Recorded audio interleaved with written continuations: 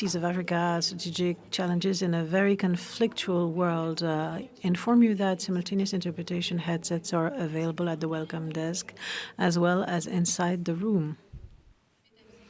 Ladies and gentlemen, we would like to invite you to scan the QR code that soon will be displayed on the large screen so that we can all download the app of the symposium. You shall find the agenda in it as well as the biographies of the different speakers. For the password, please type AMS 2026 in low font.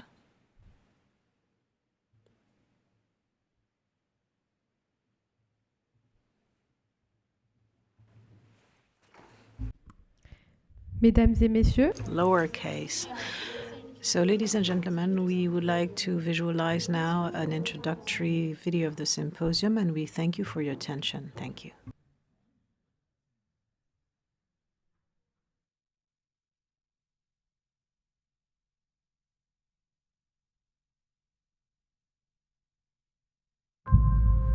Il existe des espaces que le monde ne regarde pas toujours et qui pourtant conditionnent son équilibre. Les océans en font partie.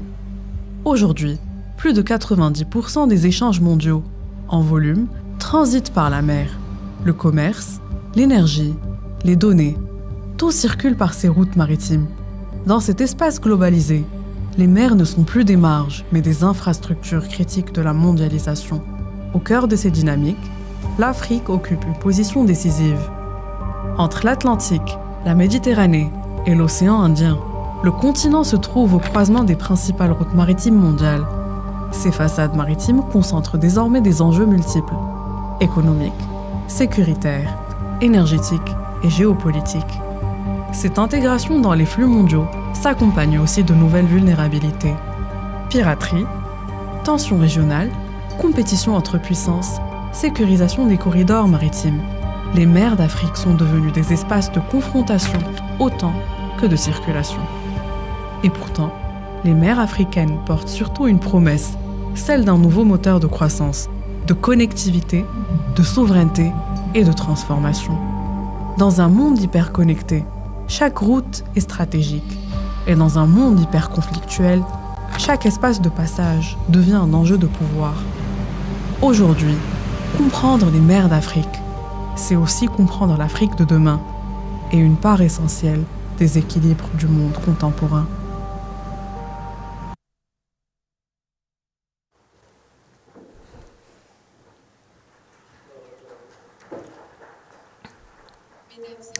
Ladies and gentlemen, please let us welcome Jamal Mashrou for his introductory speech. Senior Fellow at the Policy Center for the New South, Jamal Mashrou, the floor is yours.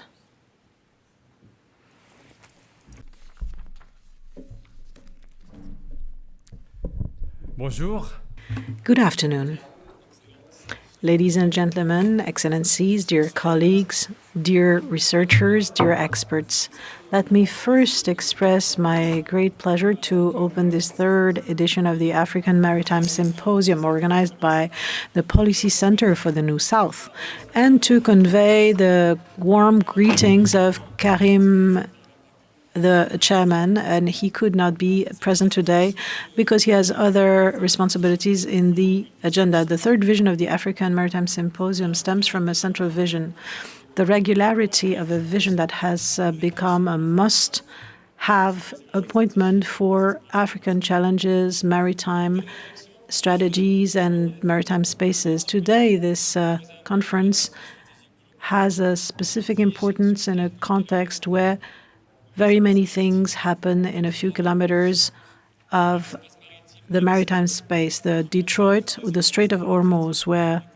lots of energetic, military, political, and geopolitical exchanges take place. A very simple but structuring reality. We live in a hyper-connected world, yet hyper-conflictual, where tension lines are becoming more and more crystallized in maritime areas. The seas, ladies and gentlemen, no longer are a space for traffic only, but have become a central vessel for international rivalries. Maritime routes structure global trade, and also oceanic funds also have critical resources. Subterranean or marine cables also are a must for our exchanges. In this global reconfiguration, Africa is vesting a singular position at crossroads with many maritime major positions: the Atlantic Ocean, the Mediterranean, the Red Sea, the Indo or Indian Pacific seas. Yet this geographical space is not fully translated into a strategic centrality. As reminded by His Majesty the King in his speech in June 2025 during the Summit of Africa for the Ocean, and I quote, "If oceans and seas are rich, they are also vulnerable in Africa, yet strategic but under-optimized, promising but not very protected. This paradoxical situation invites us to go from potentiality visions to logics of appropriation."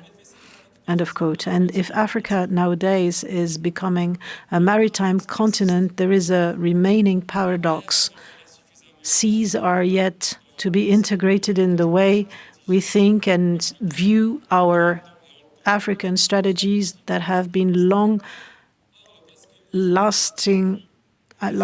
for a long time impacted by terrestrial visions.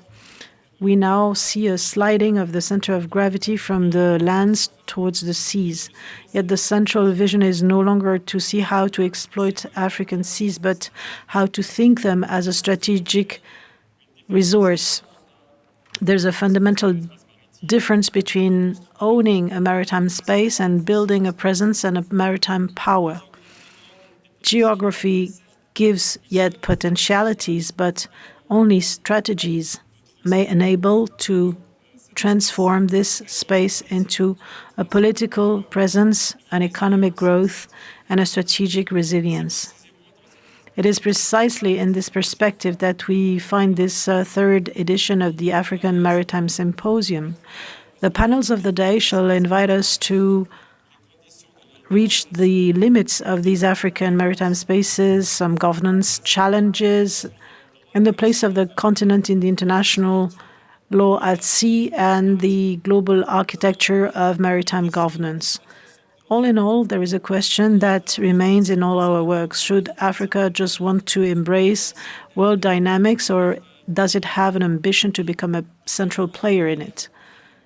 In a world where the seas have become the central realm of power, Africa shall no longer be judged at the length of its coastlines, but the long vision of its strategy of maritime vision. Thank you very much, and I wish you an excellent success in these works.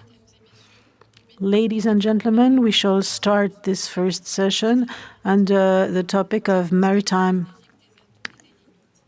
African spaces, challenges and limitations in our strategies. Now we will invite Jamel Majrour, Senior Fellow at the Policy Center for the New South, as well as a different speaker, Georges Mbaseko, Counselor to the President of the Gabonese Republic and former responsible of the Division of the Blue Economy at the Commission for the Gabonese African Union Division. Mrs. Diena Babi, a specialized lawyer in international law in Senegal. Abdelmalek Faraj, expert at the World Bank. Jamel Mashrour, the floor is yours.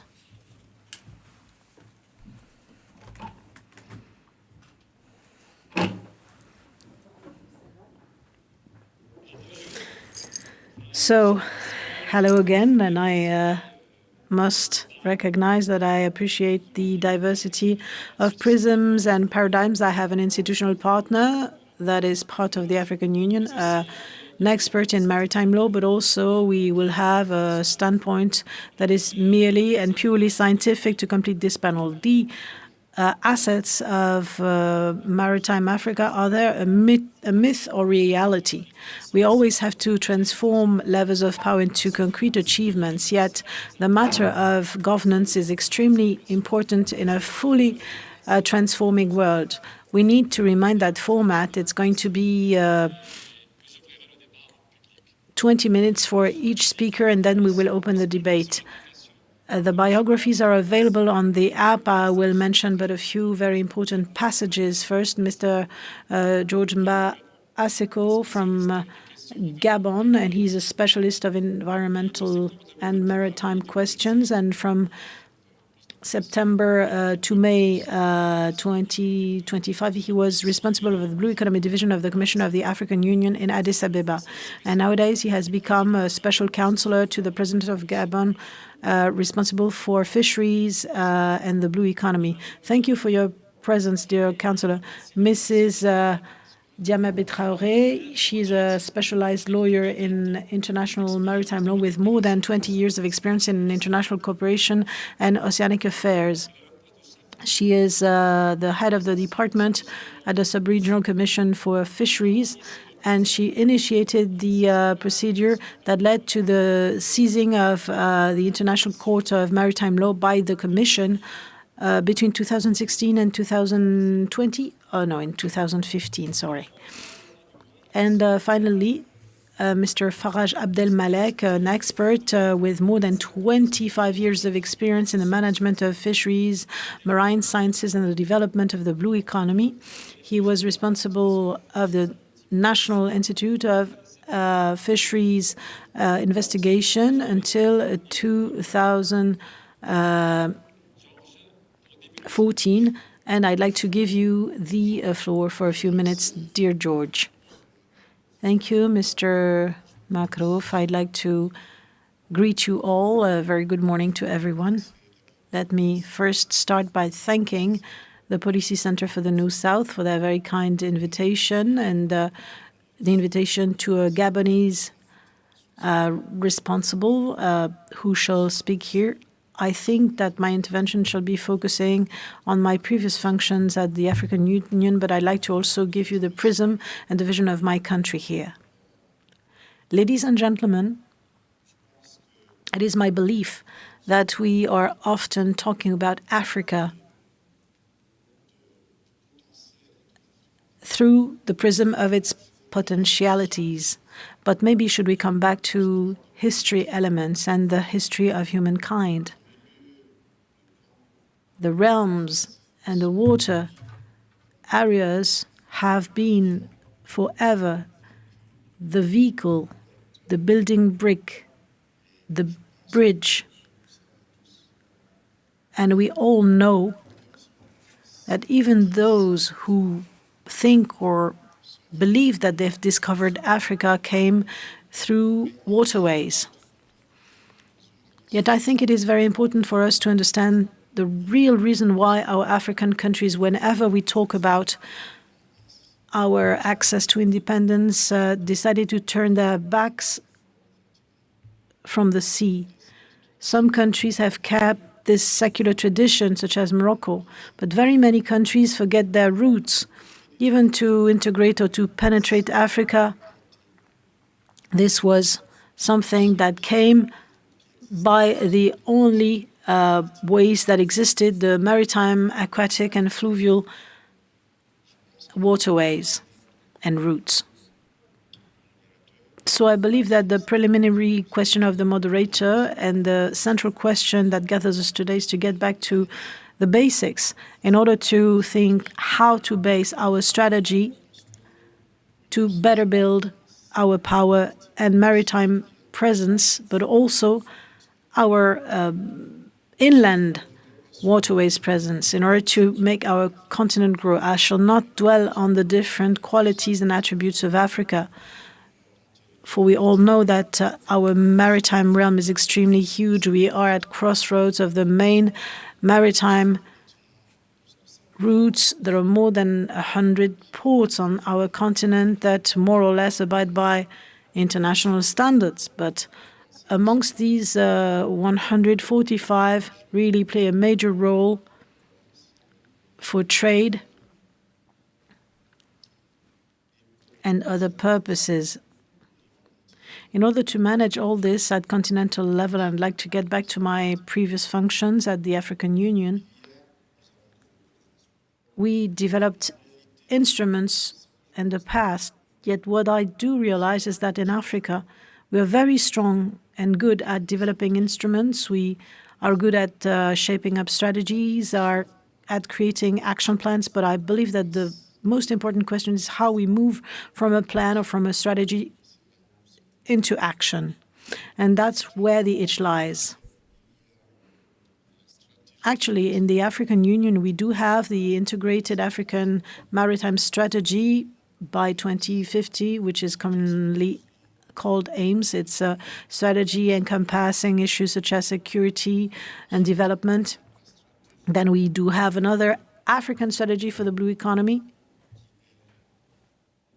And this is another strategy that deals with questions such as sustainability, but most of all, the economic development. How can we draw benefit from these attributes that we are blessed with in order to best use them as an economic lever?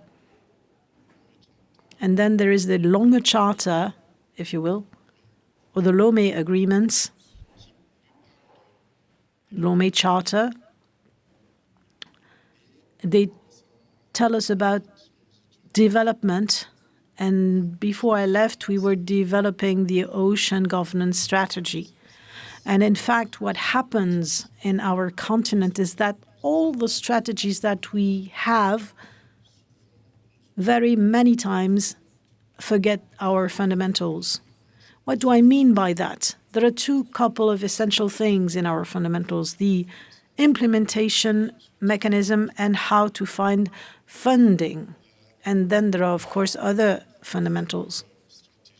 One last strategy or plan that I should like to mention is the PIDA. It is the Integrated Development Plan for Structures in Africa, which also is part of the African Union strategies. And I'd like to say that these are the means that we have. These are the different instruments we have. Once we have acquired these elements, these attributes, these instruments, how do we make use of such in order to really enjoy at best, or the best we can, this huge maritime space that we have been blessed with?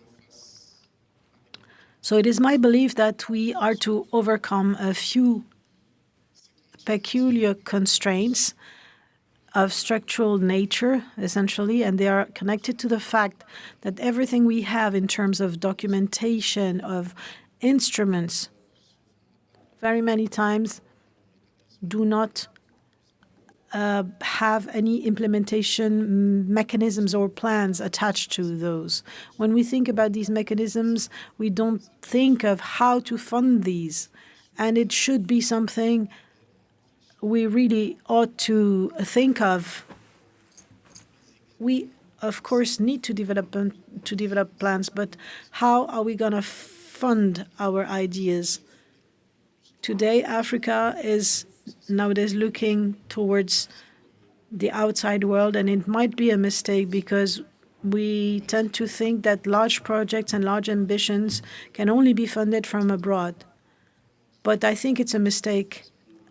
Little by little, a bird can build its own nest, and we can find small mechanisms and try to reach the ideal that we would like to embrace with our own strength. The third limitation that we are to overcome is human capital. And I'm very glad and proud, indeed, to be here at the Mohammed VI University today, for I am observing a change. This is a wonderful reflection and strategic space, inviting us to really come up with the best of our thinking.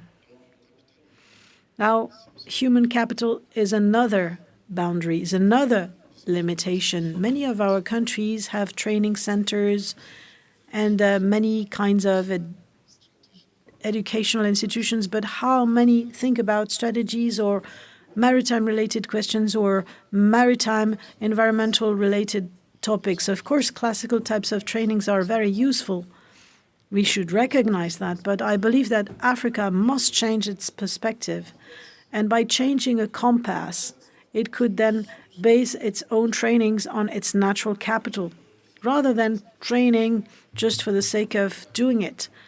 Of course, my wife is a sociologist. I do not have anything against economists or sociologists. They are all useful. But a country like mine, like Gabon, that is covered by a forest for 80% of its territory, should be equipped with a forest or forestry university.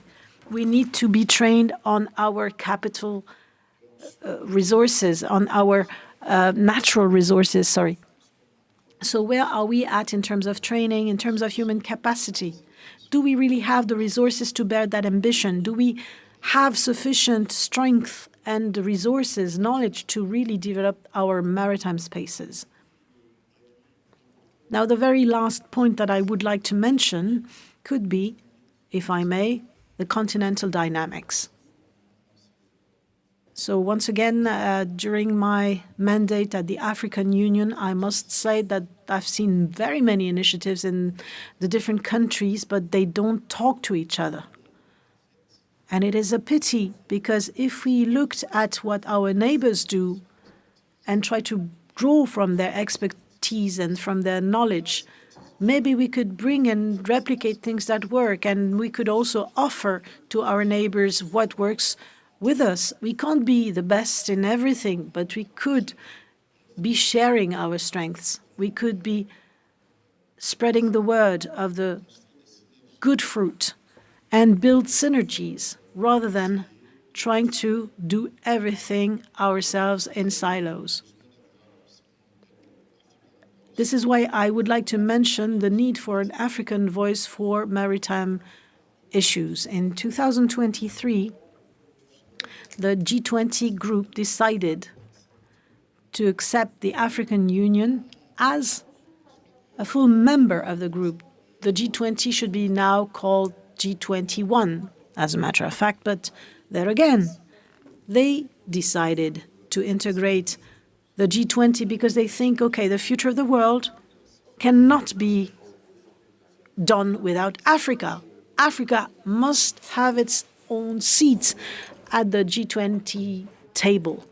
That's what they decided to do, and they did. But once again, we are not sufficiently united to go and speak with one single voice, the African vision, and the African goal.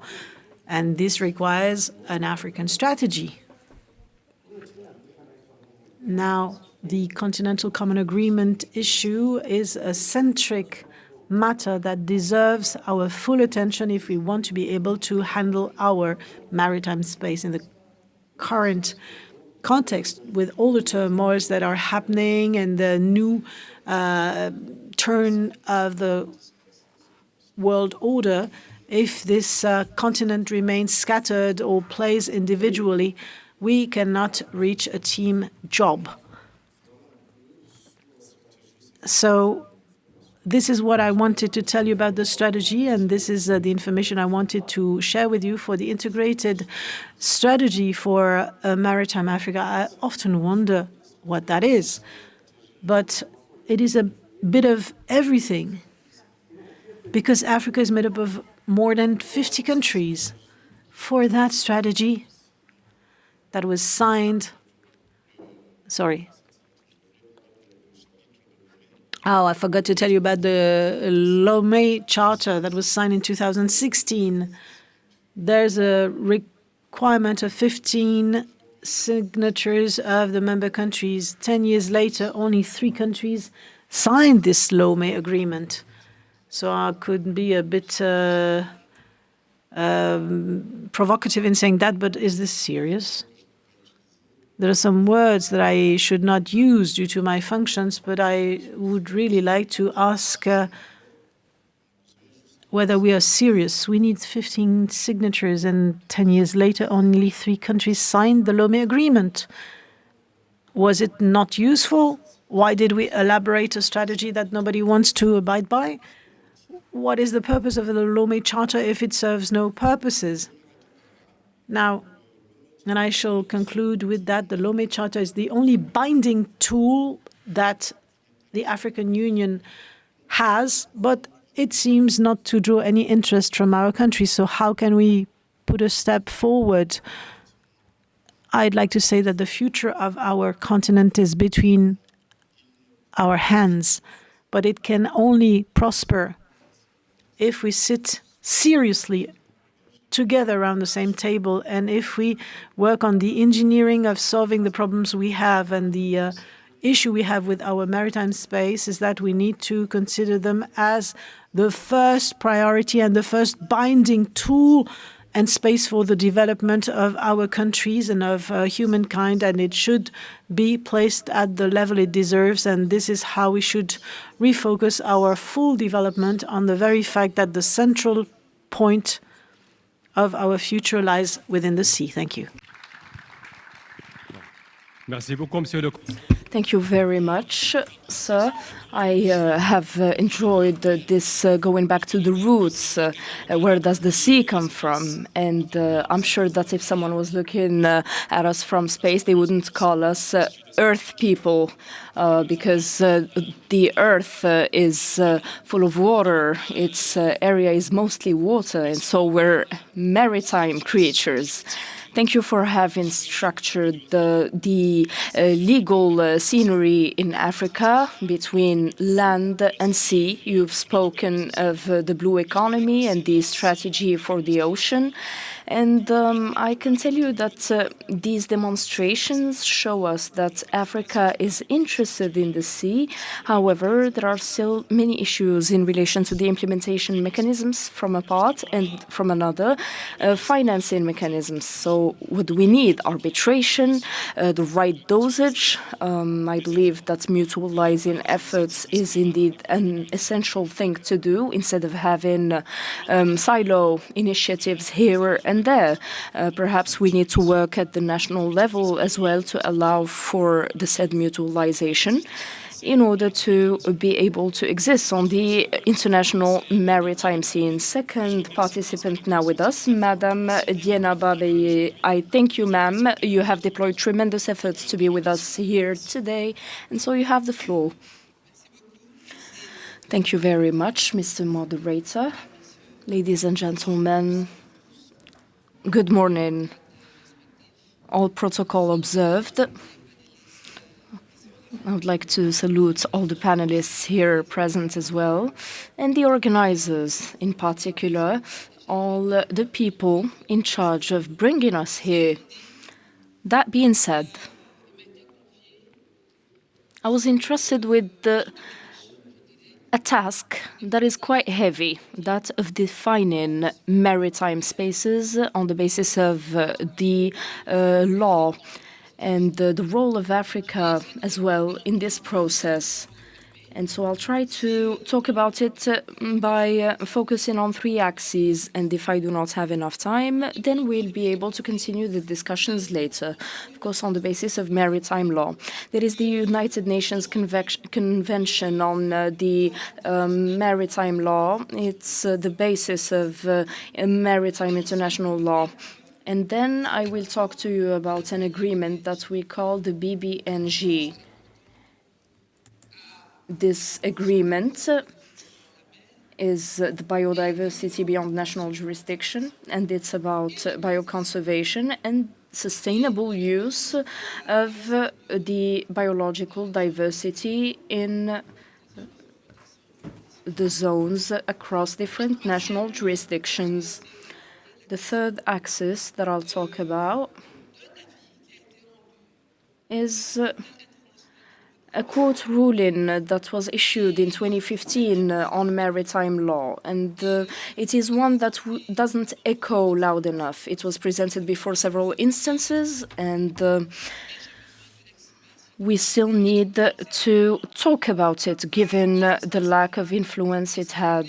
Let's start by the maritime spaces. Could you please bring back the slide on the maritime spaces as planned for by the UN Convention on Maritime Law?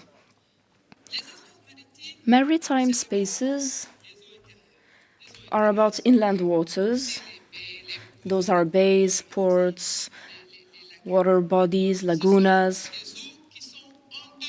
These are above the baseline that allows us to calculate the surface of the territory sea. Then we have zones of total sovereignty. Of course, we speak about the airspace and the maritime space. And then we have a contiguous zone, one where questions of control and sovereignty, as well as customs, fiscal and tax matters, migration issues as well, and security generally are tackled. The rest is jurisdiction. Following that, we have the economic exclusive zone. This is an African invention, let's say. The exclusive economic zone comes with 200,000 maritimes where states have jurisdiction. Jurisdiction in order to explore and exploit, to conserve as well, and manage the resources that are alive and else. For the rest, there is no jurisdiction. Even at level of the baseline, we talk again about 200,000 marines, same rights, jurisdiction and sovereignty, but with the possibility of extension up to 350,000 marines for the baseline, following geological criteria, hydrographical ones, and legal ones. This is for the national jurisdictions. And then we have the outside of jurisdiction parts, and these are the high seas. And I mentioned the BNG at the beginning. These are the high seas. It's a zone of liberty, as people like to say, but it's a surveilled liberty. And it is because all the UN agencies have created instruments that have a sort of impact on liberty in the high seas. Then we have the international zone, which is managed by the International Authority for Maritime Flows. In Africa, and I'll mention the negotiations of the African groups during the negotiations on water, but let's go back to the program of the African Union. They put in place in 2007 the program called Frontier, and this program had planned for a demarcation and the delimitation of all the African maritime spaces before 2022. Now, I believe that the reality shows us that this hasn't been done. Following that, in 2009, Libya had submitted a proposition stipulating that we needed to create an agency for maritime affairs in charge of the protection of territorial seas and economic zones. Unfortunately, this idea didn't follow suit, and the General Assembly of the African Union decided to put in place a strategy. My friend George mentioned it earlier. It is the African Integrated Strategy for the Seas and Oceans, which was adopted in 2014. The African strategy, and we'll refer to it as AM 2050, had or has as an objective the creation of the exclusive common zone for Africa. This exclusive common zone for Africa is in fact or was supposed to be established in 2014. That's when the strategy was adopted. Following the adoption, I remember the statements of the President, the President of the Commission of the African Union, who said the ZEMCA, which is referred to as the SEMSA in English,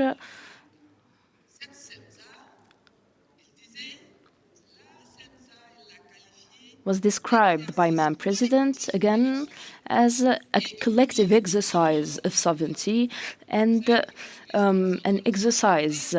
And when we hear here the word sovereignty in relation to maritime spaces, we talk about territorial seas. So it's been said that the African Union wanted to have a common maritime territory, but the strategy stipulated that following the Convention on Maritime Law, we cannot touch the acquired rights of states and the territorial seas, and no state would forsake their rights on their seas to have a common territory.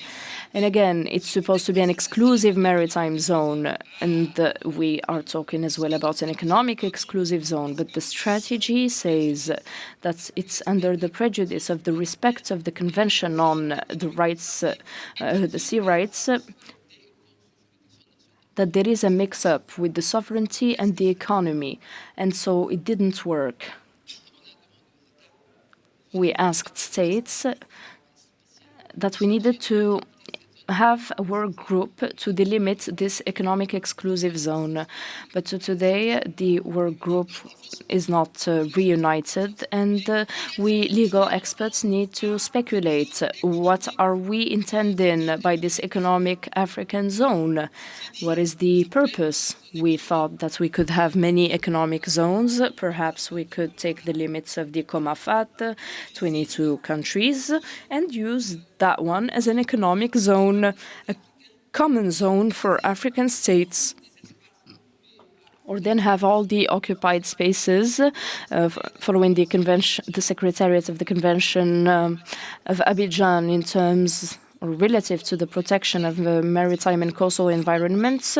That includes also 22 states. We could use those spaces and then say that it's a common African zone, but that too would necessitate many negotiations and the involvement of diplomats and legal experts.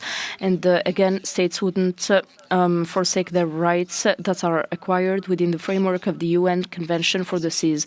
And so the situation is quite complex when it comes to defining maritime spaces. This adds to the fact that we have 80% of states that have issued extension continental plans.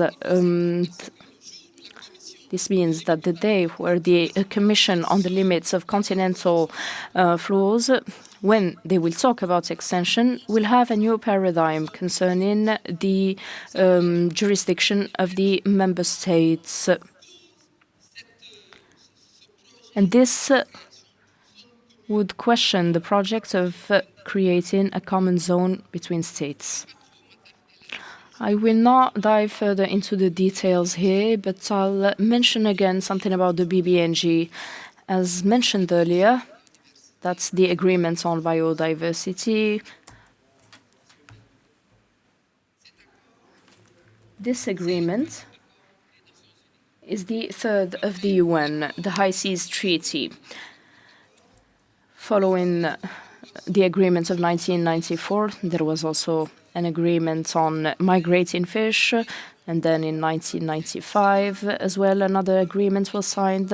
In 2023 another agreement was signed, and it was enforced in January 2026, if I'm not mistaken. The BBNG agreement plans for three big measures. The first one is about accessing genetic resources and having equitable sharing and marketing of products, and sequencing, digital sequencing information and data sharing. Second measure, the creation of management tools for the protected maritime zones. Third measure,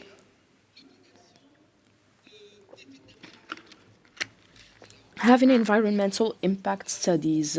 This is again for the high seas, and it includes several commercial activities. And the fourth point that was highly defended by Africans is related to the obligation of capacity building and the transfer of technical skills in relation to the maritime.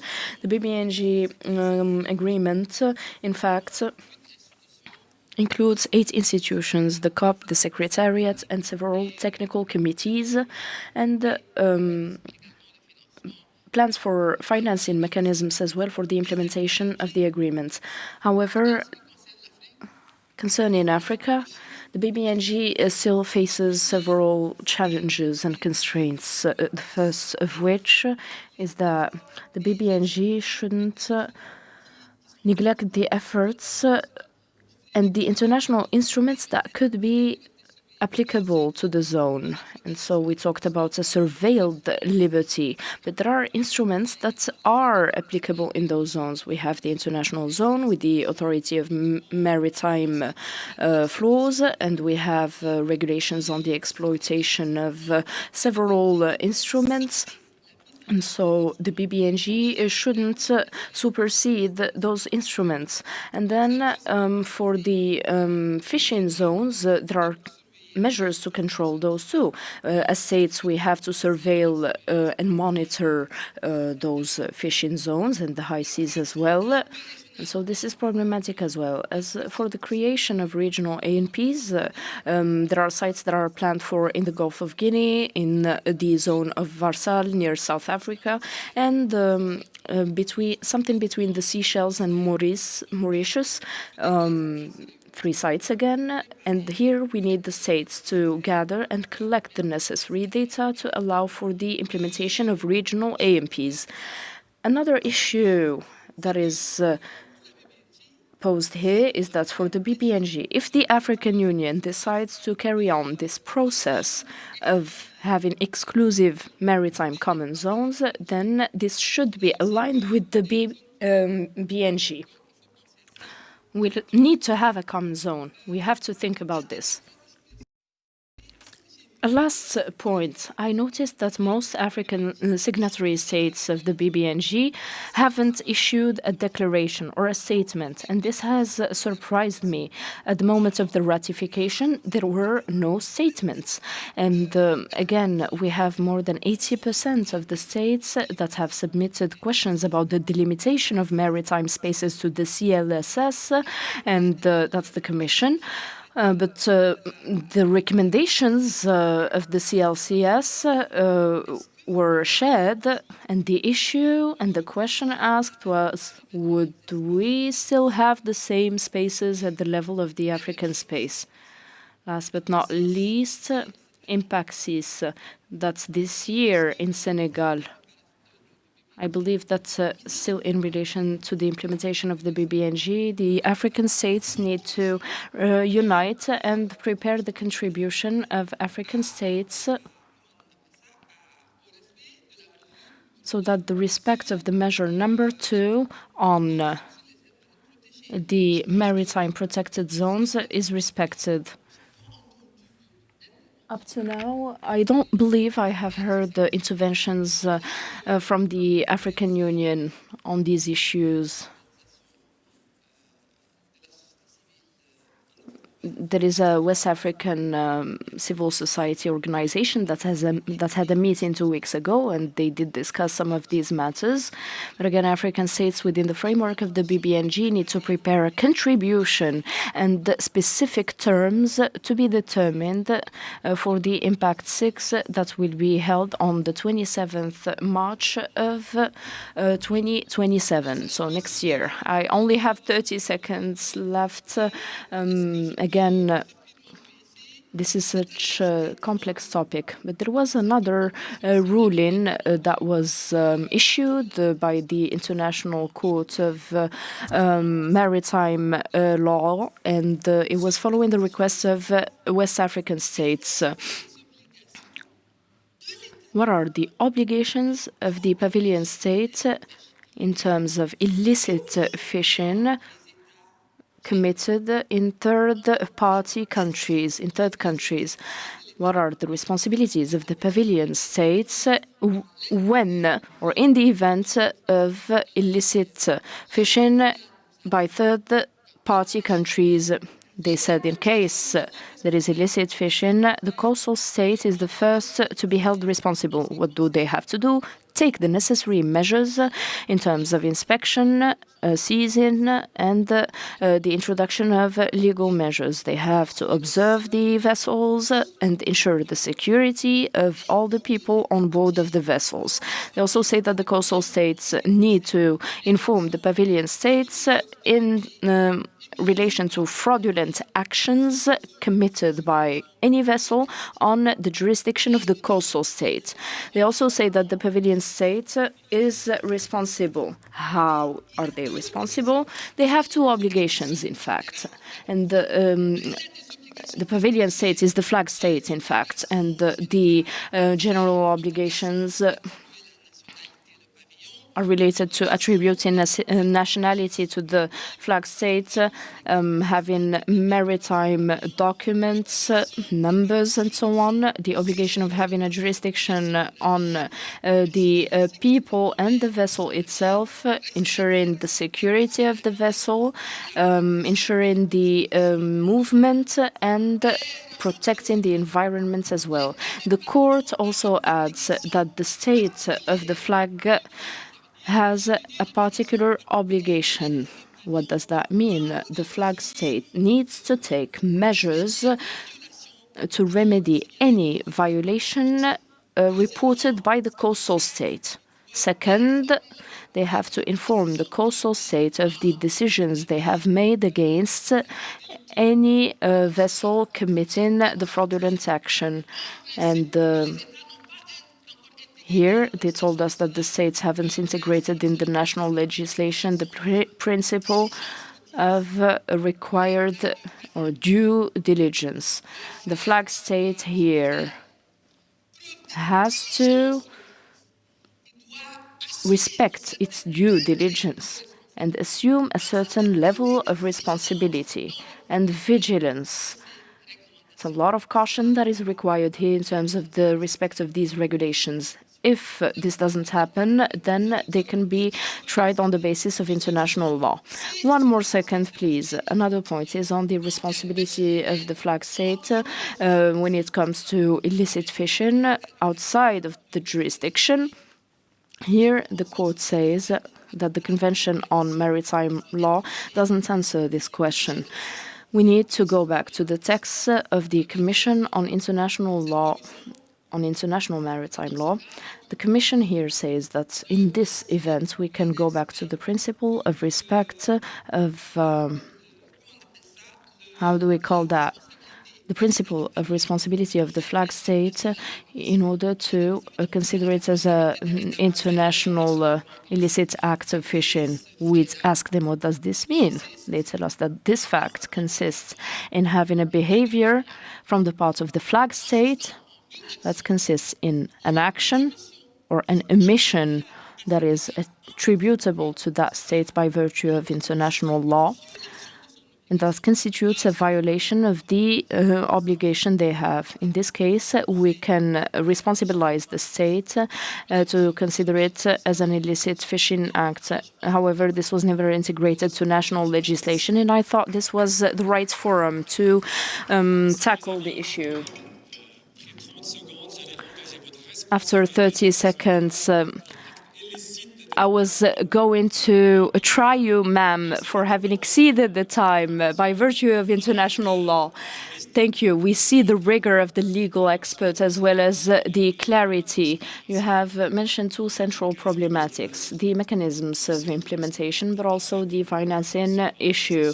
Going from design to realization is a tricky matter. Madame Diana added a key issue, the political will of states. Paradoxically, states sign conventions.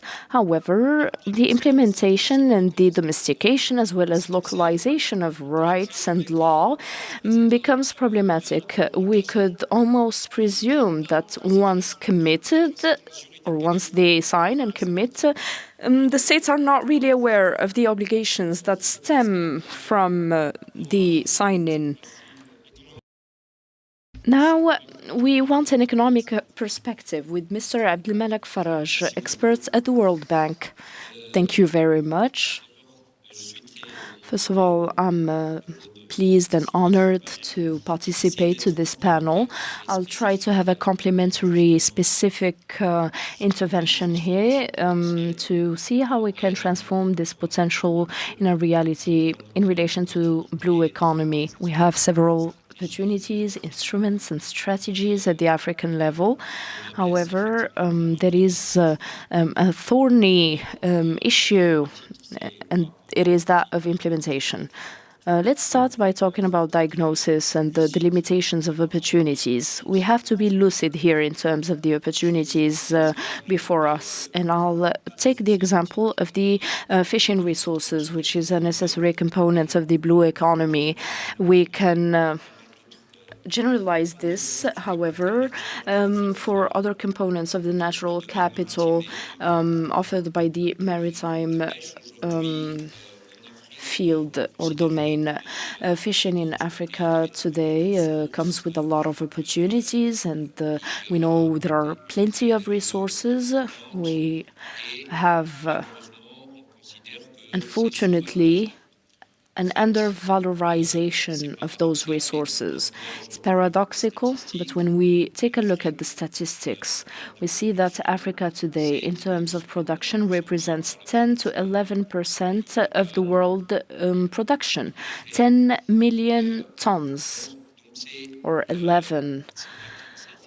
It is not that much at the global scale. And in addition to this,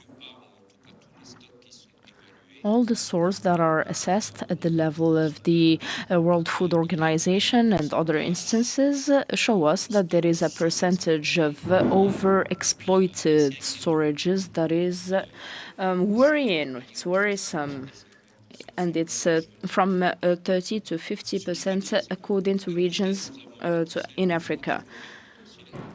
And so it means that we have a potential, yes, but on the other hand, we already face critical situations. Of course, there are regions in particular, such as Gabon, that have overexploited stocks, but they're a leader in terms of conservation, and it's a great example.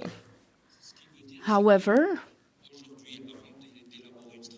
before elaborating a strategy, we have to be lucid when it comes to capital and what it can produce, and that's before valuing it. Same goes for aquaculture. We have a small ratio in proportion to the global production. It's 3% or so. And so we also have a development potential here that is quite important. And then that's at the continental and maritime level again. There is a delay, although there is potential. There is a lot of space and aquatic zones that are of an important size. When you think about it and wonder why isn't there an emergence, you see that there is a pattern that is reproducible at many levels. We feel that Africa today is waking up with regards to mining resources, industrial aspects, technological as well. We can see that there is an awakening taking place. However, if we want to succeed today and lead the transformation, especially in the current context where we see fragmentation and international tensions, as well as a resetting of the value chains of all the world economy, we can only say that there is a real opportunity for Africa. And if the continent wants to seize this opportunity to transform its economic system, then the chain that is the blue economy is simply critical. And the exchanges of Africa will go through the portuary, the maritime, and here we need to reconfigure the maritime corridors and preserve the littoral, the coasts, and focus on coastal tourism as well that has an enormous potential. However, when we see the state of the African coasts, we become quickly skeptical because there is a lot of work to do in terms of preservation and valorization. And this leads me to say that the strategy of blue economy shouldn't be seen as the sum of sectoral strategies in silo, rather as a systemic vision of these strategies and sectors. There is an interdependence, and we need to think about it in terms of value chains in their entirety and in a systematic way again. Now, to be able to do this, and George has reminded us of these fundamental principles such as governance, financing, and information, as well as scientific knowledge, in addition to the human capital. But let me go deeper here. There are three aspects that are important.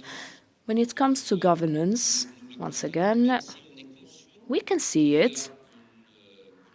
And we are aware that there is a necessity to have an intersectoral convergence when it comes to strategies.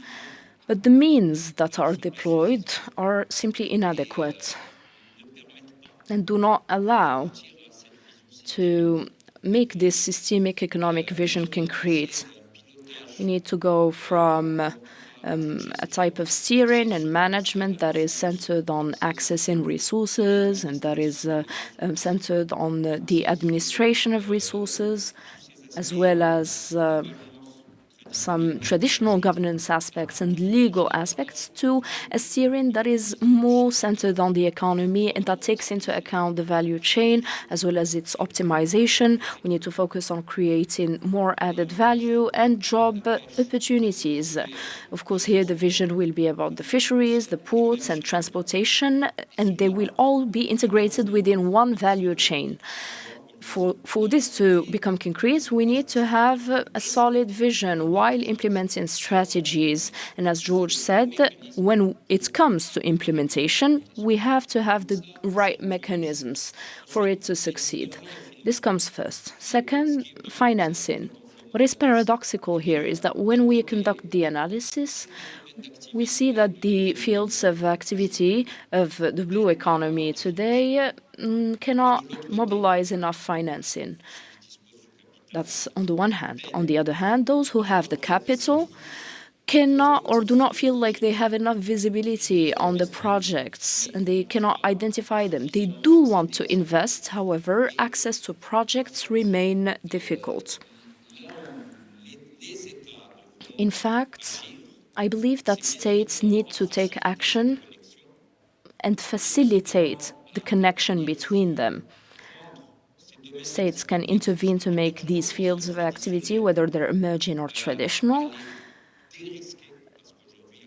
Well, they need to work on de-risking. We know that there are more risks, for example, to invest in real estate now. And of course, the more money you invest, the more gain you're going to have. There are two other levers working more notably on the economic environment. The real problem is having an economic environment that is favorable to investors. We're aware of the risks that come with the blue economy and the lack of knowledge as well, technical knowledge in this field. And there is even, I'd say, a repulsion when it comes to this field. The third lever I wanted to mention is information and knowledge. One of the dire problems today is that we do not have enough access to data or enough data simply. How does this field function? What are the success criteria in the field of fisheries or the failure criteria? Besides the status of the stock, whether it's deteriorating or increasing, this is not the only criterion to follow. Even when there are well-managed resources, we know the fishermen can make more money. The industrial actors, in fact, make as much money when there is a lot of fish and when there isn't, as when there isn't much fish, because they know how to value it. And there are other risk factors and the failure factors and several economic aspects, again, that need to be more accessible to investors. not just accessible to capital holders and financiers, but to entrepreneurs and project holders generally. This is a real obstacle today for Africa. Again, data and information, if they exist. Of course, there is always some data available, however incomplete, but its use and the availability, once collected, lies in the hands of state.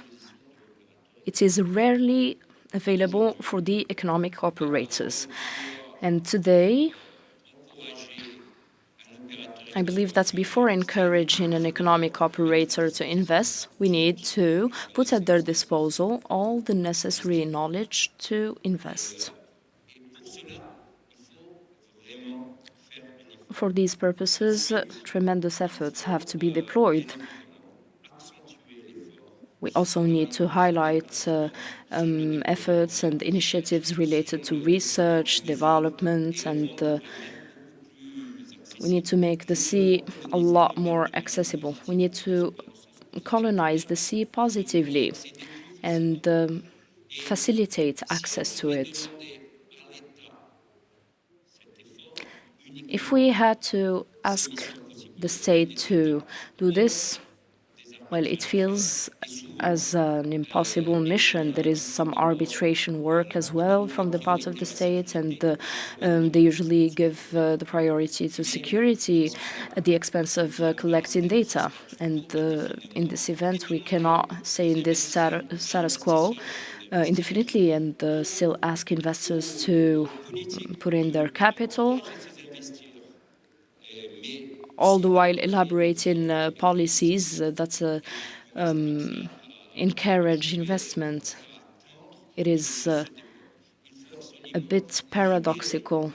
We have to liberate and encourage access to information, the collection of information, and scientific matters also shouldn't be tackled by the state as well, only, but by the private sector as well. And the proof is that many Western states today use scientific data in such a way. They value scientific data, and it's now an economic bridge, in fact, for the blue economy in specific.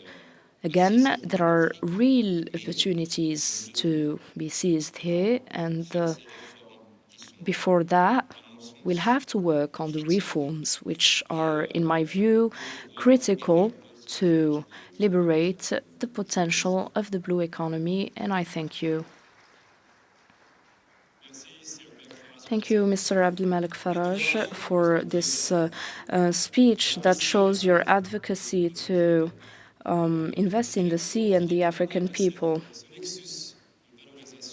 I noticed that the nexus was valorization and preservation, both important factors to populate or colonize, as you said, the sea. You insisted on governance and financing and sharing knowledge.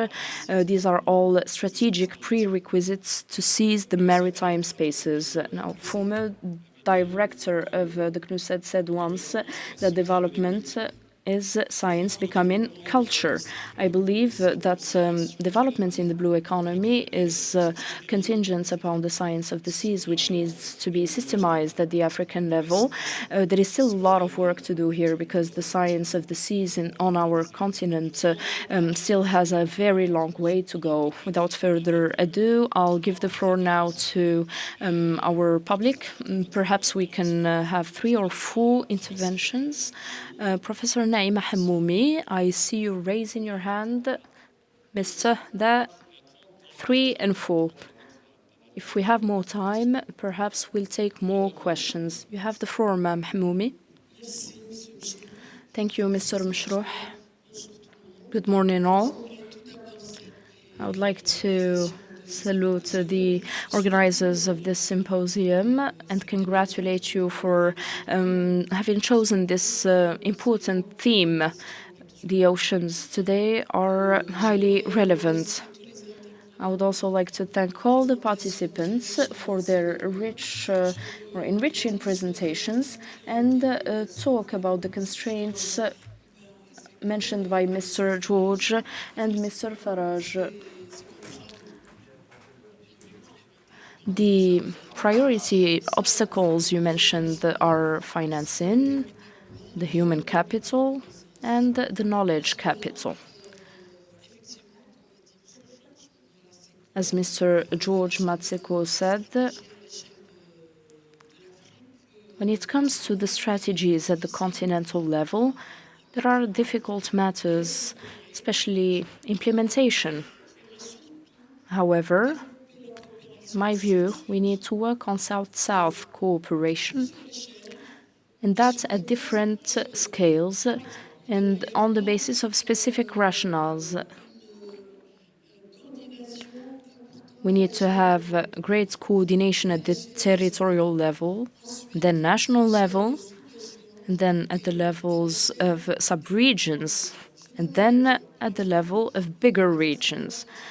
When it comes to the African Atlantic coast, we have the process of the African states that was launched by His Majesty King Mohammed VI. But this is a very big region, the region of the Atlantic Africa. And within this same region, we can identify three sub-regions. The first one is that of North Africa and West Africa. This is the Canary Islands ecosystem, and then we have the ecosystem of the Gulf of Guinea, and then in the south, the current of Bengola. How can we regroup all these three regions together? Now, we can say that they have the same types of currents, the same geographical and geological and geodynamic features, and so they face similar problematics. And so it is easier to gather them into one region and perhaps gather intelligence when it comes to these three zones and mobilize local financing while or instead of depending on foreign investments and financing. Thank you.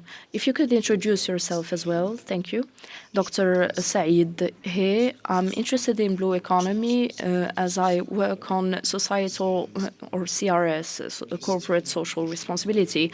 My question is about the deployment of these policies. As you highlighted, we have strategies and policies, and it's usually a top-down approach. My question is that we have a convention like this one, and it is held regularly. Now, what are the odds to boost and deploy these policies on the field? We can see that this is a full room. There is a lot of networking going. However, how can we act to deploy the vision of 2050 on the field? Is there any lobbying and advocacy to be done? And if yes, what is the approach to be followed? Thank you. Thank you very much. I'm Mr. Miliania Rashid from the Ministry of Economy. Thank you very much for having organized this event and for opening the floor to debate. I hope it will make us Africans look from the perspective of the sea instead of looking at the sea. Going back to the intervention of the experts from the World Bank concerning the blue economy, I would like to ask a question concerning the phase of construction that we're ongoing. Are we going to avoid making the mistakes related to extractive economy for the sake of Africa? I hope that the blue economy, as led by the World Bank, is not relying on a policy of extraction that changes colors. I believe there is bias here. There is also a blind spot in the global construction of this debate or its structure, and there is also some bias here again. When we talk about the blue economy and security, in its global scope. We immediately sought a framework to take enough time for the implementation here. Is the African Union able to put in place mechanisms that allow us to go for execution? Fourth question, sir. You wanted to intervene earlier? The floor is yours.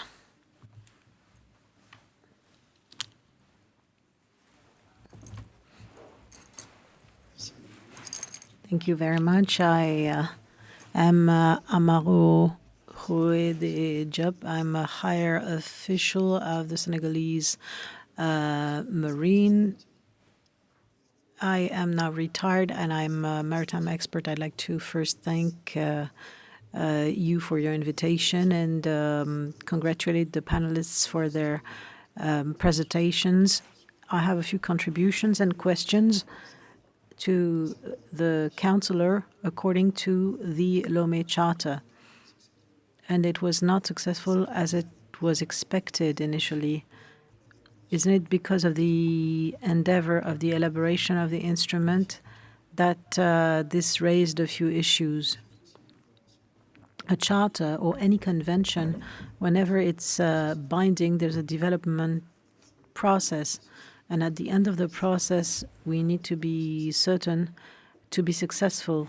So that's why internationally, they often start by soft law, non-binding laws, in order to help the countries to adapt and take measures and adapt. And then we move on to hard law. I believe that this is what is the problem of that endeavor, and that's why it takes so much time, 4 to 5 years, sometimes 10 years, to find signatures and to find more countries. And secondly, could we not decide to base ourselves on the potential? And the UN, in terms of transport capacity, is impactful to produce convention. It's not only one country and one voice, it's the required tonnage that requires, whenever there's a technical convention, to interrupt this convention, because whenever we find no advances in 15 years, this could be also the reason. And the technical elements also are important. One cannot sign a convention whenever we don't have the appendixes, the technical appendixes to a convention. That could be one of the reasons why it wasn't signed. Thank you very much, Commodore. Could you try to reply briefly but sufficiently so that we can take another round of questions afterwards? Thank you very much for your intervention, and thanks to all the participants and those who spoke. I'm going to start by the commander. When we talk about engineering, we are to keep on creating and working on the engineering of any process, and that's what characterizes the African Union. If we want to unblock situations, I agree with you. I was in Lomé in 2016. I found it very, very hard to go towards a binding instrument at the outset. So the technical dimension to try to unblock the coming into force seems to be something very reasonable. It should be analyzed more in depth, and that's why we are here. Now, quickly, the top-down approach. I fully agree with that too. How can we deploy it in the field? I believe that at the level of the African Union, what I could say is that what I found when I came to the Commission, I realized that this strategy was not in the department where there is the blue economy. It's in the Peace and Security Department. Peace and security is not something to criticize what the commander said, but it's rather something that is a matter purely military. So they look at the settlement of conflicts.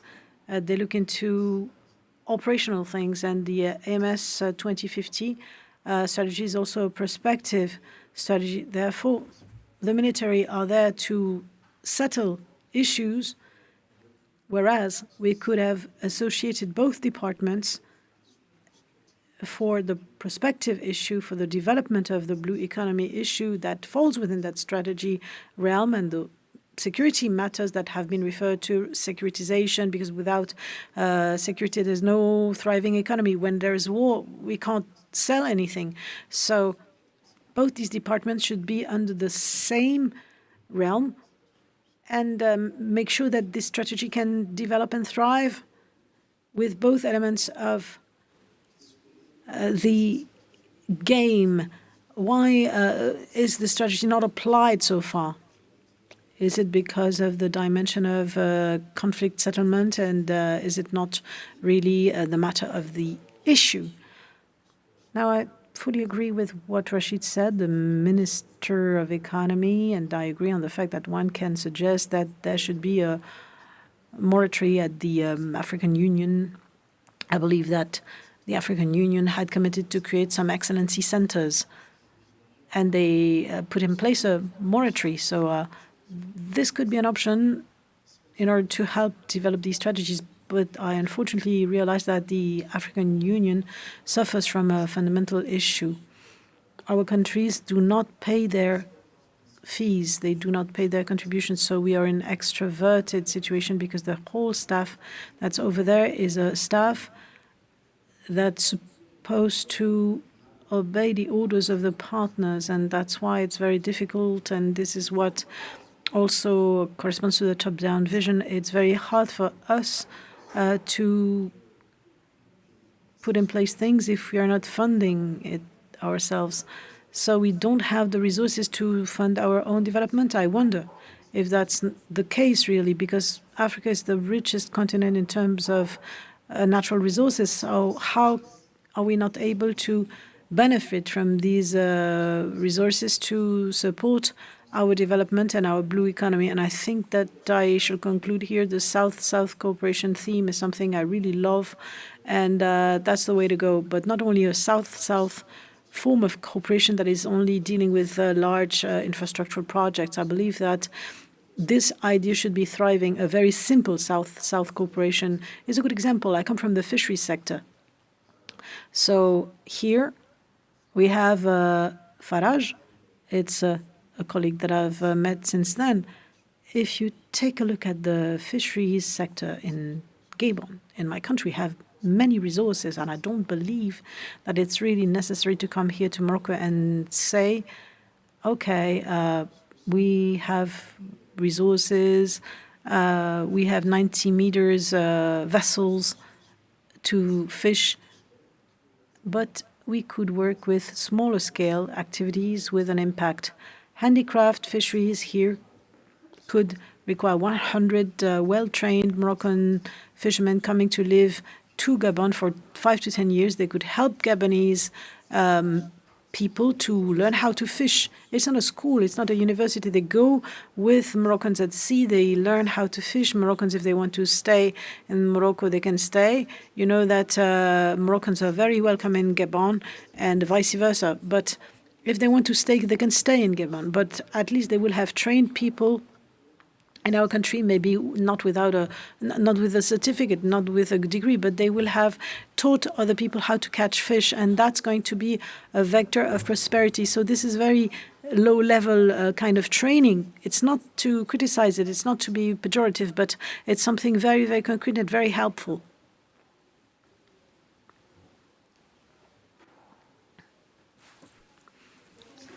First of all, I'd like to say a few words about the South-South cooperation constraints. As Mr. George Maseka said, fairly so, it is not the cooperation that should be based on the large marine ecosystems. Let us not forget that in the Central Atlantic area, we have got a whole set of international, intergovernmental and non-governmental associations. So should we not try to find a mechanism that could provide an answer to this South-South cooperation matter? Because if one starts looking at the different marine ecosystems, for example, we have the Kamafat area, What should we say about that area? It covers and encompasses 22 countries. They are in cooperation. We have the Secretary of the Abidjan Convention doing the same. They also work in the realm of cooperation, but these are sectorial institutions. Now, the large marine ecosystems, as far as I know, do not encompass the whole Center East Atlantic. The large marine ecosystems, Canaries, the Guinea Gulf, etc., do not encompass all the countries, and there were also some countries with no access to the sea. So we have to take into consideration these aspects to the Lomé Charter. There are 12 countries that have signed, but they say that they don't have enough information about the Lomé Charter. That's the argument that they officially put forward for not signing it. So I would like to correct, we have 12 signatory countries. What about the blue economy? I think we talk too much about the economy. We need to take into consideration social aspects. When you question handicraft workers and fishermen, they say, okay, we all agree about the blue economy, but we don't see the impact it could have on us. We do not see what it could mean in terms of our lives. I would like to hear an expert of blue economy telling us about that and explaining what it will change for our lives. So thank you very much for giving me the floor. Very well. Just to reassure our representative of the Ministry of the Economy, yes, of course. And as soon as we talk about value chains,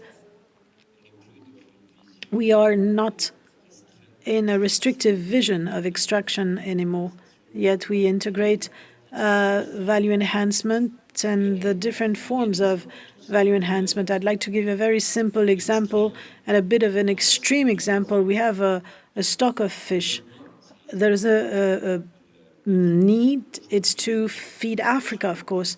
So for your information today, in order to maintain the current consumption that is under the global average, the current consumption of protein stemming from the sea, we should increase by 2036 more than 15% of the current production. So imagine the yearly growth rate that we should need. It's huge. So there are huge challenges. But beyond that aspect, one could say, okay, we could import from elsewhere, but the real objective when we have a sort of an economic or strategic impact, one needs to be vigilant with regard to that. I'm not saying what kind of direction we should undertake, but we are discussing on how to implement these strategies and this vision. So as soon as we have a value chain vision, maybe this fish will bring more money if we leave it at sea. And with tourism, for example, if it brings more money, maybe the choice of these politics will be to keep it. Maybe Gabon made the political choice to put in place some protected marine areas, and it's the leader in Africa in terms of marine protected areas. So the idea is, of course, not to do extractions. On the contrary, the notion of sustainability is deeply connected to the economy of the sea, of course. 2 more questions. We have 30 seconds for each of them. Madam, the floor is yours. It will be our last question. Sorry, and Mr. Reda as well. Question goes to the World Bank. 2004, 2005, NEPAD had the Fish for All Summit in Abuja. World Bank came with a concept of pro-poor. 21 years later, we are now talking about blue economy. How does pro-poor and blue economy merge? Please, could you tell us your name, please? Name and institution, please. Stella Williams from Nigeria. Thank you so much.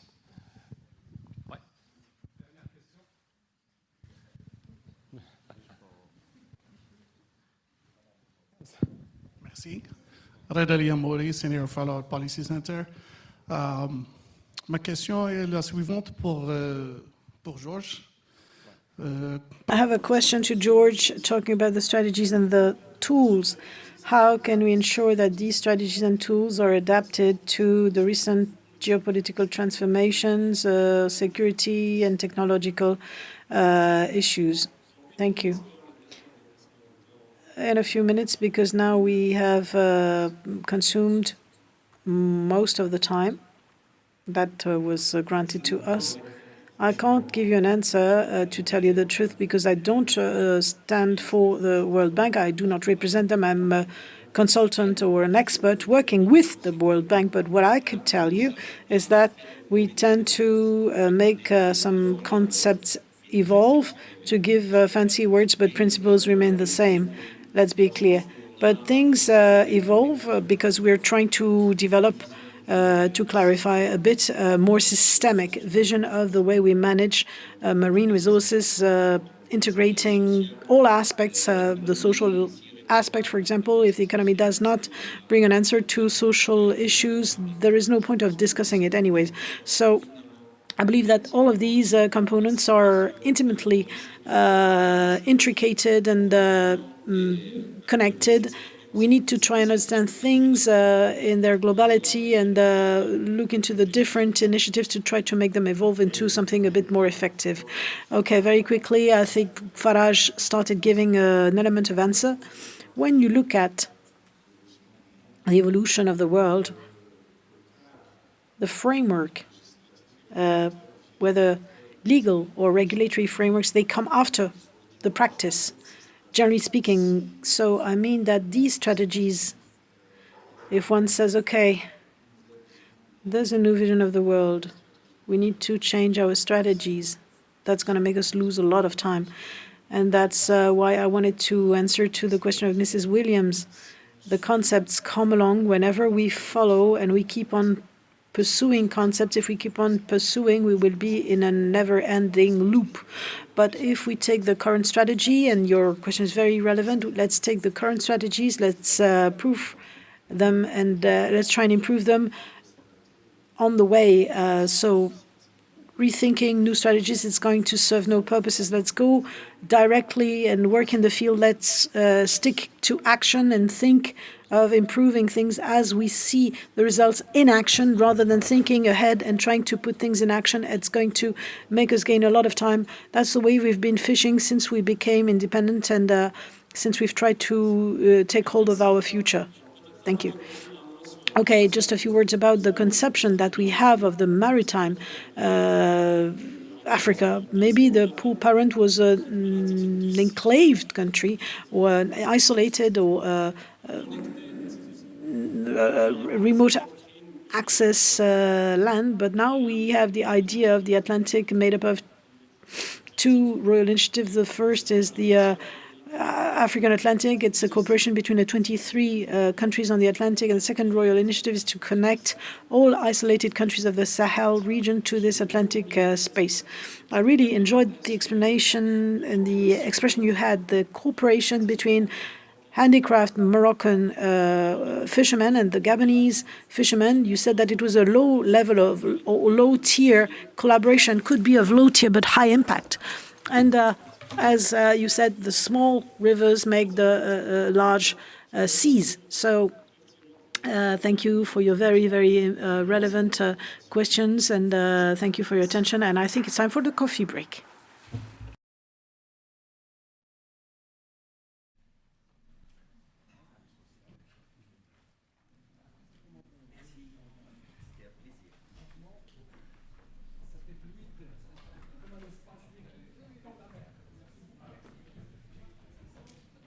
Chers panélistes, nous vous invitons à rester sur scène pour la photo du panel. Dear panelists, please stay on the stage for the panel picture.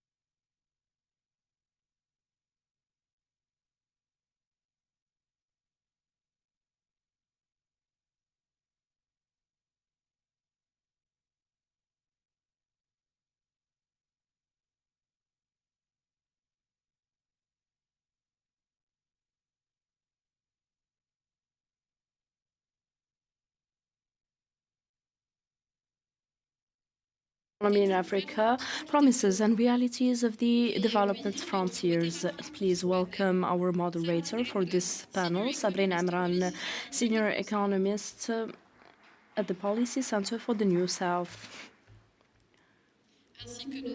As well as our other participants, Francis Perrin, senior fellow at the Policy Center for the New South.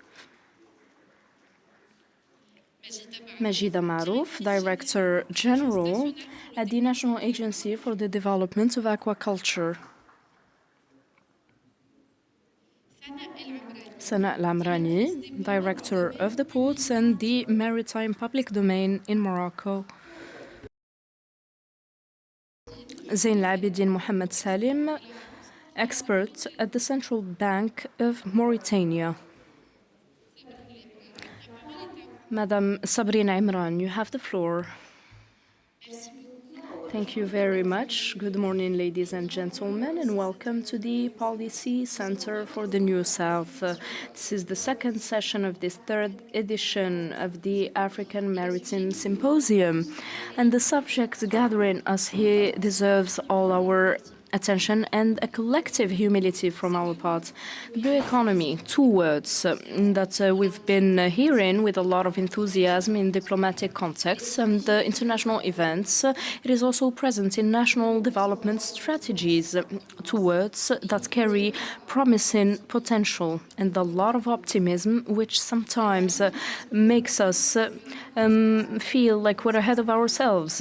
Africa has one of the biggest maritime spaces, more than 13 million square meters, and two different coasts, Mediterranean and Atlantic, several mineral resources and energy resources and commercial roads that are transformative and structure the world trade.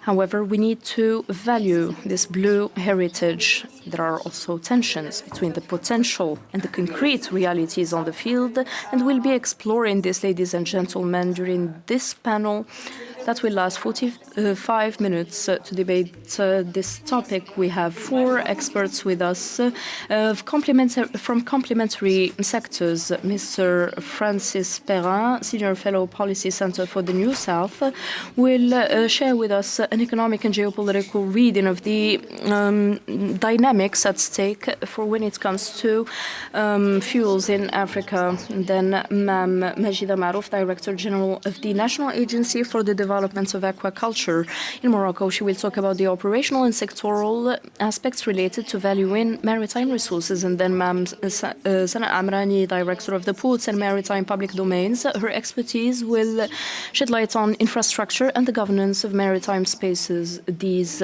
are all the foundations of blue economy. And last but not least, Mr. Mohamed Salim Zain Labidin, expert at the Central Bank of Mauritania. He will share with us a perspective on the financing needs as well as the conditions of efficient resource mobilization for the maritime sector. Thank you for having accepted our invitation, dear experts. I'll start with you, Mr. Perrin.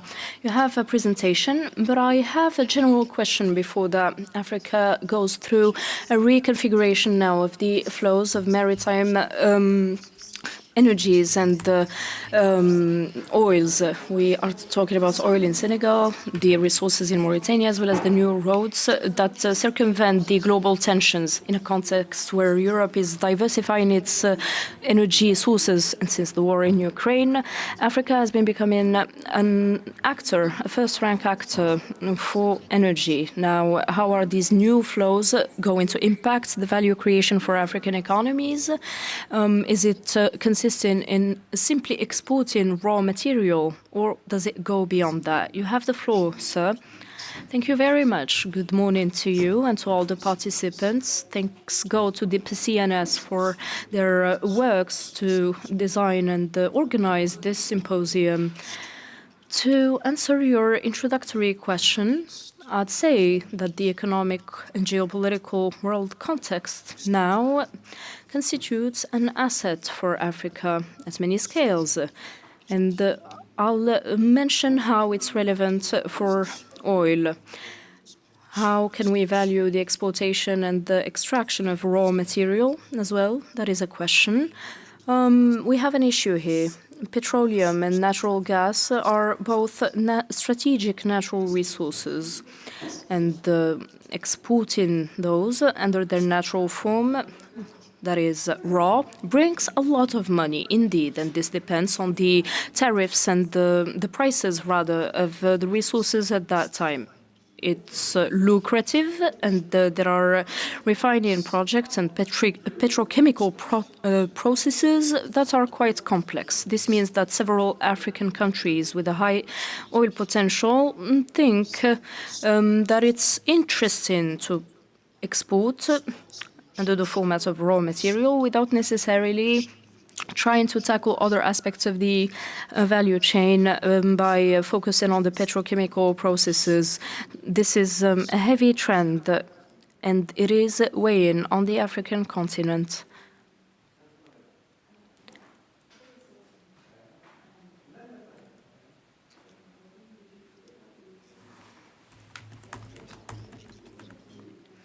We talk about blue economy, and we need to determine what is not blue economy. Hydrocarbons or oils are not.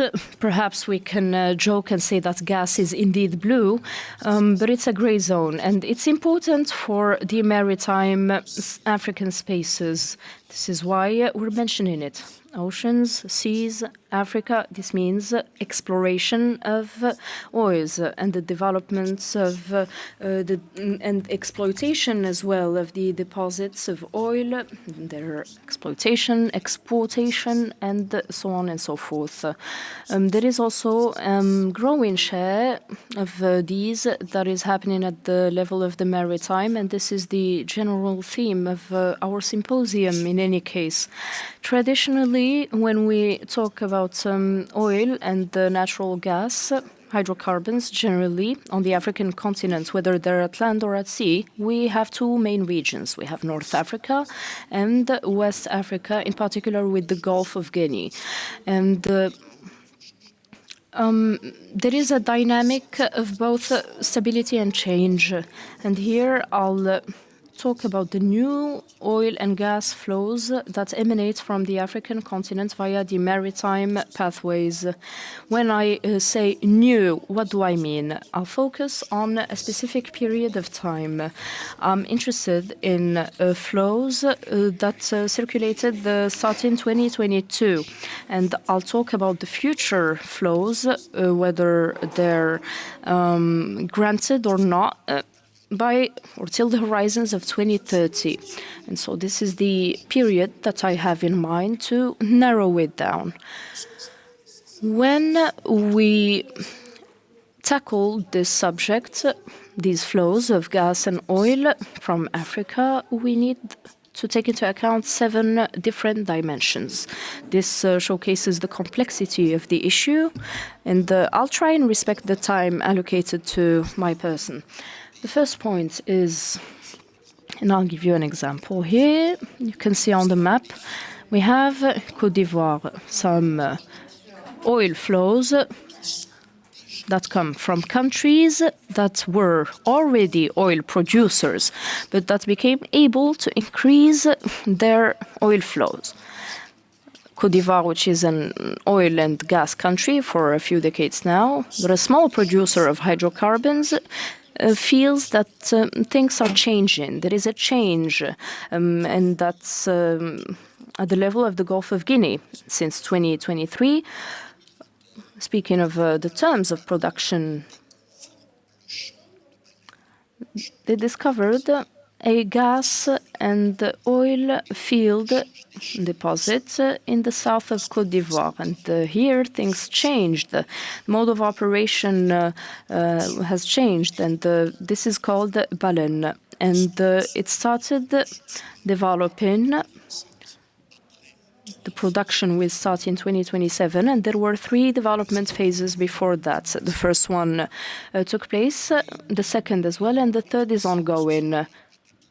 We also have the state company discovered in Callao and the south of Callao another deposit. And now all these sites are highly relevant for gas and oil. The gas is dedicated to the national market, and the oil will or is exported. Again, oil and gas were found in the Atlantic. The oil is exported via maritime pathways, via the vessels, of course. Here you can see one of the vessels that has become an oil platform. It's called the FPSO Baleine, and it's a unit for the production and storage of oil. This is a first example. The second one is flows of refined products in countries that already have refineries, notably Nigeria.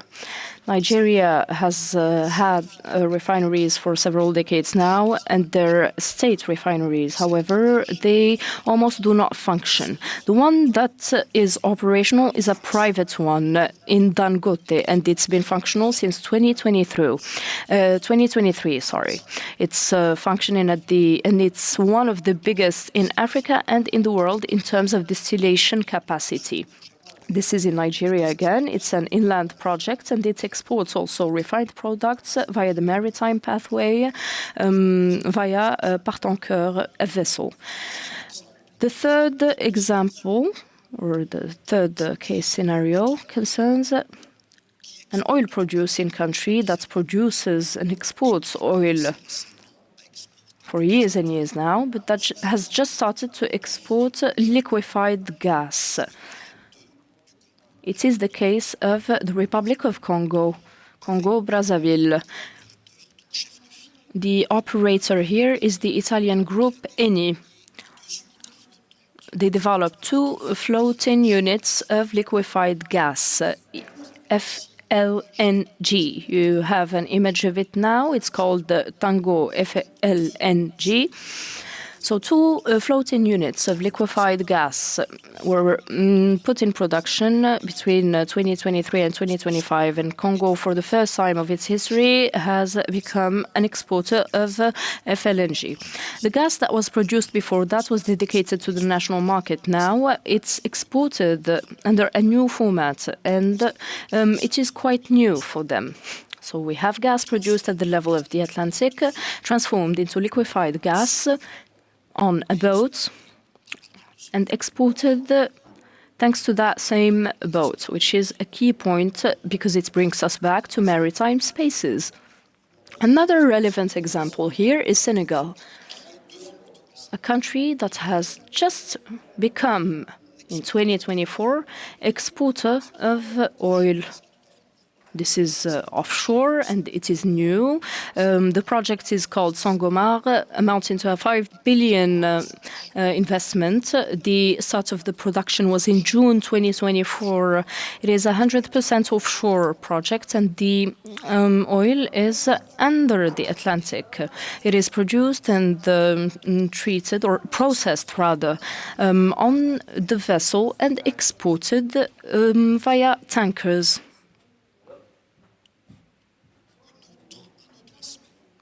Here is another aspect worth mentioning. Countries that have recently become exporters of GNL that weren't carriers of that potential before. Here we have the GTA project, Senegal and Mauritania. They have a mutualized project, actually. And you can see here that they have created blocks. It allows them to share. Some are on the Senegalese coast and some are on the Mauritanian coast. And so going back to 2014 and 2015, that's when the discovery was made. And the transformation happened again on the vessel, and exportation as well, starting 2025. A big project, it's in its initial phase now, and the second is ongoing preparation.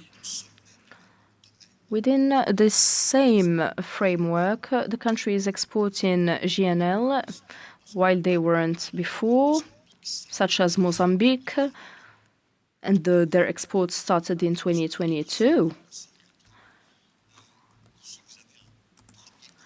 Here you can find the first project for coral self-exploration or exploitation. Here gas is under the Indian Ocean and is transformed into LNG, liquefied natural gas, and it's exported without touching land. This is again within the framework of maritime spaces. Mozambique has a great gas potential and will develop in that country for export projects for LNG. Two are ongoing developments, and the fourth, Rovuma LNG, is one that is ongoing. It will be validated soon, but it will make the country a big exporter of liquefied gas, knowing that it didn't used to do so before November 2022. Another important element. We have countries that are new oil exporters. Two examples here on the African continent. Uganda. This is a bit different because Uganda will produce oil on the basis of fields on the ground. But to export this, we need again to go through the sea, notably the Indian Ocean here. So the oil produced on land in Uganda, and if there is no delay in the project, will be transported via the ocean. Maritime views again. Another big project amounting to $10 billion carried out by the National China Offshore Corporation, put in production in 2026, along with other partners, will export oil towards international markets. And then Namibia in southern Africa, they have a great oil potential. Since 2022, they have discovered on 4 different sites with different oil operators deposits, and the production will start in 2030 with the first deposit called Genus. And here Total Energy will be in charge of the operations for another deposit as well called Mopan, with the Portuguese oil operator that doesn't have the means of exploiting and developing such an important deposit. And so Namibia is a very important actor today when it comes to oil, and the primary production again will start in 2023, and more will come after that date. For Tanzania now, there is a lot of gas, and future LNG projects for exportation are planned for as well.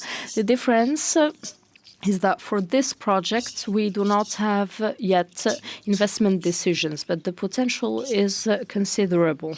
And we have 2 licenses with Shell and Equinor, a Norwegian group that is not highly present on the African continent, but that is present in Tanzania in specific. Now, when we speak about maritime routes, we think about vessels, which is logical, but we need to think about pipelines as well. The future Atlantic pipeline will be an offshore one, and it will cross several coasts from northwest Africa and West Africa generally, and it will go through Morocco to reach Europe. Here, either we don't have a final investment decision, but it's a means to transport gas, not via vessels, but via the pipeline, and it follows also the offshore road. Now, in conclusion, I would like to mention a few points. Africa has an enormous oil and gas potential. Second point, this potential is more and more on the offshore aspect, which leads us back to the maritime dimension, subject of our symposium. Third, the African countries that have a potential of hydrocarbons and oils are well decided and determined to develop and value it. It's not about blue economy only, it's about economics and geopolitics. And in a number of decades, there will be a lot of change. And all the African countries that do have that potential want to develop it and exploit it. Nobody says, oh, it's not green, we do not want it. This is a fact, actually. It is highly interesting. And again, this is relevant to the economy and geopolitics. Another point is that oil and gas in Morocco involve two regions, the Gulf of Guinea and North Africa. With what has been happening for a few years now, we'll have a few regions to the ones I mentioned, East Africa and Southern Africa. Africa will not walk on 2 feet. It will walk on 4 feet, in fact, which showcases the extent of its potential. And to conclude, I would like to go back to your initial question on the economic and geopolitical world context. We are familiar with it, and you have mentioned the key points, the war in Ukraine since February 2022, and the fact that a major market, which is the EU, has thought it would not depend on Russian gas and oil by 2027, and the countries of the European Union are highly committed to this principle. Second aspect is the return of Trump to the White House. The US is the first world producer of oil and gas and the first producer of natural gas. It is a country that is essential for the production of hydrocarbons. However, the administration of Trump makes Europeans and Asians think as follows. We will be importing oil and gas from the US, a big country, a giant of the oil landscape. However, perhaps we shouldn't exceed a certain level of dependence, especially that we have Trump at the White House. Another element of economic and geopolitical relevance is that the Middle East and the war in Iran and the blocking or the blockade of the Strait of Hormuz all make that the oil and gas resources of Africa, which are highly abundant and underexploited, have become a geopolitical and economic asset that is major for the world. It is incumbent then now upon the African countries to accompany the companies that are concerned to better deploy this potential. And thank you very much. Thank you, Mr. Perrin. We understand better now the complementarity we mentioned about the experts going from the gray to the blue now with Majida Marouf. Aquaculture is often presented as the limit to wild fishing. It is a tool to alleviate the burden over fishing generally, over the resources, and it is valued in Morocco. In your opinion, what makes a viable aquaculture project, whether it's in relation to accessing the sea or social accessibility or acceptability, rather, and how can the Moroccan experience inspire African experiences? Thank you very much, ma'am. I would like to thank the Policy Center. Thank you for having associated us to this conference on the blue economy. It is a subject that is highly relevant since we haven't found yet the solutions for the implementation of the policies related to the development of the blue economy.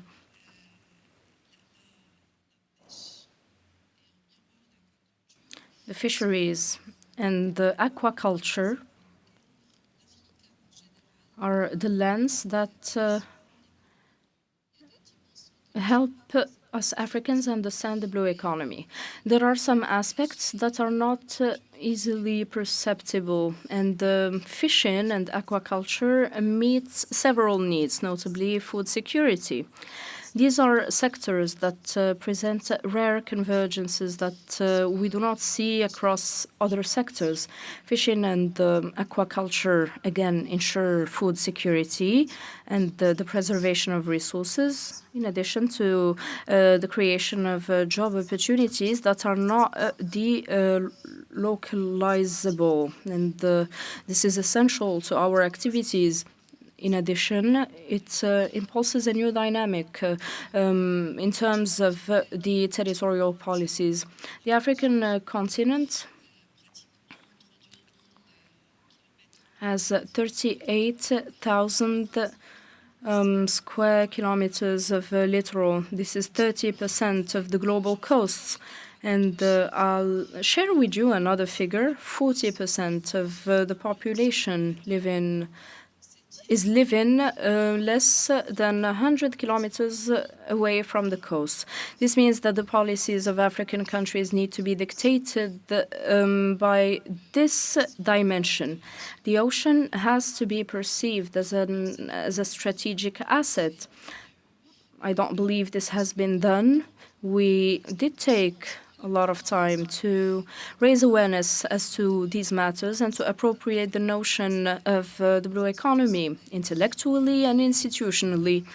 And then we needed some time for the blue economy to become the subject of public debate between the different stakeholders that are directly and indirectly involved. What we need to keep in mind, in addition to this, is that the coasts and the African oceans that are exploited today by national floats, national vessels and foreign vessels are usually engaging in practices of illicit fishing that make the African continent lose $10 billion or so. This is because there is no control of the extraction happening on the African maritime spaces. Another topic which is not highlighted oftentimes. According to statistics, 30% of the captured fish is lost because of the lack of infrastructure, notably the cold chains and the refrigeration chains and all the links of the value chain, really. These are gaps that need to be bridged, and it's not very difficult. We just need targeted policies to meet the needs. As for the sector of fisheries, which mirrors aquaculture,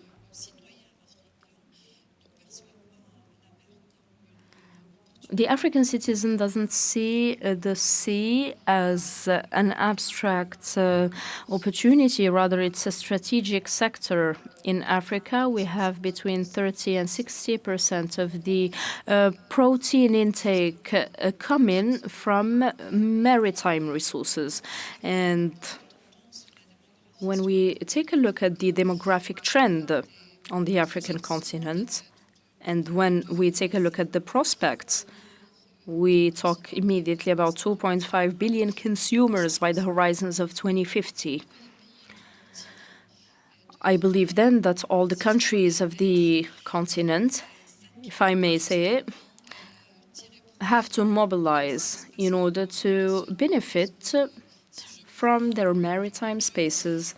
Going back to aquaculture, aquaculture can be done in lakes, rivers, and on land even.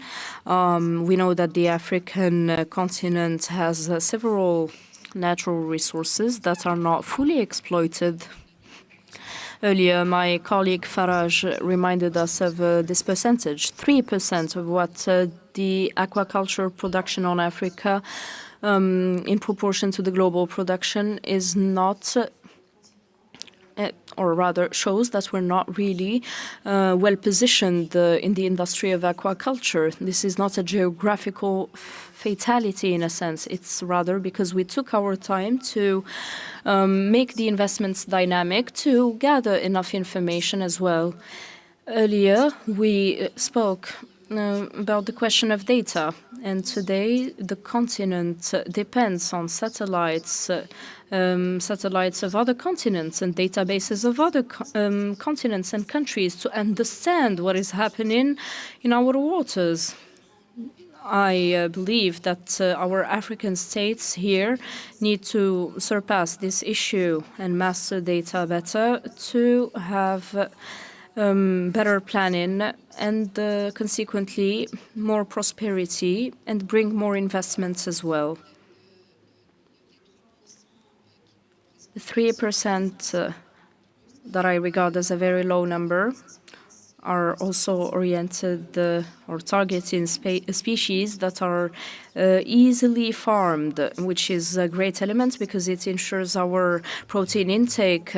But the development of maritime aquaculture and its diversification, which is not happening properly today on the entirety of the African continent, leads us back to these figures. When we speak of river aquaculture or sea aquaculture, we see that there are several limits in Morocco. And since the fishing strategy was launched by His Majesty in 2009, Morocco thought about the creation of an institutional framework dedicated to the development of maritime aquaculture. Today, and upon the creation of the agency, several people wondered why create this agency and so on. Today, however, Morocco has become a model in terms of governance of aquaculture, and it is precisely because there was a dedicated agency created to develop aquaculture activities at the level of the national territory.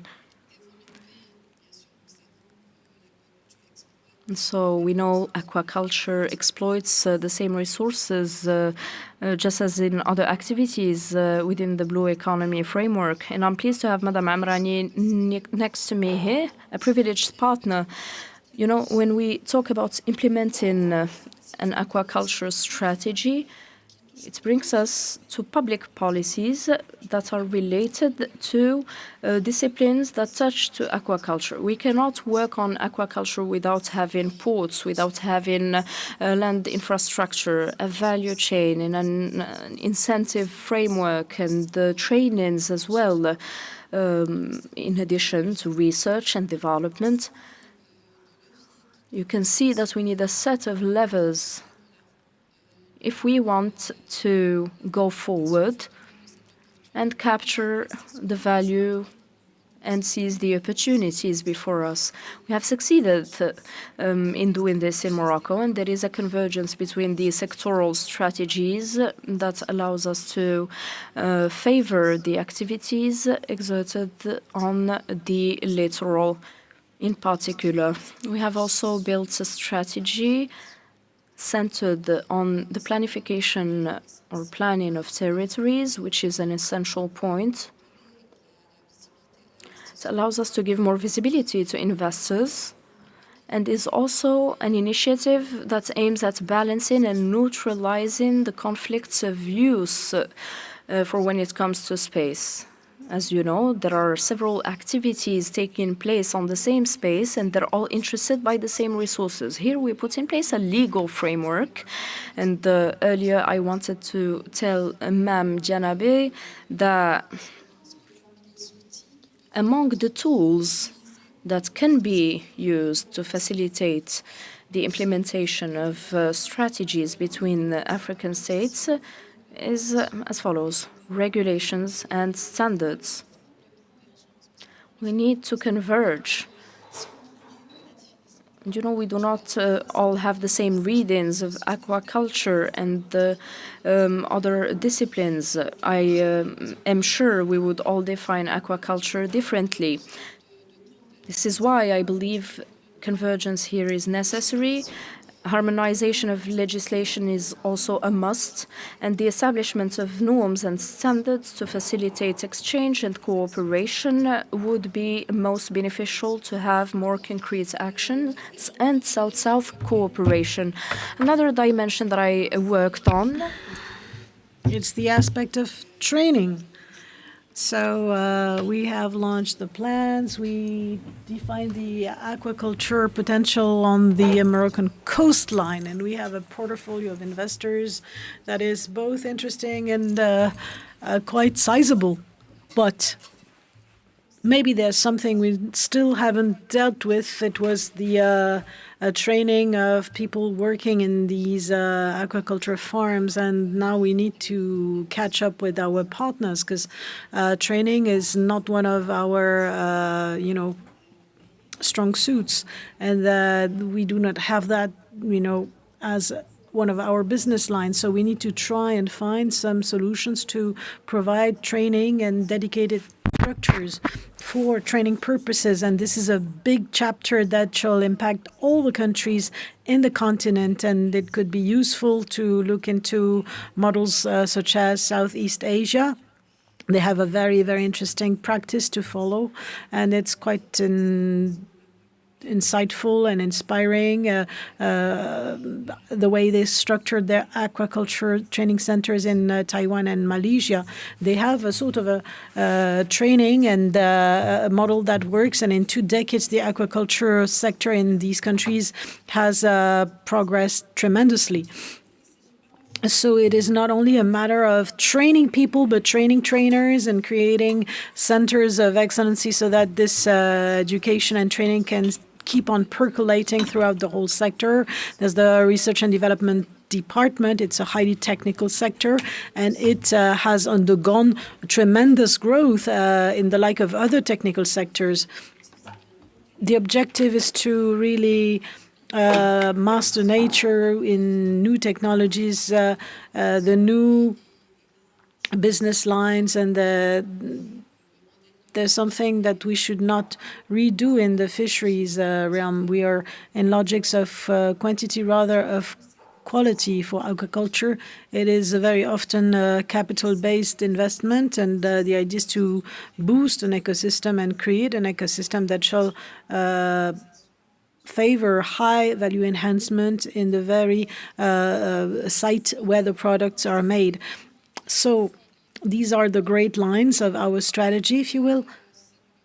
It doesn't necessarily mean that we've reached a level of production that is now stagger blasting or that goes beyond our objectives. But even if we move on step by step, our investors also need their time to get a level of maturity in their project and to reach a sort of a scaling up level. And there's a lot of initiatives that we've launched in terms of tax alleviations, but also to attract donors with a huge support from the Ministry of Economy and Finances. And that's where public policies can really play a determining role in order to boost this sector of activities. As a matter of fact, we are consolidating this ecosystem in order to support it in the best possible manner and help these investors. Thank you very much, Mrs. Maru, for your presentation. You have placed humans at the very heart of your reflections, and you have provided for the necessary conditions of success and different elements related to aquaculture.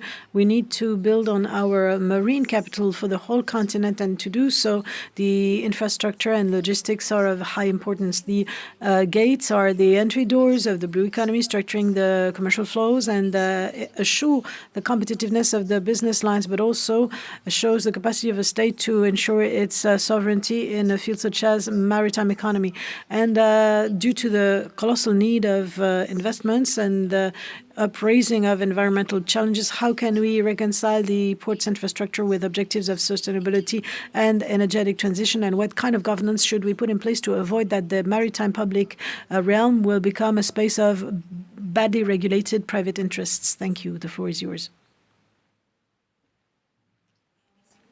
Thank you very much. I'd like to first start by thanking the Policy Center for the New South for this kind invitation. Now we have become quite used to take part to these very interesting encounters, and I would like to start by the end, because the value enhancement of the maritime field in the country is much broader than the infrastructures such as ports that are only a parcel of it. So I'd like to show you a very interesting slide to me because injecting value into the maritime realm or helping the emergence of a blue national economy or a continental blue economy is something that, first of all, requires data and mastering fields. We need to have a clear mapping of the space in order to distribute things. It's a multi-dimensional map here in terms of activities. You can see that there's a whole set of activities that one can imagine and that one can exercise on a coastline or in a marine area. For example, seaside resorts for tourism purposes, the extraction of minerals, energetic potential, our friend mentioned, ecological potential, aquaculture, fishing, tourism, cultural potential, and so forth. So there's a whole set of subaquatic elements that belong to the subaquatic coasts of Africa. The hydric potential also is very important. The sea is used very much to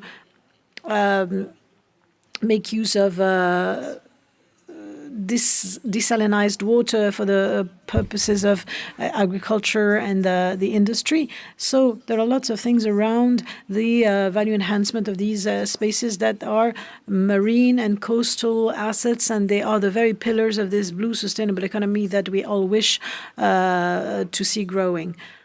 Amongst the potential that we can contemplate, there's the ecological potential. It's not an activity as such, yet it's a very important element of the mapping that we have made.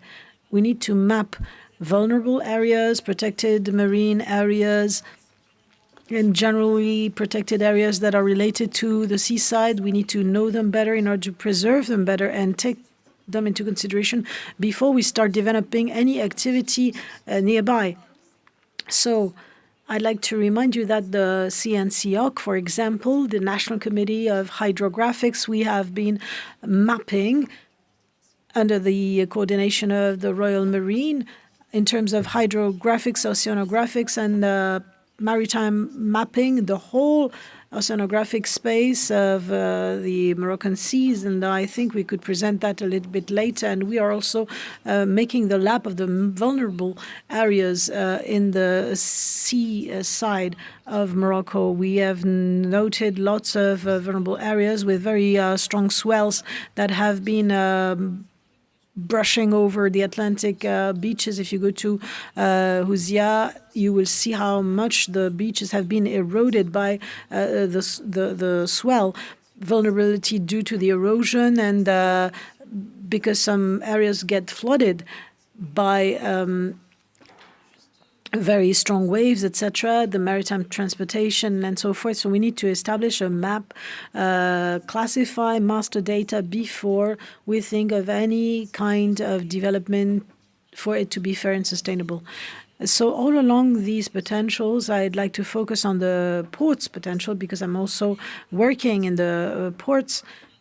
And these harbors are a sort of a vessel receiving lots of activities belonging to the blue economy. Logistics are part and parcel of the very first activities of it, but also fisheries, the naval industry, shipyards, tourism, passengers, cruise ships. Many activities are really gravitating around these ports, and we need an ambitious strategy for the development of these ports infrastructures. Before we reach the Moroccan case scenario, I'd like to go from the African perspective to the national perspective. Nationally speaking, and I believe that 2 years ago, we had gathered figures of the CNUSED versus the new international maritime transportation. These were the figures of 2024, and it's the report of 2025. I'd like to invite you to consult these CNUSED reports because they really bear many relevant information. Now, beyond the figures, 12 billion and billions of tons of merchandise circulating throughout the seas internationally are considerable, roughly 66 billion miles or tons, and these are the volumes taking stock of all the connections and the maritime lines. In terms of containers, we're talking about 920 million containers that are being transported only for the year 2024. What came out of the last report of CNUSED is called the View of Maritime Transport. And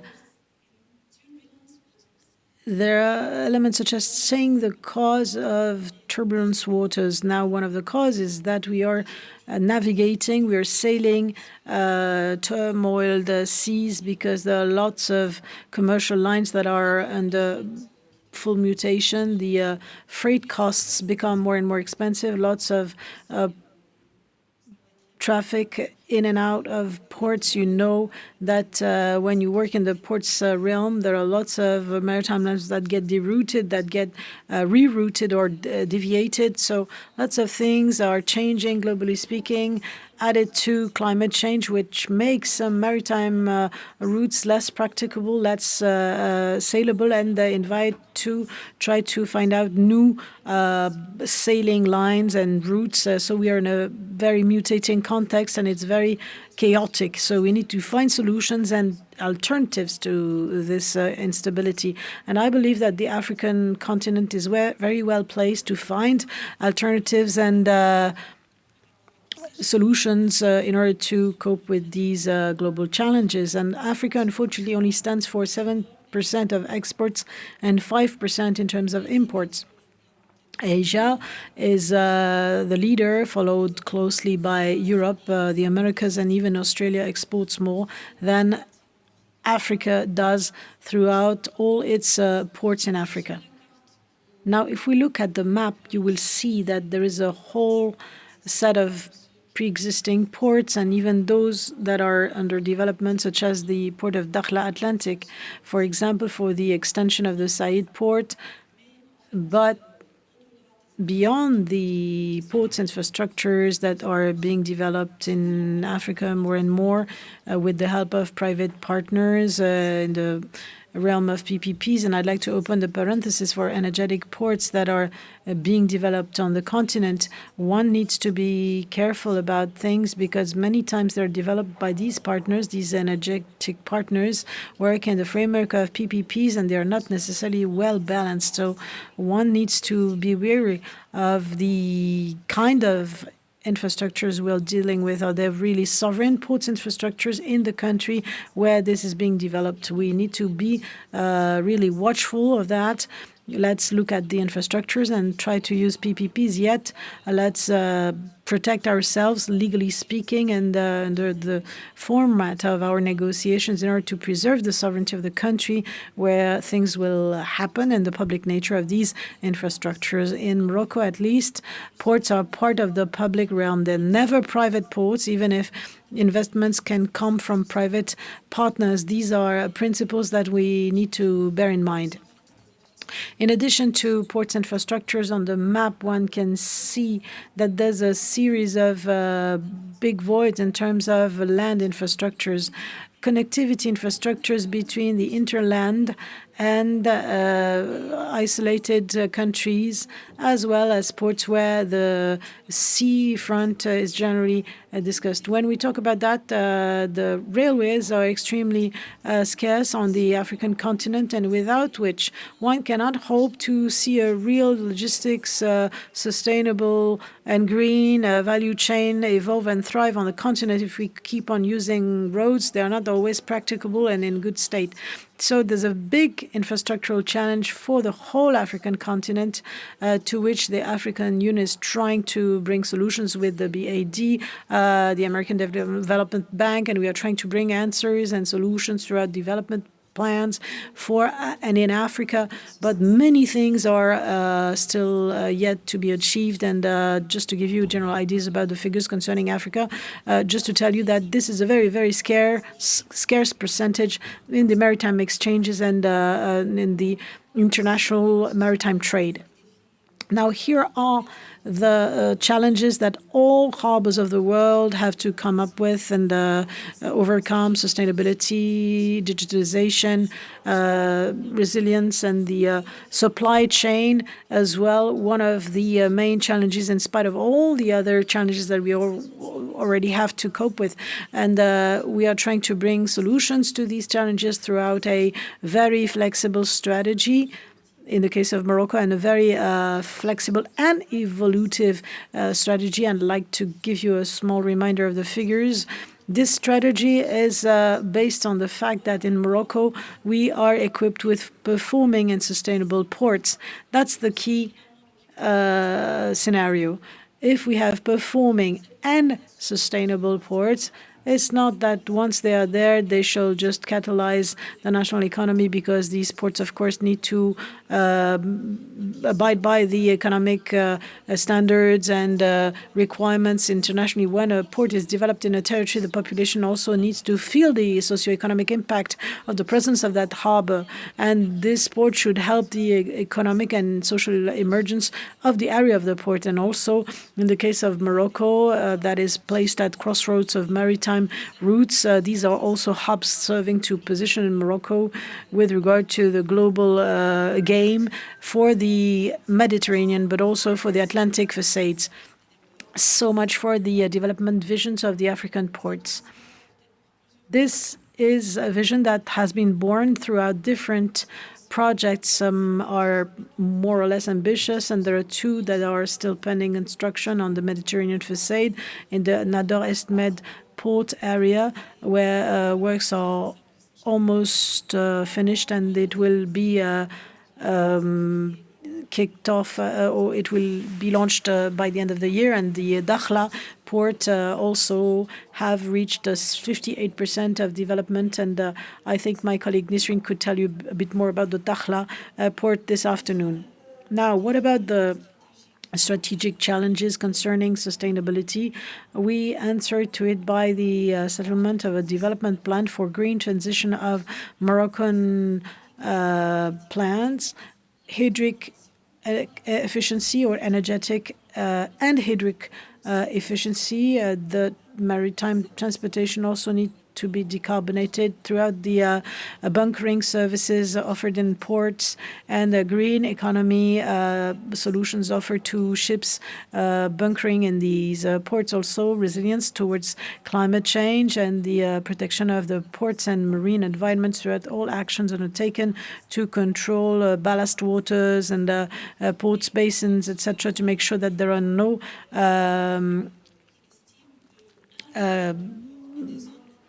unlawful ballast releases nearby. We need to use sustainable machinery, either hybrid or electrical, that embrace novelty, but also we must connect these ports with the railroads, and they should be a privileged transportation means because it's less polluting and more sustainable for the continent. This is the green transition plan that we have for Moroccan ports, and we hope to see this move forward with the help of ANP and Tangier Med.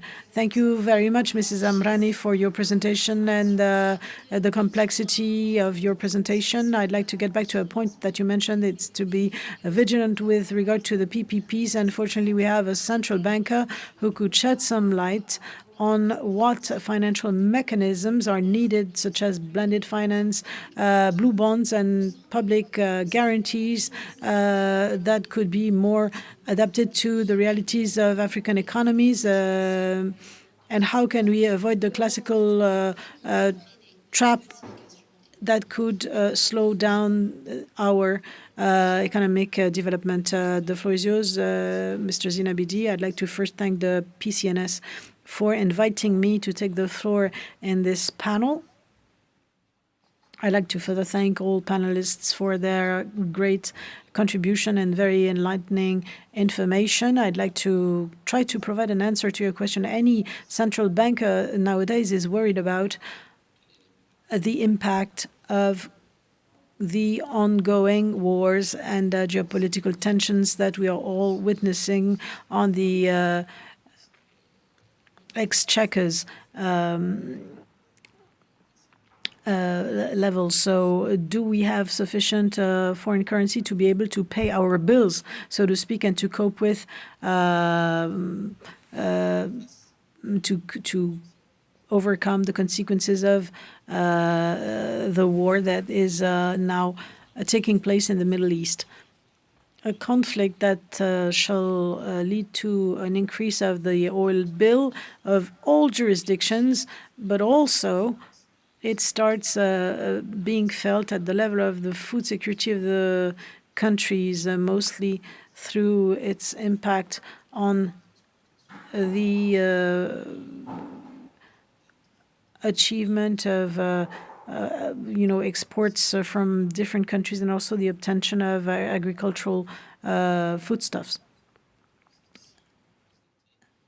Just like all other panelists said, the sea offers many solutions to this point, mostly the energetic side of things.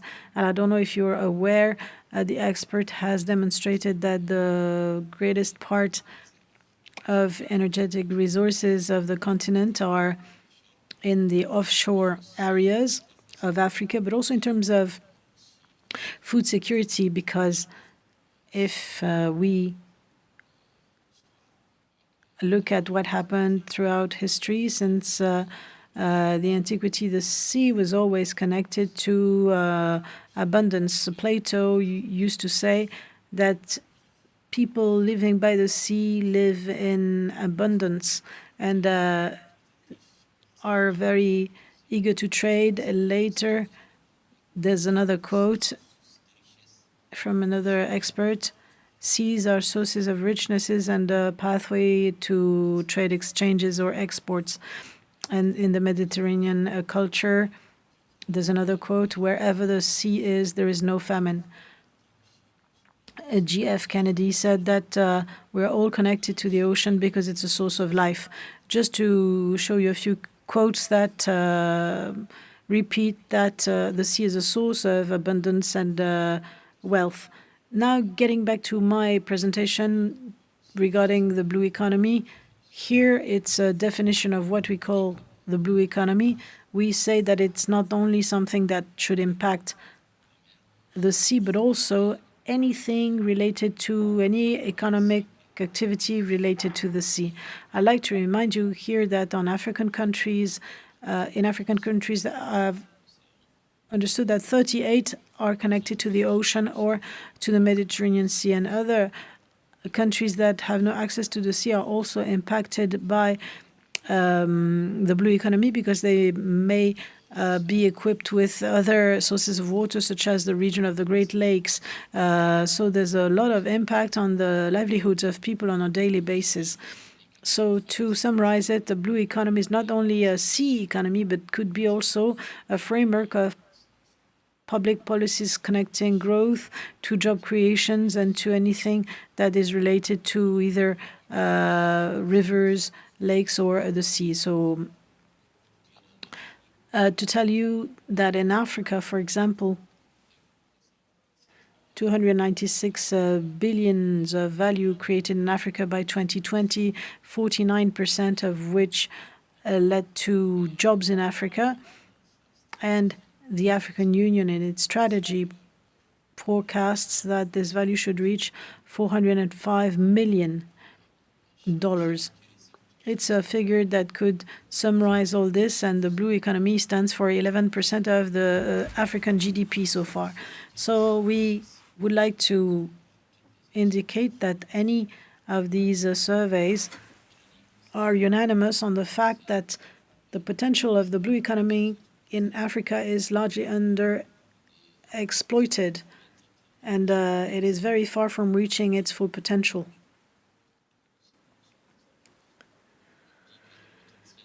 We could also say that our potential is also negatively impacted by lots of structural boundaries, namely the fragmentation of the different governments and governance that is not continental, and different strategies that sometimes are dictated by individual states. So there's a notorious insufficiency of infrastructures, namely in terms of the cold chain, the ports, the logistics, the presence of laboratories, and as an expert said beforehand, fairly so, the absence of oceanographic data that should be collected by some third parties. And it could be parties other than African stakeholders, for example. Another point, which is the local processing habits. I know that, for example, in my country, this point is one of our faults, the environmental weight on fishermen, climate change, and so forth, and everything that impacts the marine habitat. A point on which all experts are unanimous is the funding. Financial needs do not reach the expectations that we have. They remain limited in spite of very many efforts deployed by the different states. These efforts remain scattered, namely throughout public-private partnerships and throughout focusing on some sectors that are connected to the blue economy. And I'd like to remind you that the most profitable fields are not necessarily the most respectful of the environment, etc. And the other fields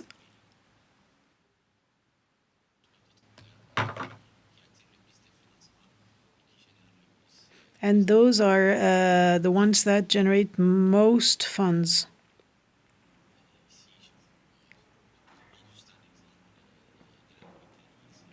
I'll give you an example from Mauritania, the local population.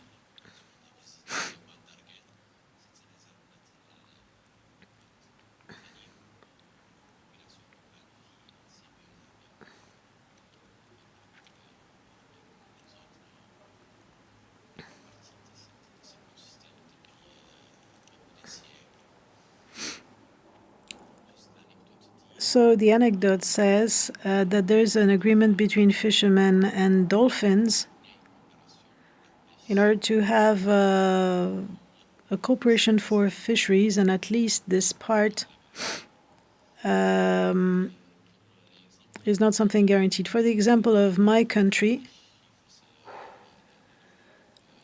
the blue economy shall impact 5% of the GDP and 20% of exports.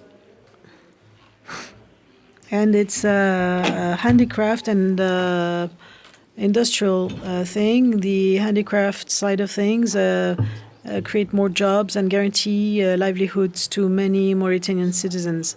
So whenever we talk about the development opportunities in Mauritania, certainly we will refer to the fisheries sector transformation, but also focusing on agriculture, because many countries in Africa today are lagging behind in that sector, and mine is part of them.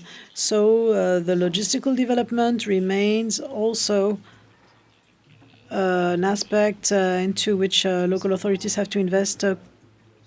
Coastline tourism, the restoration, everything that has to do with the environment and marine activities. That's just by extension the low industrial transformation are points on which we could work.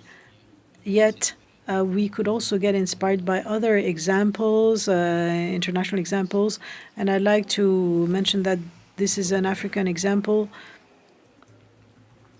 and we could get inspired from it. In terms of funding, the Seychelles have a good experience of it with the blue bonds that they have launched recently. Morocco also with its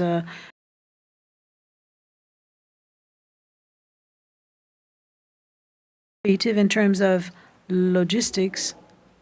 And this is something I'm saying as a reminder of the strategic challenges for the blue economy in Mauritania, and certainly is one of the ways to resolve the problems that should be overcome by the countries in terms of food security, economic diversification, resilience, competitiveness, and job creations, and so forth. So I think that my time's up. So here are the recommendations I want to formulate. And as a reminder, I'd like to say that recently Mauritania took a step forward in terms of its negotiations with many players in order to start implementing its blue economy strategy in terms of restoration and protection of corridors and coastlines. And they keep on improving the biological catches from the natural catches and try to boost other forms of fishing to let these capitals to refresh themselves. I'd like to thank the panelists for their exchanges and the complementarity of their interventions, the financial aspects, logistics and ports-related matters, and how to complement the blue economy. Now I'd like to open the debate for any questions. We will take a series of 4 questions. And then move to the second panel. Please address your questions to our panelists.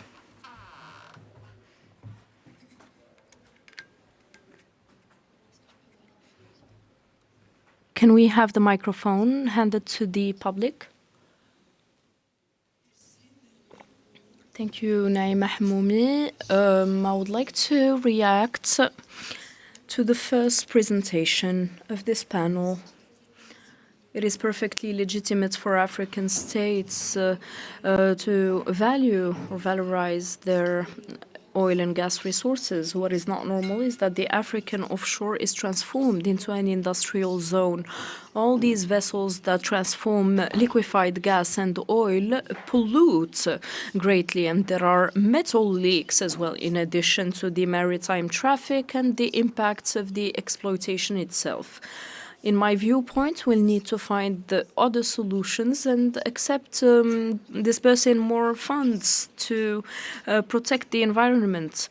The impact will be dire. We need not forget that African countries have maritime spaces that play an important role for the economies of those states.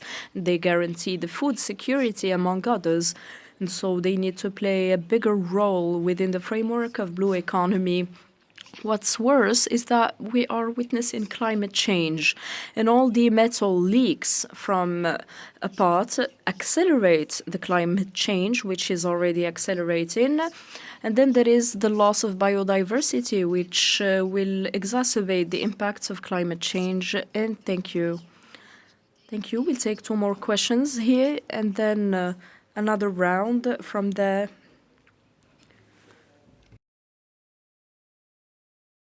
Thank you very much. I'm Professor Khalid Tsamsamani, Strategic Director of the Science Policy Platform Climate. Thank you for the invitation. I would like to comment on the African integrated strategy that is relative to the ocean and the seas. As said in the morning, it's a strategy that was put in place in 2014, way before the Paris Agreement. To join what Ma'am Hmoumi said, it was the agreements on climate, the sustainable development goals, etc., etc. When we take a look at our port strategy and the strategy relative to the oceans in its axes on maritime pollution and the aspects related to energy efficiency, we understand that with the flows of vessels we have to transport gas and taking into account all the questions related to waste, industrial waste, domestic waste, among others, as well as the impact of the desalination stations as well, and their ramifications with regards to the pollution. Of course, this has to be taken into account when we conduct environmental studies. But again, my point is, shouldn't we revisit the African strategy in relation to the pollution impacts and the energy efficiency aspect? Let's talk about ports. What is their carbon footprint? Not just Moroccan ports, but the entirety of ports across the African continent. What is their carbon footprint in proportion to our commitment in light of the Paris Agreement, notably? And what about the carbon neutrality by 2050? I know that the African strategy talks about these matters, but the issue is the operationalization of these strategic dimensions, and will we be reaching our objectives? Thank you very much. We'll take a last question from the left side of the room and then move to the right.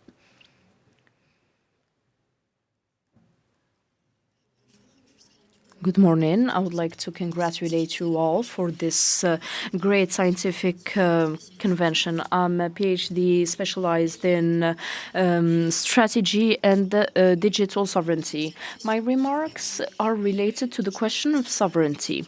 I always tell my students that they shouldn't dissociate the political from the economical.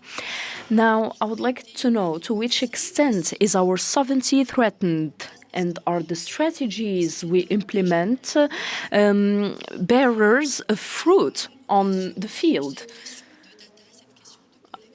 And then about data and the collection of data. Do we have channels that will perhaps allow us to gather information within the framework of the law in terms of access to information and so on? Do we have the necessary frameworks? Are they reliable enough? And will they allow us to establish more strategies to collaborate and be stakeholders that are active in society? And thank you. Thank you. We'll take 2 questions from this side, second and third ranks. I invite you to take notes of your questions because you'll be able to ask your panelists later. I'm Abdelkabir Kamili, Professor of Economics at the UM6P, University Mohammed VI Polytechnic. Just between parentheses, I was specialized in the fisheries at the INRH, that's the Institute for Fisheries Research, and I am highly interested in this. I have a transversal question that tackles all these aspects somehow. The occupation of space. In fact, all the projects, whether they're aquaculture projects or whether they concern oil platforms or port infrastructure, any project taking place in maritime spaces, we know that all these projects have pollute. We know they pollute.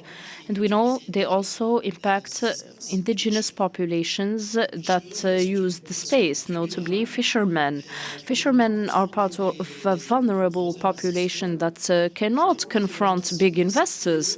My question is, are there, especially for projects, big oil projects, because we know that putting in place oil platforms keep the fishermen from accessing zones that are quite far from the platform.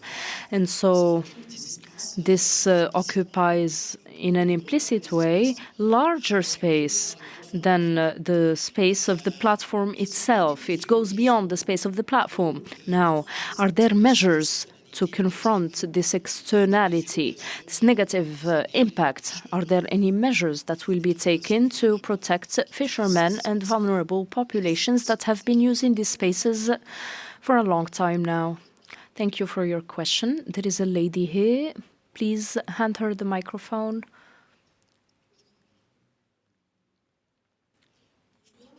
Good morning. I am Amira Karamani, a diplomat at the Embassy of Egypt here in Rabat. I would like to express myself in English now. Actually, I would like to share the recent initiative that was issued by the Ministry of Foreign Affairs of Egypt in light of activating the blue economy. It's the Red Sea and the Suez Canal initiative for maritime and economic development. It's basically, this initiative is based on activating the blue economy, and it's based on ameliorating and enhancing the port's infrastructure. And it's coming, why? Because you know that the geopolitical importance of the Red Sea, of course, 15 to 20% of the trade flows it's passing through the Red Sea. And in light of the growing tensions, Egypt believed that it's an important to adopt a full comprehensive approach for development in this area. And that's why we came out with this initiative. It was in 2025 during S1 Forum. Thank you so much. Thank you very much. Donc, Merci. Thank you, dear panelists. I will give you the floor now to respond to the questions. Each panelist has 1 minute, 30 seconds to answer. Thank you very much for these interesting questions. In fact, we mentioned the Paris Agreement on the climate that was in the COP21 2015. And what I evoked in my presentation precedes the Paris Agreement. I have only mentioned projects started following 2022. That is 7 years following the Paris Agreement. I'm not saying this is a good thing. It's a fact, simply. This means that several African countries kept on encouraging, after signing the Paris Agreement, the exploitation of their oil and gas resources, and that at the level of the offshore. When it comes to oil and gas, the temptation is very big. I don't know whether it was Georges Pénarchot that said, I can resist everything except temptation. And this is very correct, and it's very accurate. Several countries, including emerging and developing countries, are not ready to resist the advantages in terms of revenue that can stem from the oil and gas industries. And this is problematic, an element to take into account. The Forum of the countries exporting gas. This is something we do not talk about enough. It includes several African countries. Now, what do we understand from these countries during that forum? They say that they will not accept that the question of climate change would be used to keep Africa from developing its gas potential. And they relate gas to their development and to the SDGs of the United Nations. Last point is all the African continent represents less than 4% of the greenhouse gases emissions. Thank you very much. Ma'am, would you like to react as well? I believe there was no direct question. I can just tell you that to ma'am that asked the question about the availability and accessibility of and to data. Concerning the Kingdom of Morocco, we have the Royal Navy that centralizes and consolidates all the data in relation to the oceanic data and hydrological data. There are indicators in relation to these fields, and in addition to this, the National Institute for Fishing Resources and Research ensures the monitoring and follow-up of our oceans and consolidates also the data on the basis of analysis of water and several factors that allow the assessment of the resources and potential of the coasts. The data is accessible and available, and today there is a framework that governs the right to access information. It just needs to be properly formalized. But again, the information exists and is available. Thank you for the clarification. Mrs. Amrani? I have tackled some points concerning the allocation of space and the usage conflicts. This leads me back to maritime spatial planning. And indeed, we need to take a look at this by characterizing and categorizing activities. I have projected a map, a mapping of this earlier, and you have to know that there is a consultation process, and the maritime criteria. We know that when aquaculture activities are taking place, they're taken in charge within the framework of the Atlas, and we put in place each activity and determine the prerogatives, what is right, what isn't, what can be done and what cannot.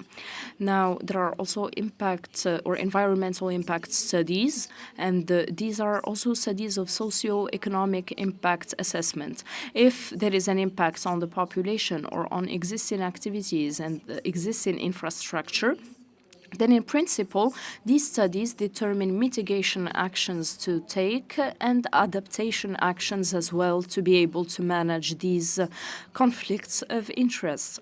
This is in a general way. And then for transformative projects, we have to admit that any human action has an impact on the environment. This is clear. Now, what is needed is to find the balance.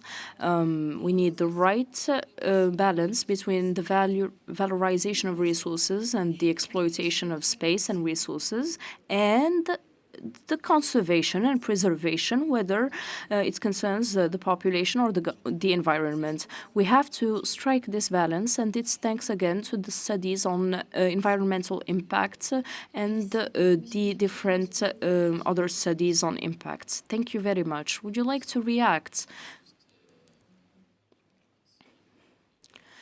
Yes, indeed, I have a remark. Concerning the projects mentioned by our experts here, there is a risk. We can talk about what the continent did in terms of exploitation of resources. We need to learn from our mistakes and develop economies that are sustainable and that have a great societal impact, one that is tangible.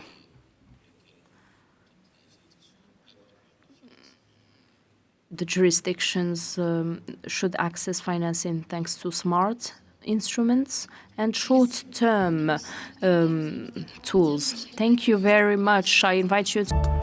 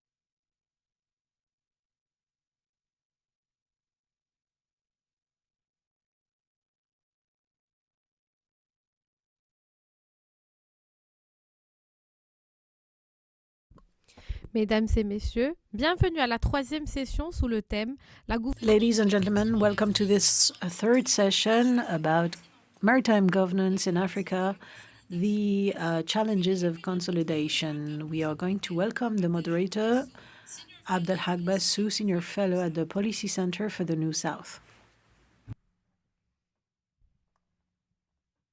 ainsi que nos intervenants, as well as our speakers, Amadou M. Diop, maritime expert and former official of the Senegalese Royal Marine Forces, David Wilma, researcher in maritime security at the Institute of Security Studies in South Africa, Nisrin Louzi, the director of the planning of the new Dakhla Atlantic port, Khalid Loudi, captain of a major vessel for the Royal Marine Forces. Abdelhak Bassou, the floor is yours. Merci.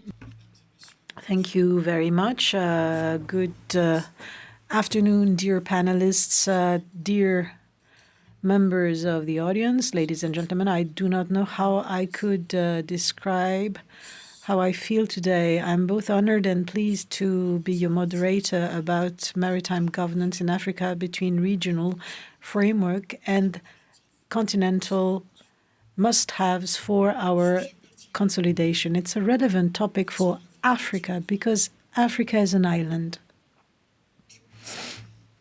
And it is not only part and parcel to the good governance of a large part of the oceans of the world, but also of the seas in this earth, but also because it controls a large part of the traffic of maritime navigation from the Strait of Gibraltar up to the Suez Canal, the Strait of Bab el-Mandeb, and so forth. So Africa, with its regions, have maritime ambitions. They've been building projects, and they built or are under construction with some rules and doctrines of maritime governance. But I believe that the panelists can explain that there's a lot of things to do at the level of consolidation. Generally speaking, a moderator should not be too talkative, and I will immediately give the floor to Mr. Amadou Diop, a maritime expert and former higher official of the National Senegalese Marine. Mr. Diop, the floor is yours for 10 minutes. Thank you very much, dear moderator. And my greetings towards this very honorable members of the Assembly gathered for a very relevant reflection about the future of Africa. I would like to thank the Policy Center for associating me to this encounter. It's a very important event, and in particular, I'd like to thank Professor Jawal. I should further like to thank the authorities of the kingdom, for I have been gratified with a lot of support from the kingdom, and I was trained at the Royal Institute to become a marine officer. I would like to express here my whole gratitude for the Kingdom of Morocco. I'd like to reflect on what Mr. Pumba said beforehand, because he said that he could require some maritime expertise for fishermen and to get some fishermen taught by Moroccans in Gabon. I think that Senegal and Gabonese are also brothers, and we could also help you.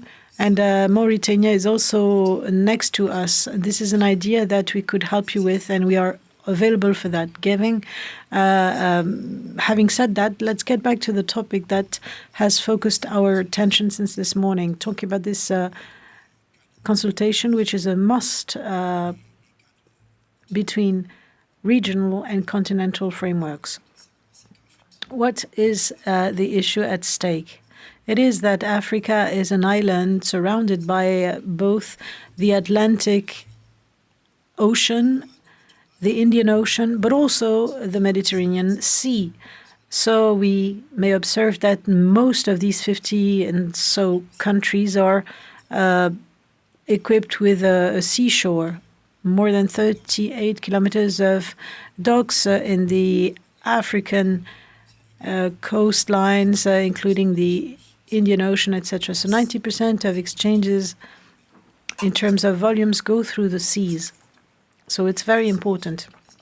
Estimates say that the potential is above $1,000 billion of maritime unexploited potential. The sources are the documents that I have at hand here, and I could share with them with you if you want. We estimate up to 13 million square meters of the exclusive economic areas in Africa.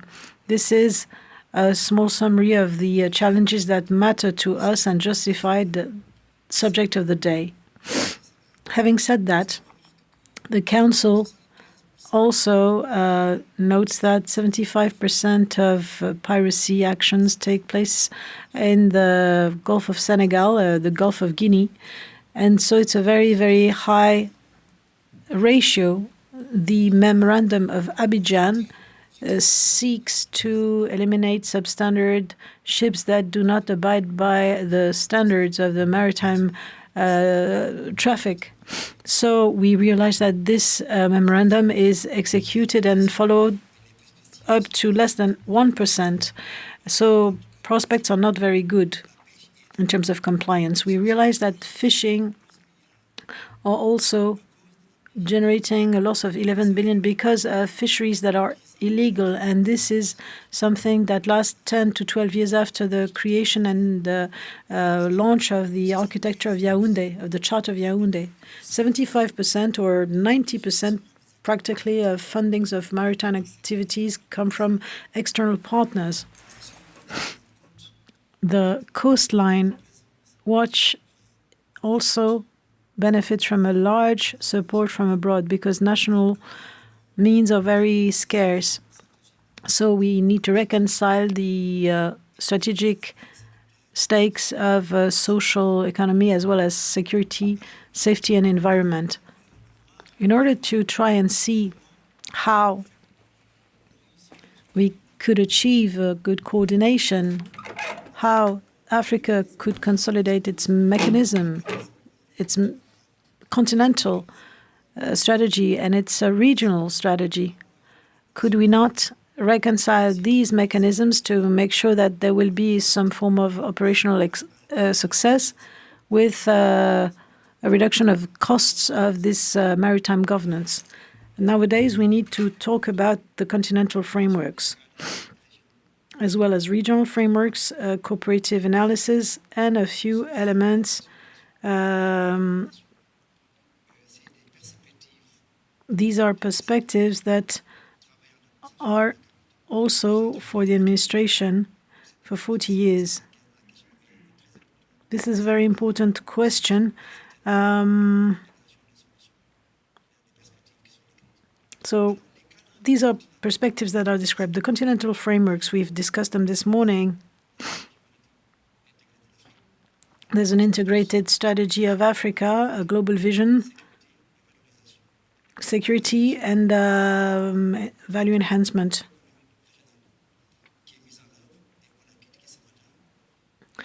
The implementation, and we criticized it this morning, there are many things that we need to do. There are things that we could do in the maritime world by 2050. We have the Lomé Charter as well. That is the sole instrument with constraining legal nature. There are very little ratifications for many reasons. So we need to promote the ratification of this charter.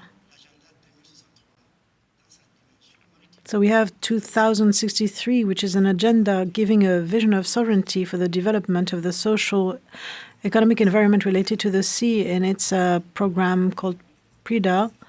It's a program of development of infrastructures of Africa. So the rest is from the routes or the commercial areas. This could help the integration and help us get back to things. There's the African Charter of Maritime Transportation that we need to connect with the area of free economic continental areas. Both have the objective to provide support at the level of the logistic corridors. I also believe that they could be also helpful, but the objective is to reduce the transportation costs. We considered that the transportation corridors in Africa are 75 higher than elsewhere. So there's a shortage of infrastructure, and in terms of logistics means, these corridors for transportation need to be established, and we need infrastructures at the level of the ports. We need to work on inter-African nearshore navigation to have a better capacity to reply to our needs. So this is a little bit what we will have to cope with, continentally speaking. And now we can also discuss other things. But I don't want to be too lengthy, and we don't have so much time. There's the Yaoundé architecture.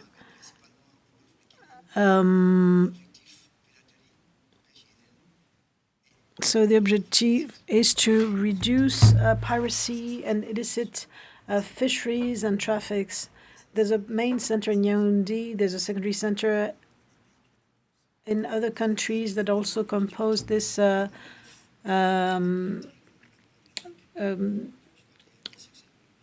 access. There's also a place in Djibouti that's trying to fight against trafficking. 47 nationalities are struggling against that kind of traffic. India, China, and Japan want to get rid of piracy. It's not only a matter that is concerning Africans, but also the management goes beyond Africa, because we have a shortage of means.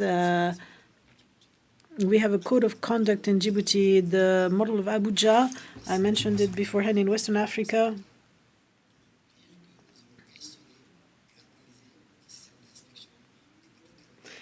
There is an inspection system in our harbors to be in line with international regulations. We don't have the capacity to apply conventions on these ships, and the countries receiving them shall do it in their turn.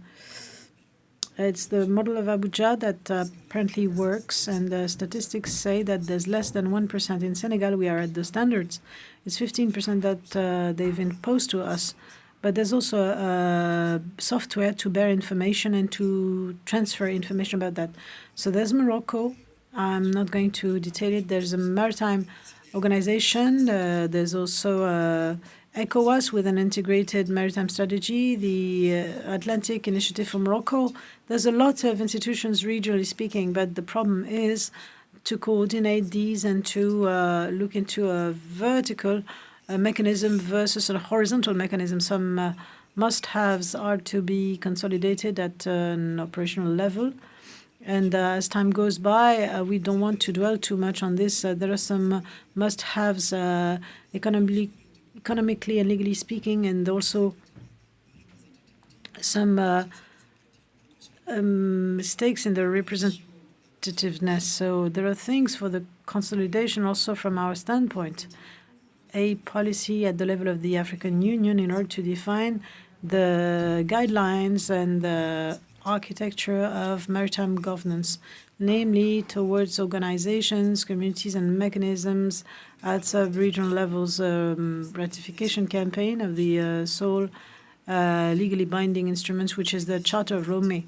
A revision of the 2050 agenda, as we said beforehand, in order to take stock of the maritime cybersecurity, but also climate change, offshoring. We've seen the importance of offshore activities beforehand. We also need to create, as we said, an African Maritime Agency, probably with a very clear mandate that could be there to channel with a coercive force sub-regional organisms and bodies towards the African Union. So there's an overlapping also of the ECOWAS in Morocco, Yaoundé, different apparatus, and we need to clarify, redefine, and give more or new competences.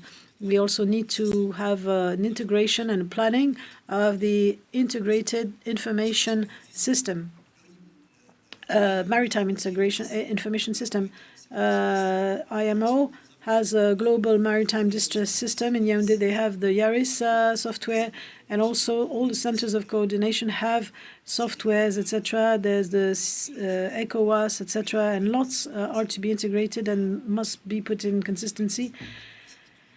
They need to have a good knowledge of the realm and need to look into the flows that circulate. It's very important, and I will finish very, very quickly because of the time we could not develop it. In the Great Lines, our perspective is about the development of Africa in terms of consolidation of the sub-regional mechanisms of the economic regional communities with regard to the central mechanisms called continental mechanisms. Thank you very much. Thank you, Mr. Diop.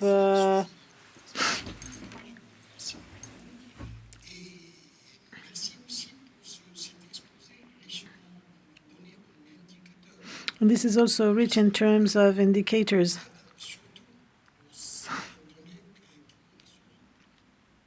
For some data, we have 13 million millions of seas, etc.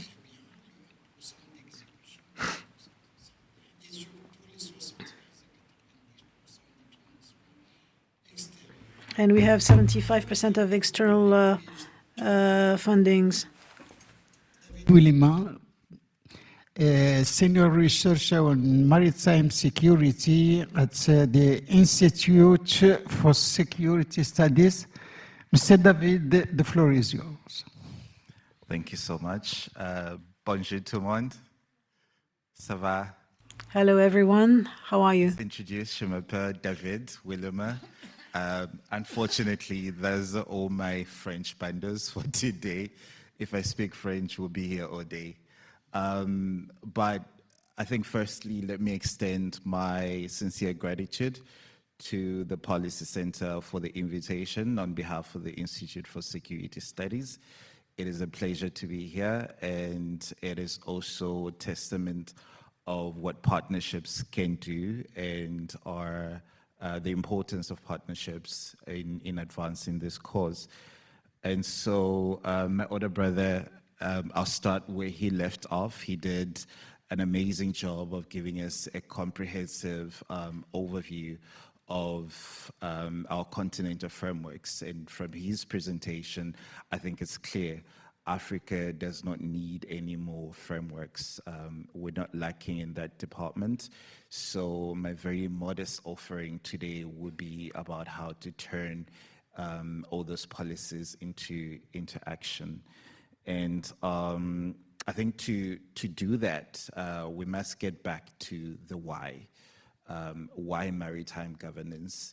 And throughout the course of today, we've heard figures like, 13 million square kilometers of combined exclusive economic zones. Africa sits as a large island, and beyond that, the AU definition of the maritime domain also includes our inland waterways, lakes, rivers. I, for one, am from a country that is landlocked but has a blue economy strategy. And all those factors, I think, when we truly implement all this potential, the opportunities for the continent are endless. And so maritime governance, to me, is not a new, nice-to-have policy turn. It is, in the most practical sense, an ocean-facing expression of Africa's development, security, and sovereignty agenda. But to truly turn that into action, we also need to be honest and alive to the fact that for a long time, we have suffered from sea blindness, which is a lack of prioritization of the maritime sector for all its contributions, and therefore we miss a lot of opportunities and fail to address the challenges that we face. And so in that sense, I think the scourge of piracy has helped push continental institutions to the realization of, one, the importance of the maritime domain, and secondly, the interlink between security at sea and stability on land, because they connect in very intricate ways. And so with all the frameworks that Mr. Mamadou spoke about, he spoke about the Lomé Charter, which is, in every sense of the word, a very advanced framework, but it lacks implementation, and partly because not enough ratifications have been reached to help it come into force. I believe there are currently 3 countries that have ratified, Senegal, Togo, and Benin, and it requires 15 ratifications to come into force. And this was adopted in what year? 2010, 2012, Lomé Charter? 2013, yes. So you can see that time frame as well is very telling of where we are. And so there's a lot of work that needs to be done. And in a similar context now, there are emerging debates on things like the BBNJ Treaty, the High Seas Treaty that we've heard about as well. Africa needs to play a role, and already if we have a legacy of delayed ratifications, it doesn't serve as a very good baseline to start from, but nonetheless, there is progress. And so for me, the challenge that I see as being very critical, and it is something that my older brother spoke about, Mr. Aseko, in the morning, is the issue of fragmentation, right, at continental level. So at the AU, maritime issues are handled pretty much by 3 institutional authorities. You have PAPS, you have the Blue Economy Department, PAPS handles the security, then you have the Blue Economy Department, and then the Office of the Legal Counsel. But those 3 are quite fragmented in that there is no central coordination. So there's an overlap on several issues. And that is not a critique for the sake of criticizing, right? It is to say that this fragmentation matters. One, because criminal networks do exploit us. And then secondly is the role of external actors in the African maritime domain. I think a very practical example, which is very relevant right now, is what we're saying about, I'm sure you've seen headlines, media headlines saying the resurgence of piracy off the coast of Somalia. And the truth is, there is no resurgence because piracy never left.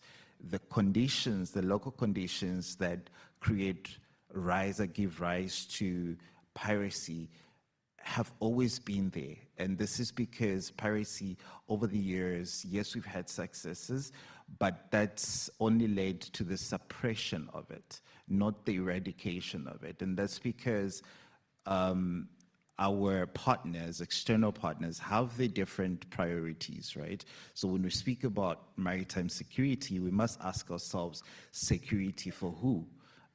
It was very important for global shipping, for piracy to be suppressed, eradicated, whichever way you swing on that.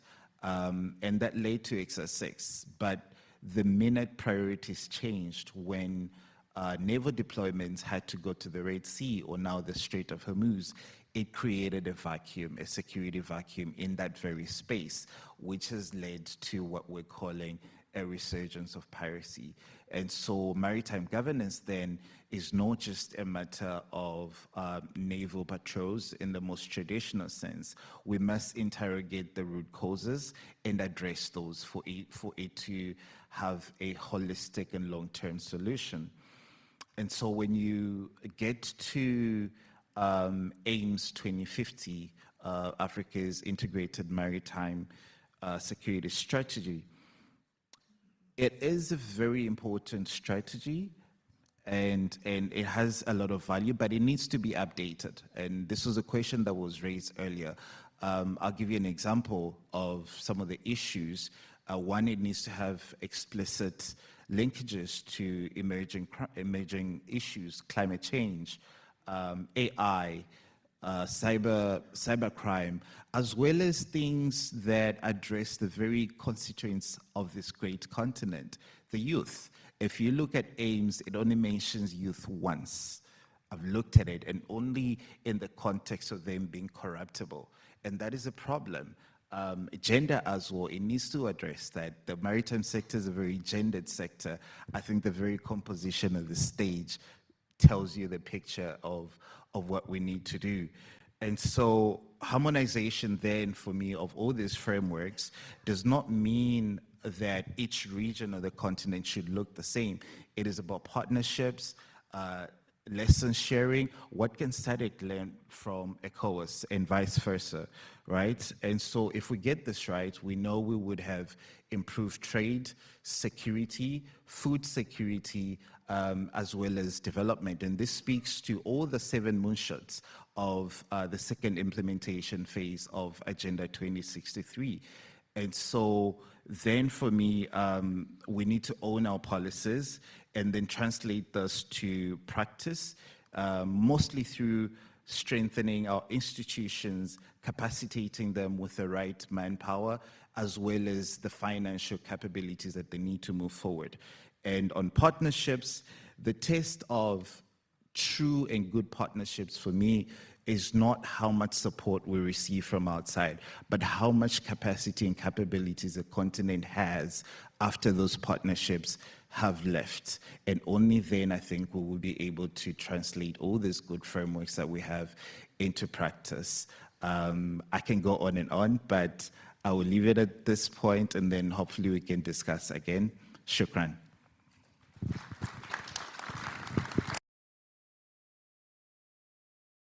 David, je ferai peut-être un petit commentaire en français, donc j'attends que vous... I'll comment in French.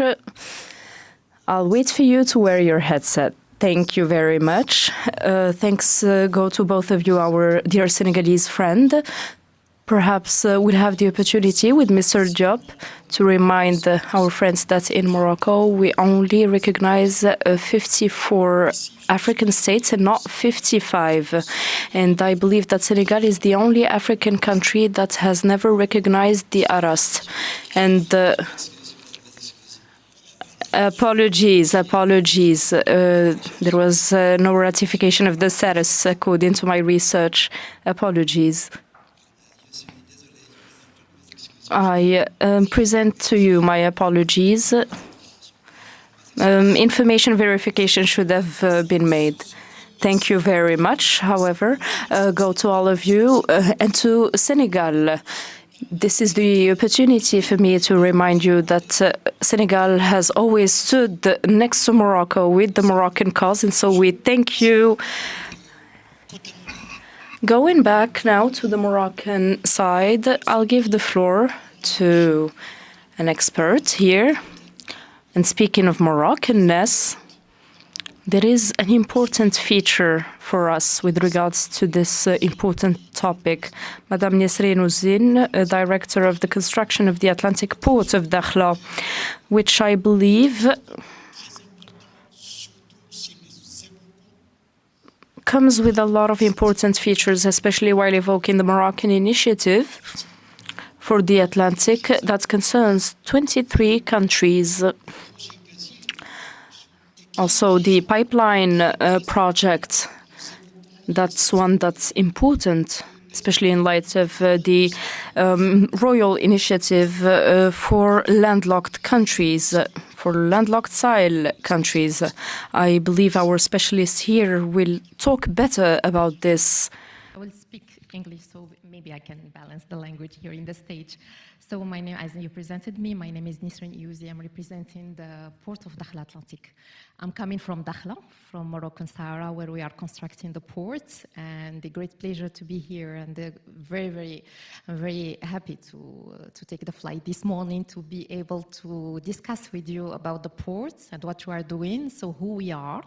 I'm representing the Ministry of Equipment and Water. My colleague, Mrs. Sana Al-Amrani, this morning was talking about the blue economy, what we're doing in the blue economy. In my perspective, I will talk about infrastructure and how Moroccan strategy, policy for port infrastructure, and so on.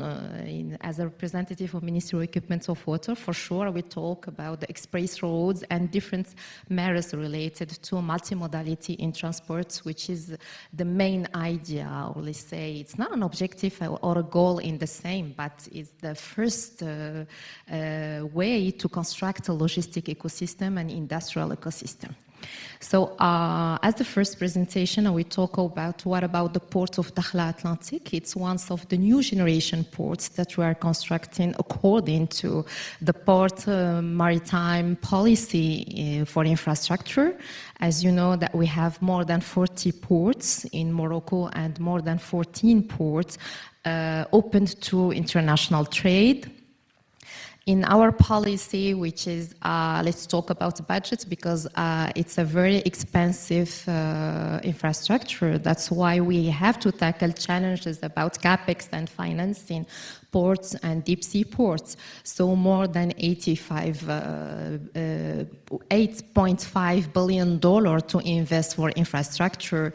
As you know already, that Tangier port right now is one of the most important, the top 20 ports in the world in competitiveness, in connectivity, and also in performance about the handling containers. So Dakhla Atlantic ports and Nador West Med ports are one of the ports, new generation, to give to the international global markets a solution, and also to compete in international level using the Moroccan economy, and also to offer a public service with high standards in international level. So in Dakhla, the ports of Dakhla Atlantic, let's talk about goals. We have really goals in different levels. First one is it's a port that it's connected, and it's the real commitment of the Royal Initiative for landlocked African countries in Sahel, and also for the initiative of His Majesty also for Atlantic African countries. We talk about the pipeline, the LNG pipeline also, which is a strategic and geopolitical project, and the connectivity road, which is the Tiznit-Dakhla Express Road, which already achieved, and we are looking for a second phase to strengthen what we are offering as a service roads. So today, planning Dakhla Atlantic port as a port in the whole strategy. We had 5 ports, new ports to construct, more ports to develop under exploitation, and also to open existing ports to the cities, like the project that we already made for Casablanca ports, the marinas, and also Tangerville. And Dakhla, it's one of the projects that it's already aligned with those strategic axes. Dakhla Atlantic ports, it's a deep sea port. It's a very big infrastructure with the capex just for the first phase, more than $1.2 billion, and added also the budget that will be spent also in framing with the PPP, which is the public-private partnership, an economic and logistic zone to support the renewable energy in the region, to compete also with the potential of our southern provinces in Morocco, and how we can also give the southern provinces of Morocco a reference port, like it's the case for all of the ports in other Moroccan region. It's deep sea ports, as I said, but maybe for the marine parts, it's more than 18 meters for container terminals, more than extended to 22 to 23. Also, what is important, and I will talk about the African governance in maritime, is how the coastal states, according to international commitments, how we can compete and to connect to global markets. We need to invest in the infrastructure. Even the strategy of African Union, or also the maritime strategy by 2050, if we talk about how we can be connected, we need to have infrastructure. So the first challenge for African countries, first to be connected to the sea, because of as IMO say that countries that have a coastline are privileged countries because they are able to be connected to off-takers, to other clients all over the world. But also what is important to say about the connectivity is investing in infrastructure and coordinating and cooperating. It's not very important to have an infrastructure if we don't have, if we are not aligning a sectoral strategy in interland. So the most important is to connect between providers, to the consumers, clients. So to make like this supply chain, let's talk about the level of Dakhla Atlantic ports, which is not connected just to the hinterland of Dakhla or Laayoune or Gilmim, but more of that, it's an African hinterland. This is the aim and the main goal of the Royal Initiative for Sahel countries. It's how we can be in a complementary strategy to use the deep sea ports and smart ports for sure, because today it's not a choice, it's a must to be in a digital aspect connected. So we are gaining in efficiency and different aspects related to connection. So that's why. How many minutes? Just 2 minutes. The second challenge that I will talk about, maybe for the case of the Dakhla Atlantic port, but for sure it's a universal challenges, because when we are constructing ports all over the world, we are tackling the same challenges.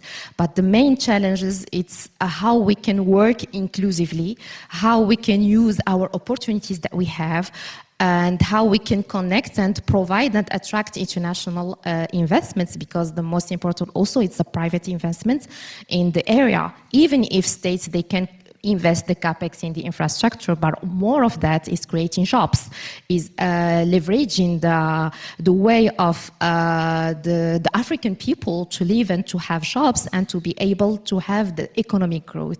And maybe I will conclude with just one idea, that if we need to go ahead, we have to go to action.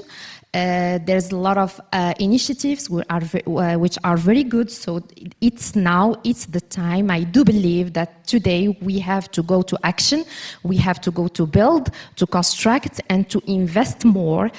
Partnership is important, investments is important, but the most important, vision and strategy is important. But in my point of view, the most important, that we have to create trust. People and international investors had to trust on us, on our way and capability to make procedures and to be able to create this ecosystem to receive the others and also to work together. So in that part, landlord ports can be managed and can create the wealth that we are seeking for. Thank you very much.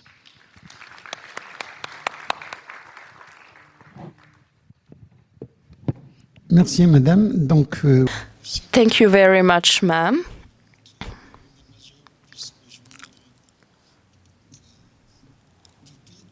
Waiting for our other expert to join the podium. And concerning what has been said before, I believe that our audience here will have questions talking about maritime security and land stability as well, and security. This has been echoing concerning connectivity in the seas and on land. There are issues of sea blindness, and you have, ma'am, you have concluded by talking about how we need to be ready to receive and give back as well. We'll listen now to our Colonel at the Royal Marines, and sir, you have the floor.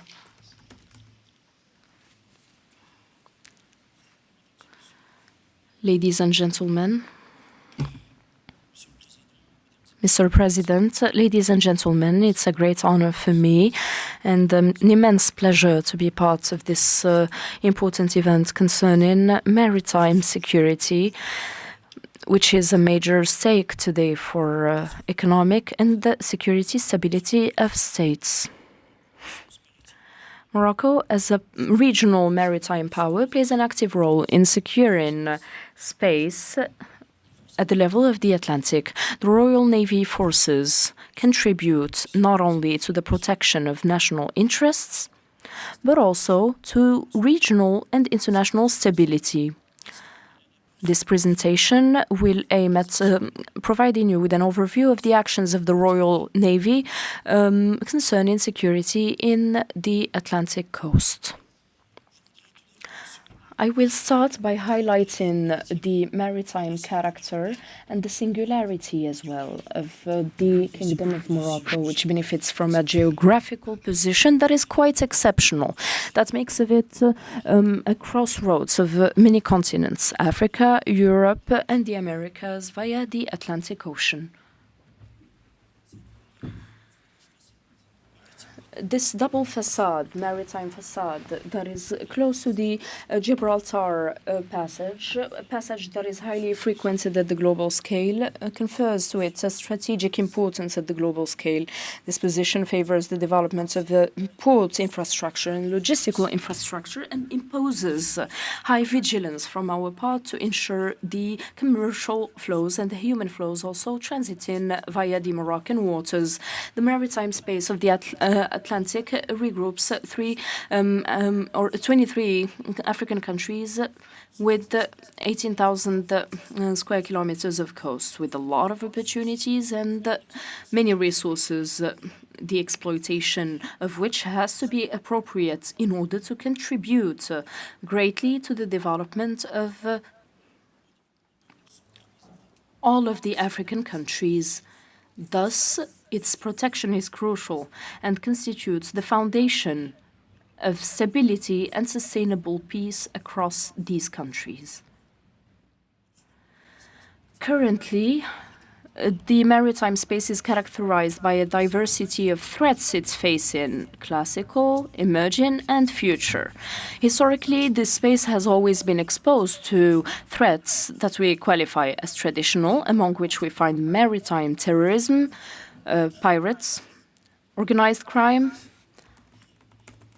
irregular or illicit migration, drug trafficking, illicit fishing, and maritime pollution. These phenomena keep on evolving and impacting security and the stability of the region. However,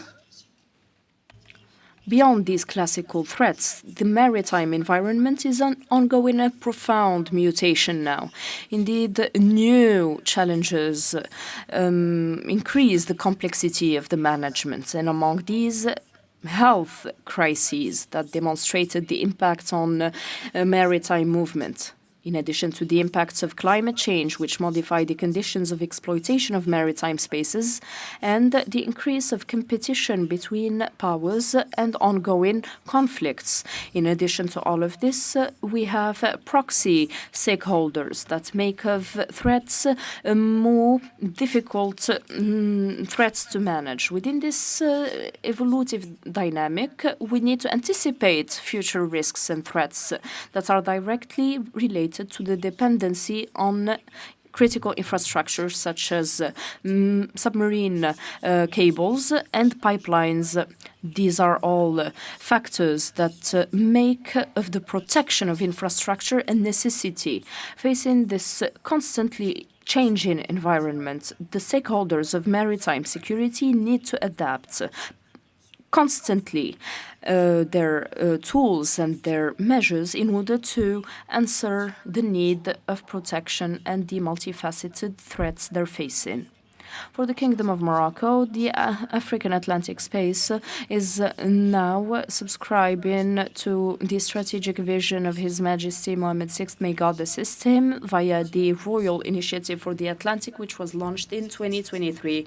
This initiative aims at transforming the Atlantic coast into a stable, cooperative space where prosperity is shared at the level of the continent, and make of it a space of inclusion that offers the Sahel states structured and secured access to the Atlantic Ocean in order to favor their economic integration, their landlocked state, and sustainable development. Within this framework, His Majesty King Mohammed VI, may God assist him, highlighted that the Atlantic coast needs to be transformed into a space of human communion and international influence.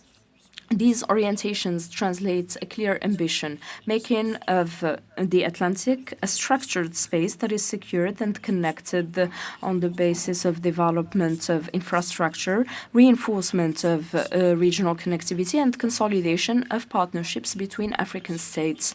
Within this dynamic, the security dimension becomes a necessary condition, a sine qua non condition for success, and the naval, or rather the Royal Navy, plays a key role in making this vision concrete.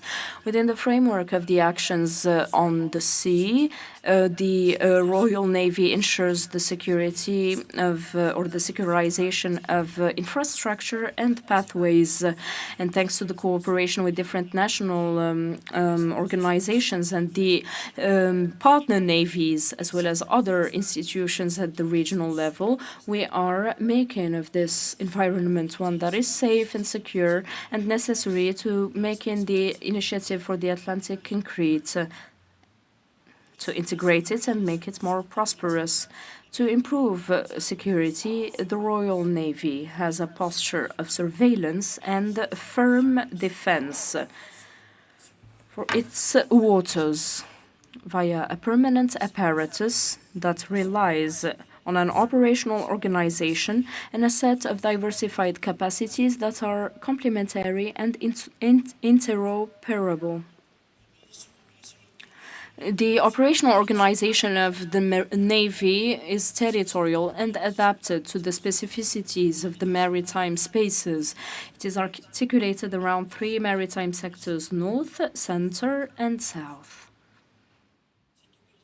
This organization that is structured and territorial is the foundation of the operations of the Marine. And we have several combative units and air infrastructure as well, and aircraft. This apparatus is accompanied by radars for surveillance that are all over the coast. These are electronic, cutting-edge technological systems.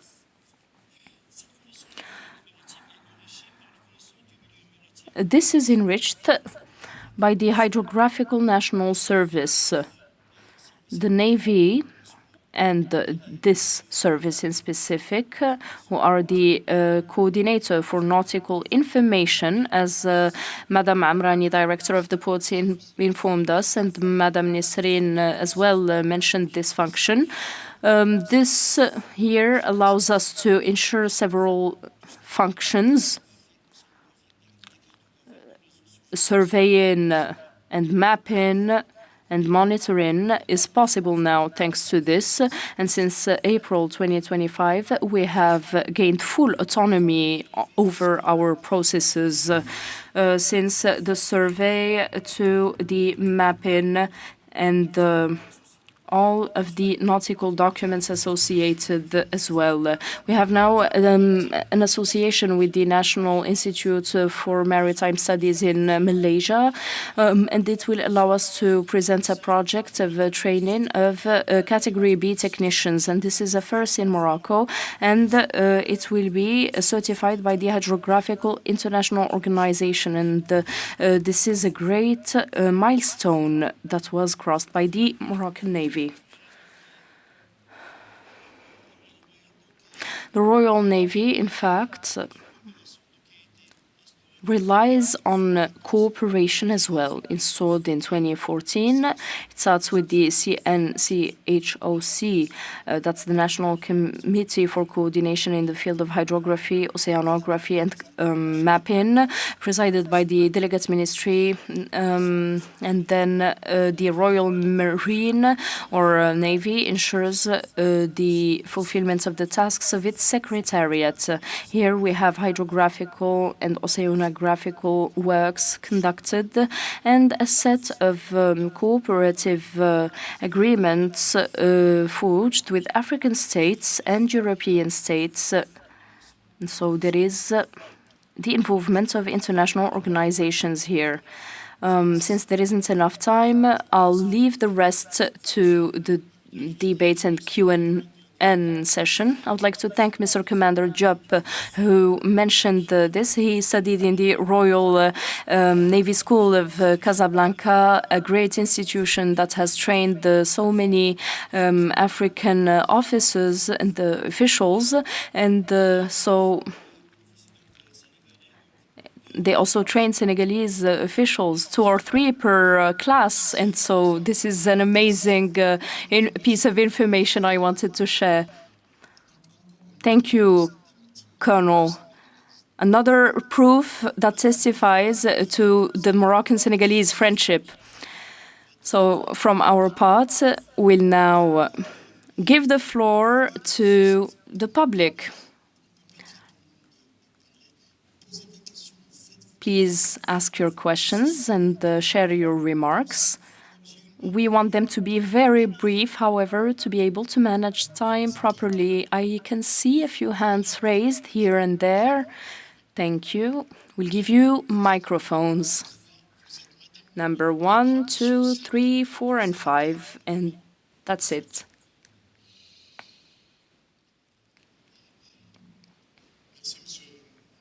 Thank you, Mr. Moderator. I am Mr. Zainil Hassan, professor at the University Hassan II. My comment here to 31 in 2026, and this is due to several factors, notably problems and incidents relative to intentional and deliberate sabotage, and others due to anchoring, and others to ghost fleets, and others to trawling. Again, radars cannot spot everything. What about the solution? Mr. President, you talked about blind spots. And my country, notably a sub-Saharan country, doesn't have enough submarines to control those spots in question. There is an issue with sea blindness. And then you mentioned the experience at Kuala Lumpur. There is the experience of Lazian, and this is where I'll stop. We need to dig deeper with regards to the Lazian experience. Thank you very much. Thank you for having presented concise remarks. I'm Ham Tenzin. I'm a sociologist, former student at the University Mohammed V. We are interested in Africa, and we are aware of the security issues they're necessary to tackle. However, there is still inadequacy. We mentioned initiatives of the Sahel and Africa in general, and we understand that we're covering here frameworks both at the regional and continental levels. Now, how can these initiatives give power to political decision makers and other stakeholders, notably from the civil society?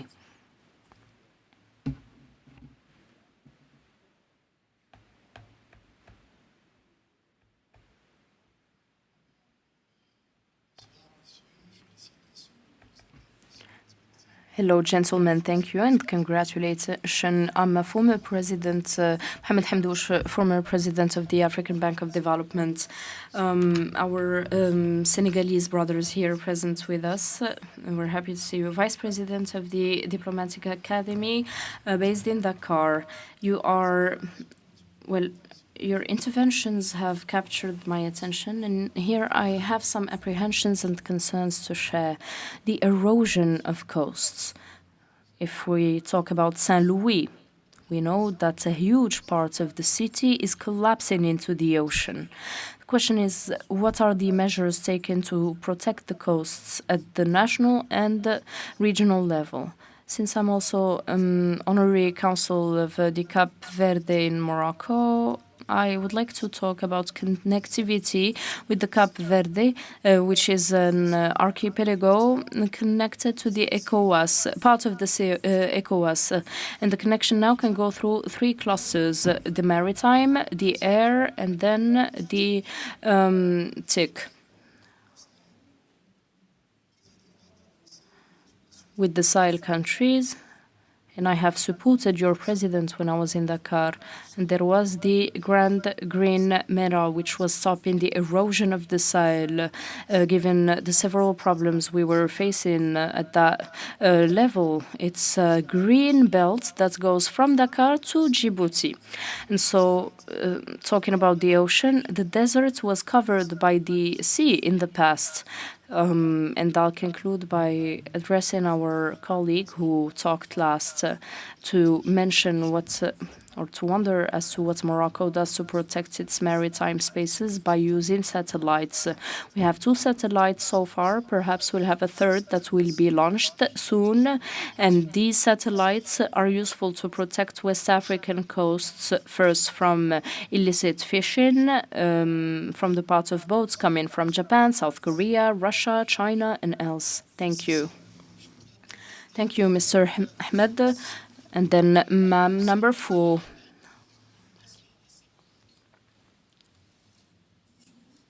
Good morning. I'm Sarah Bouazza, professor at the Royal Academy of Civil Aviation.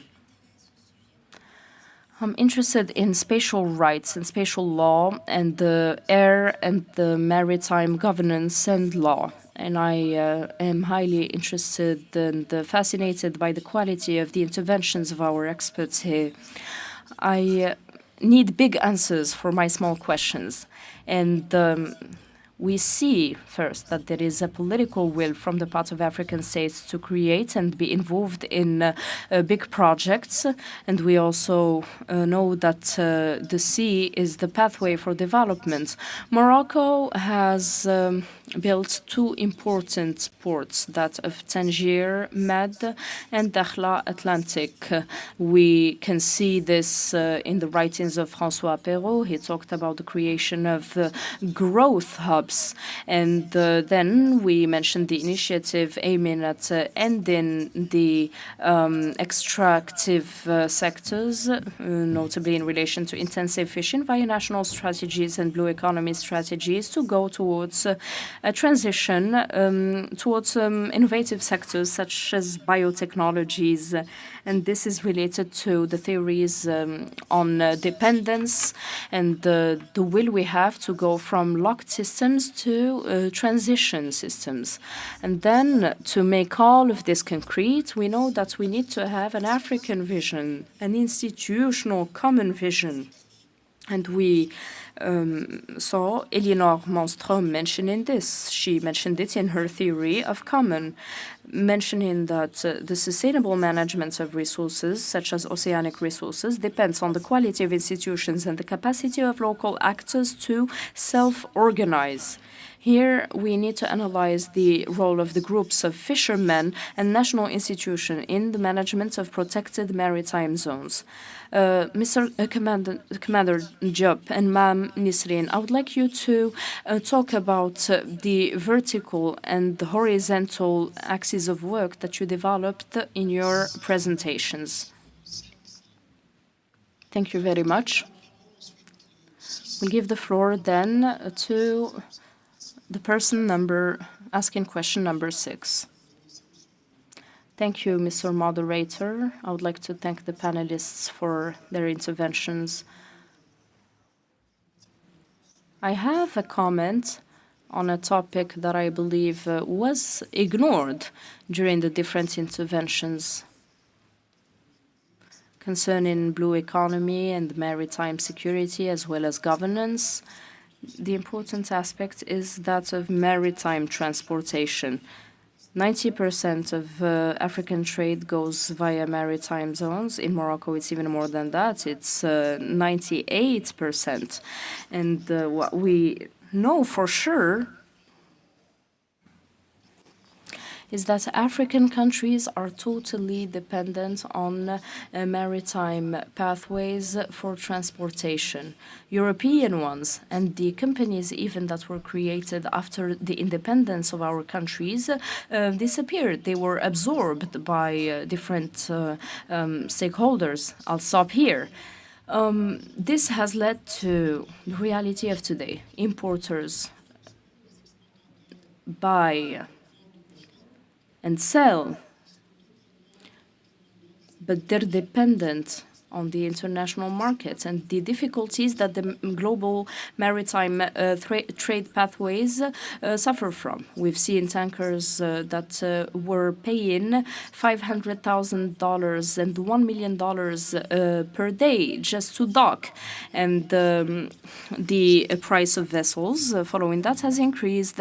Before that, you could buy a vessel for less. Now you build the vessel and it's less expensive than a second-hand vessel. This is important. Transportation in the framework of blue economy is essential. Unfortunately, we didn't talk about it a lot. Of course, we did mention the ports, and the works conducted in that vein are commendable, but we need to keep in mind anything related to dealing. The merchant navy is important, and if you weren't working in the field of seagoing, or if you weren't in a crew, then you won't be able to assume other positions. Again, I would like the upcoming symposium to include this topic. Thank you. I saw another hand raised. We'll take 6 questions, and then we'll give the floor back to our panelists. Thank you. Good morning. I'm Smail Helou from Marsa, Morocco. Thank you for these excellent discussions. I have a question concerning the creation of a maritime Moroccan fleet. This is a question that the Ministry of Industry has long debated, and counseling firms have tackled it as well and studied it. What is your opinion? Thank you. I'll go back now to my panelists here, and we'll try to answer the questions randomly. You don't have to respect any specific order while answering the questions. Each panelist has 3 minutes to answer the questions. You may answer the questions you deem fit. Thank you.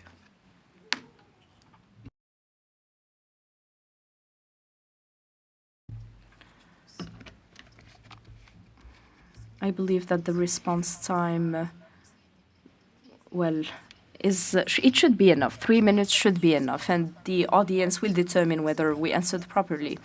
I'll answer one that concerns me directly, the follow-up of coastlines.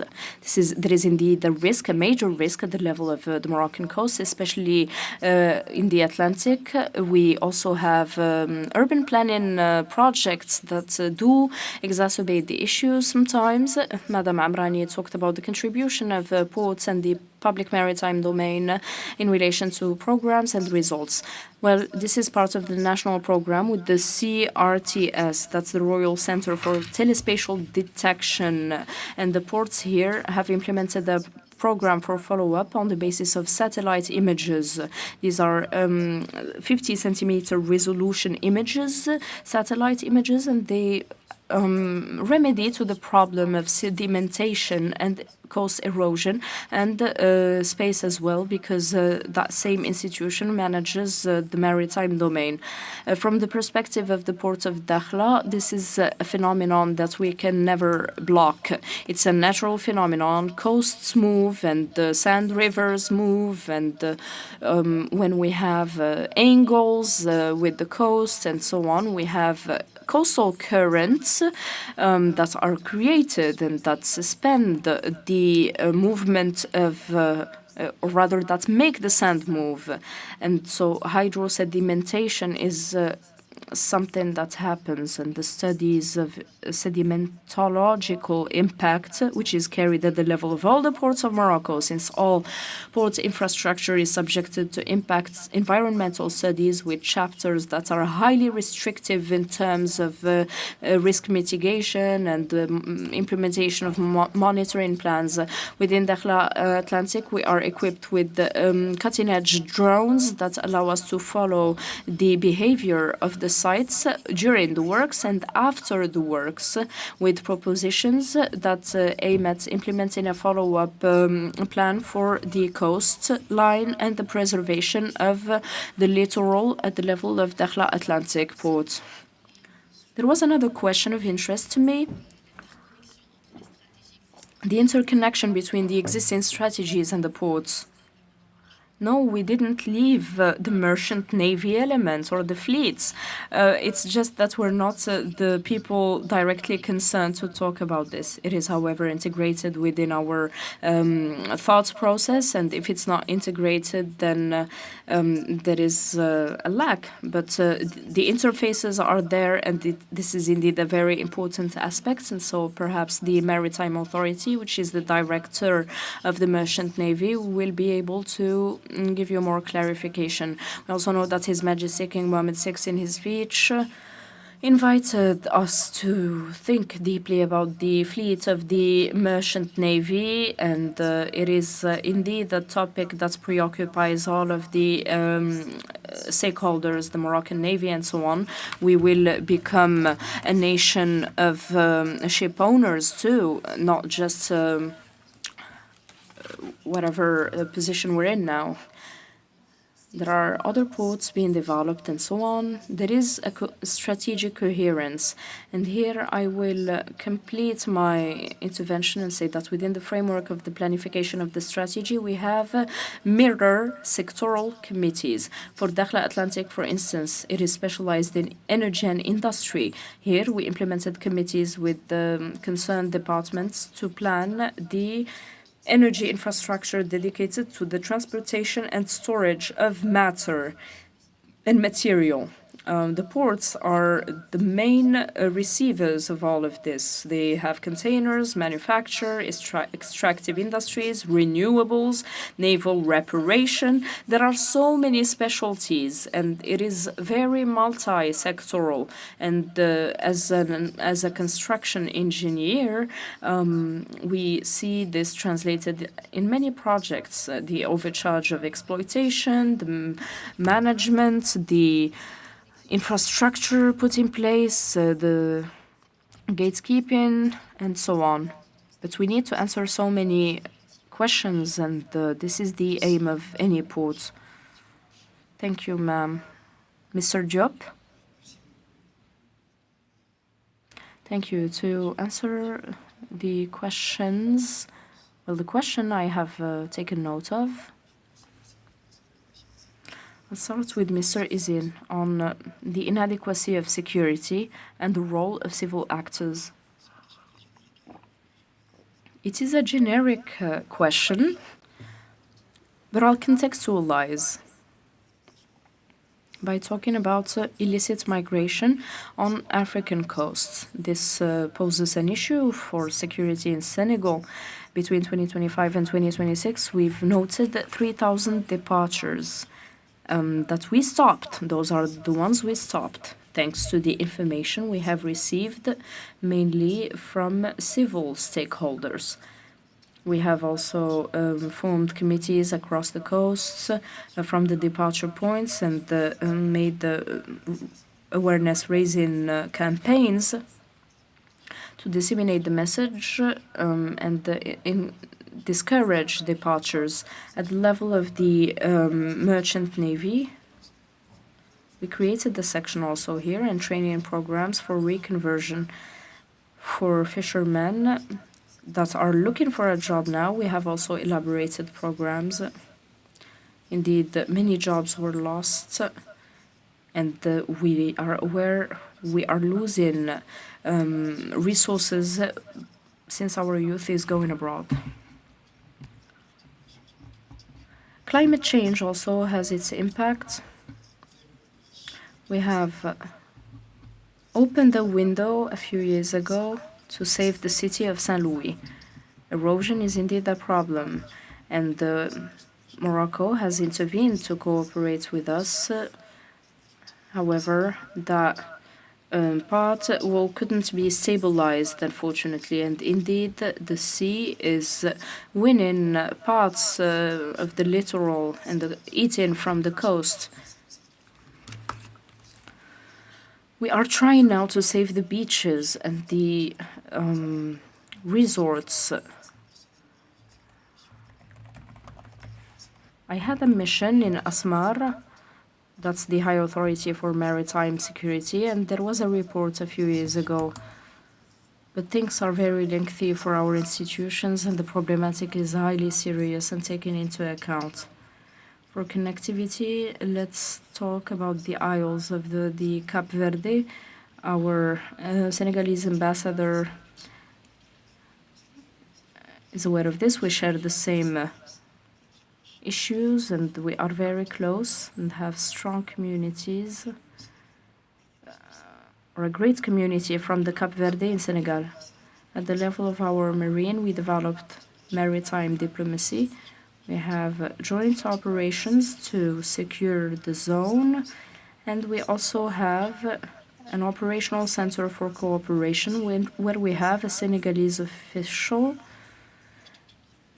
that's within the framework of the Yaoundé structure. And every year, the Navy makes training in Cape Verde.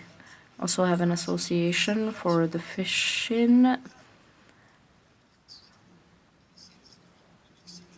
Yes, go ahead, you still have 1 minute.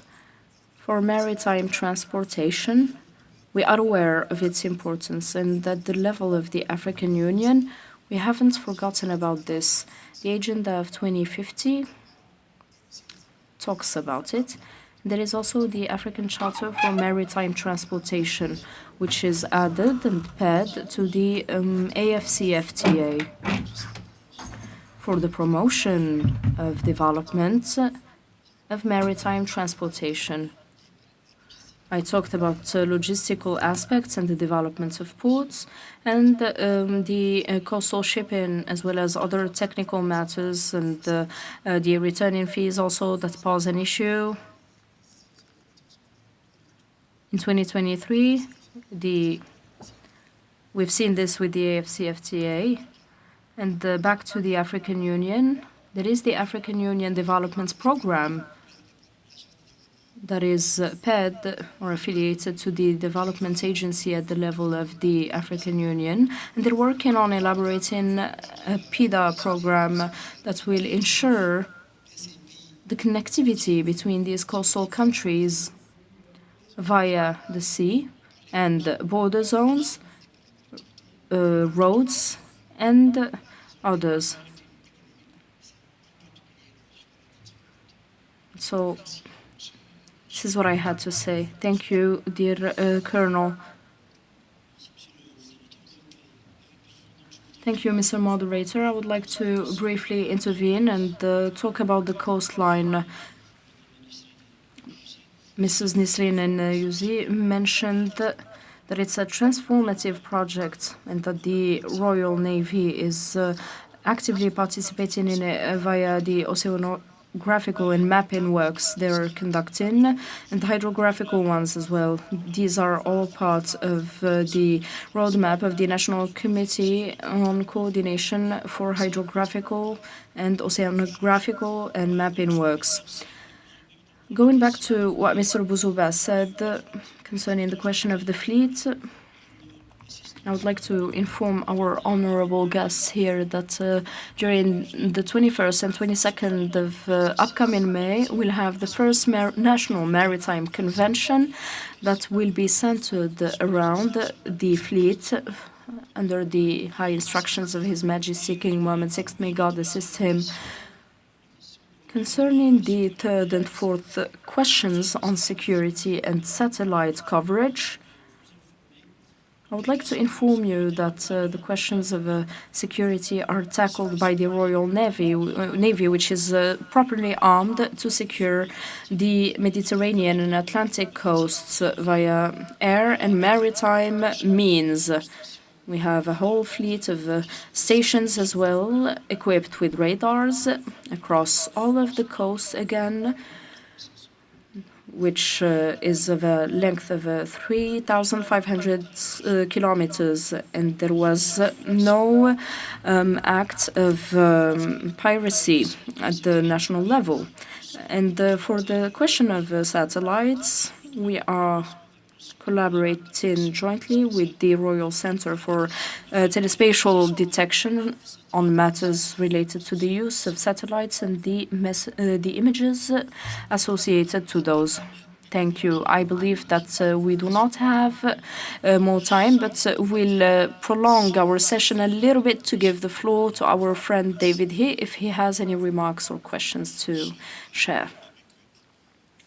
I think 2 points related to a question that was raised on sea blindness and sovereignty, as well as Prof raised the question about how to connect these institutions to political leaders and the people themselves. The first thing for me there is a narrative of African agency. And if you go back in history, I mean, where we stand, it's almost always misconstrued that Africa is a bystander in the story of ocean or maritime governance. And when you go back to the negotiations for the UN Convention of the Law of the Sea, African countries really pushed for that to come into force.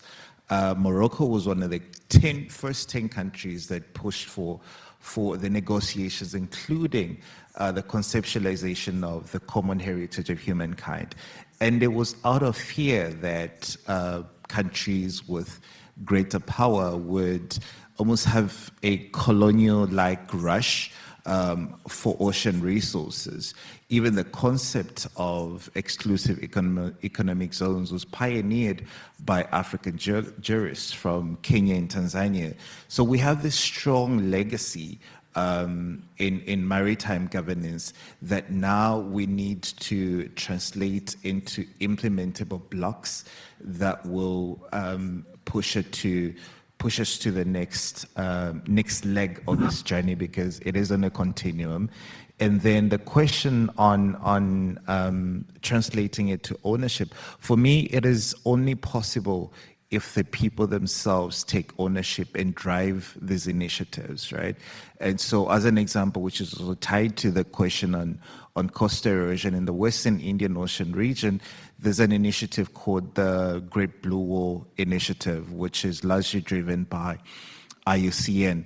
And it seeks to connect seascapes across 10 countries, bypassing all the geopolitical stuff by investing in already existing small-scale initiatives, such as mangrove restoration, for example, that then also empower down the chain people that look at, because they act as nurseries for fisheries, and so on and so forth. So you empower so many people, and then it resolves the issue of coastal erosion. And this is very important in the context of the Gulf of Guinea, where almost all the largest cities are in low-lying areas that face this threat. And so it is only if we let the people own these processes and drive the initiatives that we can truly leverage the potential that we have.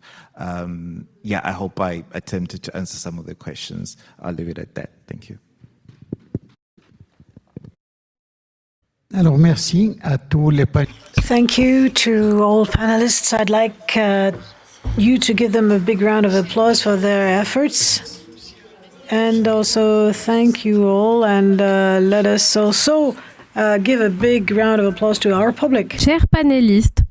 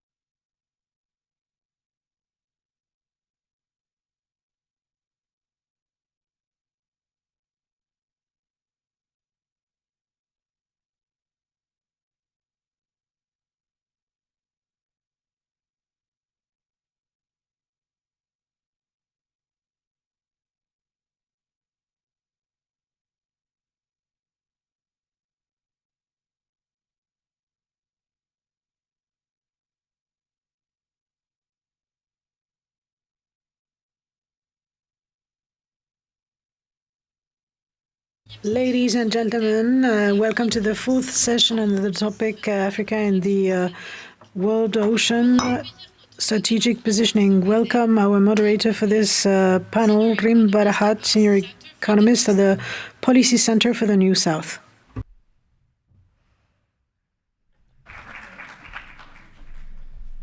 Ainsi que nos intervenants, as well as our speakers, Nunya, Daniela Barganza, and also our coordinator at the Atlantic Center in Portugal, Stella Williams, Vice President of Mundus Maris in Nigeria, Taufik El-Qtiri, General Secretary at the Coma FAT. Rim Barhab, Rim Barhab, the word is yours. Ladies and gentlemen, good afternoon and welcome to this fourth panel. I am delighted to moderate this session called The Ocean, Africa and the World Ocean, Strategic Positioning. The starting point for this panel starts from a mere observation. African mothers are no longer a space for circulation or resources. They also have become a realm of power, vulnerabilities, negotiations, and strategic projections. Therefore, the challenge of this panel is to try and understand how Africa can be better positioned in the global maritime governance, better articulate its regional and continental frameworks, and transform its maritime spaces into lever for sovereignty, resilience, and development. In order to deepen the reflection, I'd like to welcome a panel of very brilliant experts who have come from different sectors in order to shed some lights on these issues.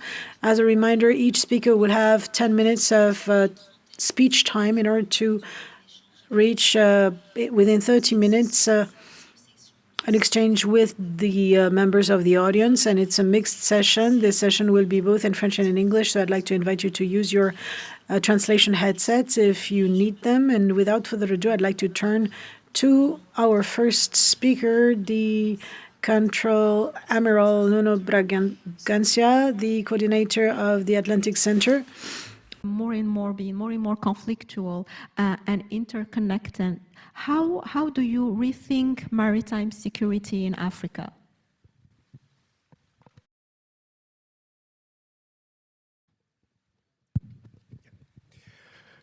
Bon, merci bien. Thank you very much. I could speak in French and then switch to English. I say lots of ridiculous things in French, so it's going to be a bit difficult, but I'd like to first thank the Policy Center for the New South. Thank you to Jamal and the whole cooperation that we've held with the Atlantic Center. Then I'm going to turn into English. Once again. And let me start to talk about geography. When I opened the window of my room today in the morning, and I looked to the square, and the square is the United Africa Square. It's quite interesting, this. And when we talk about the Atlantic, Africa, and sorry, but I will talk more about the Atlantic, for sure, because the Atlantic Center is the community of interest with 29 countries of this area. And for them that really don't know the Atlantic Center, we are 8 countries from Europe, 14 countries from West Africa, 4 countries from South America, 2 from Central America and Caribbean, and United States, until now. We don't know in the near future how many will be. And we look, first of all, today we talk about several things. And one of them is geography. And I think geography is really important in this case. And then I will talk a little bit about development and about security. Geography, because someone talked about the soup cables, talk about critical infrastructures, and about the level of incidents that we have at this moment in the world regarding critical infrastructures, namely the soup cables. And I like always to call the geography for this, because nowadays we talk about choke points, we talk how is the impact of that in the economy, in the development, in security. But let's take the subcables and look for the seabed area of the ocean of the Atlantic. And many of the incidents that we saw, for instance, in the Baltic Sea, it's very interesting because Baltic Sea increase a lot the number of subcables, a number of ducts of energy and gas,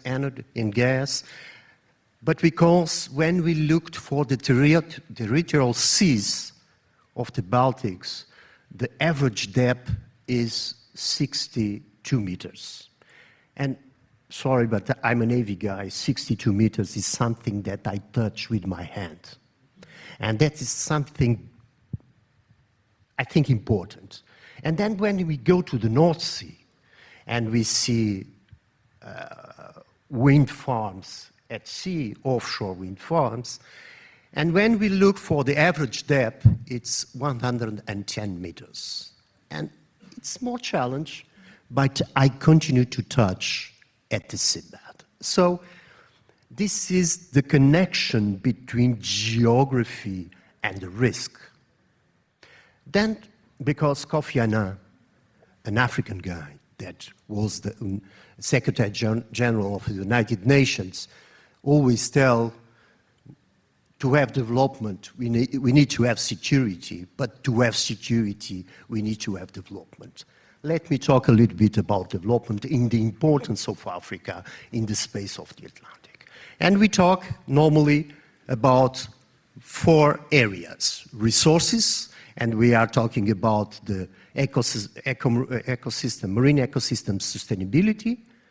We talk about fishery, of course. We talk about natural resources, and we are talking about minerals, and what will be the future of deep sea mine. Then we talk about energy, and the importance with that regarding the resources and natural resources, and I forgot one, that is water. Then we talk about trade, and we talk about trade, and during the morning we talk about ports. But we talk sometimes in a conventional way, looking for ports like a space regarding containers, people, liquids. But ports, as we talked this morning, it's much more than that. It's mobility, it's offshore platforms, it's subcables, it's ducts. And then we need to talk about another things, that is digital convergence. And how all these 4 are interconnected, how data become one of the important resources of our area. Someone are telling that energy will be the bottleneck of the future, of the near future, but energy and digital will be for sure. And digital, we talk about artificial intelligence on this. But the importance of these 4 factors and the resilience of them for the development of society, and that impacts more all this space, and how Africa could contribute to this and to this space. And we see, for instance, I was talking with our colleagues from Mauritania, the new subcables that will link once again Africa on this area. The Via Africa, if I'm not mistaken, that bring again, and then we are talking again about geography and landlocked countries. And landlocked countries in the digital area became double lock countries, because it's not the access to the sea, we are talking also to the access of the digital and to the data. But as Kofi Annan said, to have development, we need to have security. And security, of course, sometimes we tend to talk about maritime and safety security in a different areas. We talk about are you fishing? We already talked about that. We talk about conflictuality. and conflictuality, and you know we have more conflictuality at this moment than we have a decade ago, we talk about climate change. And now climate change and extreme weather events are connected with conflictuality. And then we talk about migration and displacement. And we talk also about trafficking and narco-trafficking. And now we see the increased numbers of narco-trafficking crossing the Atlantic. And how that is impacting. And someone, I think it was David, talked about the who. Who is impacted this? And for instance, we start to see, and we discussed that in Paris some days ago, in the G7 plus Friends of Gulf of Guinea, what is at this moment already the impact of this on the young generation. And Africa becoming not a transit point, but a container point, and how new drugs are affecting all these countries in this area. And how this cross the Atlantic. So this is also a question, a common challenge for all the Atlantic basin. But we talk about, because we talk about digital, we talk about hybrid threats, and what that can impact on the ports, and how important it is for ports to have this line, this level of security regarding this. So this is one of the issues we like to talk, because at the end, we talk about people, we are talking about capacity, how we bring capacity to do the young generations, namely, to me, 1 hour ago, we are talking in the Africa Cafe about science. How important is science on this? How important is knowledge of this, and the importance of the think tankers, the academia, the universities to be involved on this, because what we want, if I can say to finish and to pass to Stella, we need more informed leadership. We need to continue to have political will to change. And of course, another thing for me, for maritime security and safety, as cooperation, as a strategic imperative on this. So before I pass to Stella, because we talk about capacity, we talk about all of society involvement that we need on this, we talk about not only top-down approach, but also bottom-up approach on this, and the importance also to involve local, national, and regional, at the end, international parts on this process. And I stop here. I don't think I passed the time, but... Non, c'est parfait. Merci. Okay, Merci beaucoup. Thank you very much,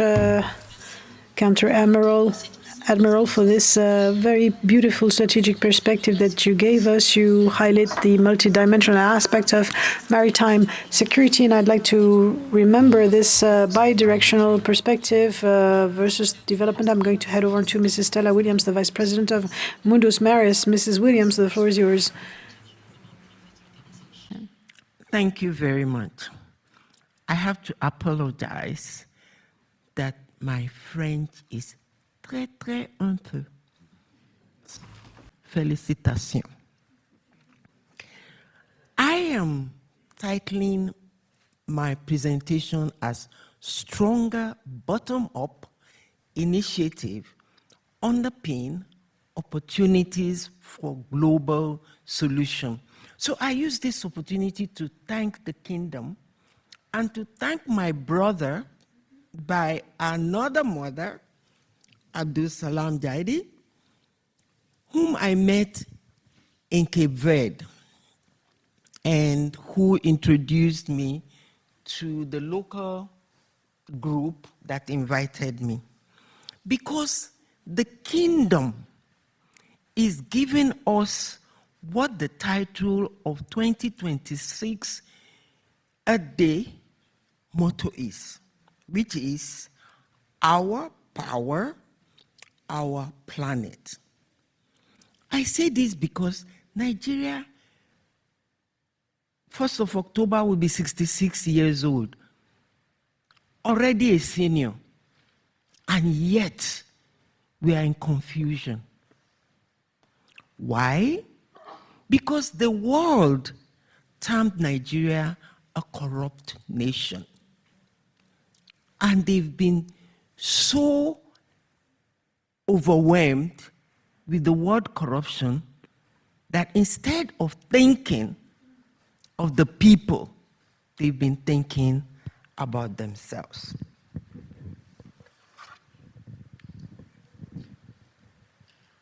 From this morning, we talked about power because we forgot that our planet already gave us that gift of our ocean. And for many years, overfishing has actually impoverished our planet. And the people who are the coastal communities, who used to be well-fed, well looked after, in a very good environment, are now referred to as poor because the powers that be have been able to come and take the things that belonged to them. Because economics say the ocean is a common good. And if it is a common good, so every Dick and Harry, not Stella or Heidi, can take it. But every Dick and Harry have been able, for the last decade, to just come and plunder it. And we are now talking about power. How do we make sure that orientation of the local food security, as David already alluded to, can be the source of small-scale fishers? These are our people. And so, thanks to the kingdom, that we now have an African maritime group that can talk about Africa. And as you know, we need to make sure that those who have been plundering pay for it. Kudos to South Africa, because they made sure that the EEZ of their own area of the ocean is well looked after, and they confronted the Chinese to say, stop it. You cannot continue doing this.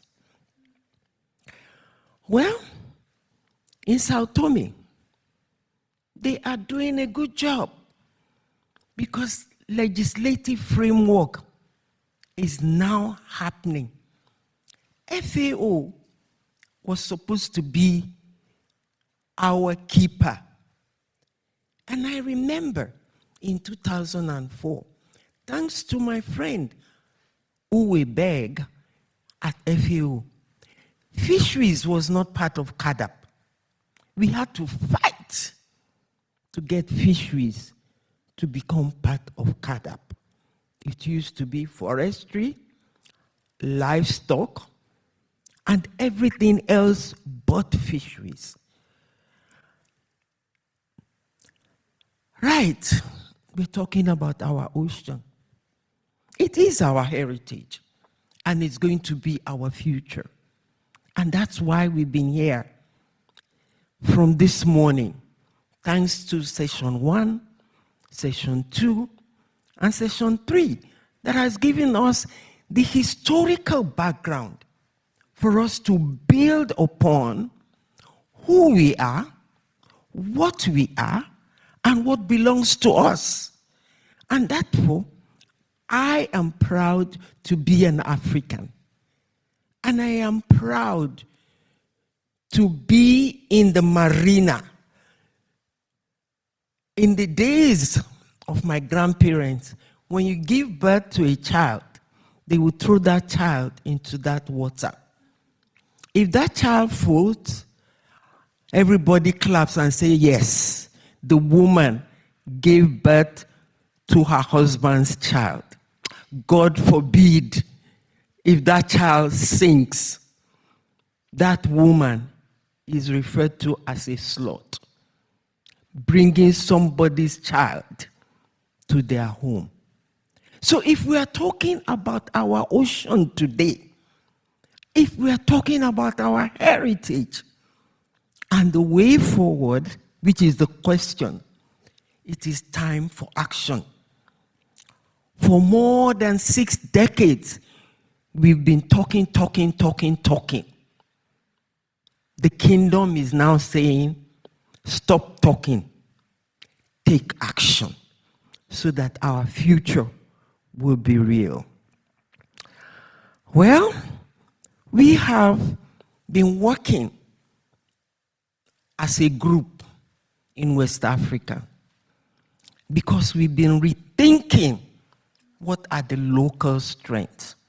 And we've been working with various fishers from Mauritania all the way to Gabon for them to tell us what they want, how they want it, with whom they want it. And that is the action that we need to take. We are the last of the group. And it is good that we can now say, not history, but the future, for us to move forward. We talked about fish farming. When we carried out experiment, our fisher folks don't want fish farming. They want to be able to go into that unknown and smell that fish that they are working to catch. They don't want to wake up every morning and see the fish like chicken. They want something wild that will give them that rush to go fishing. I remember my grandfather would do this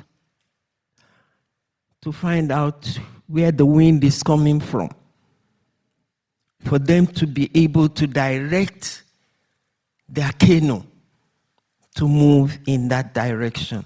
And that's why we are rethinking the local strength.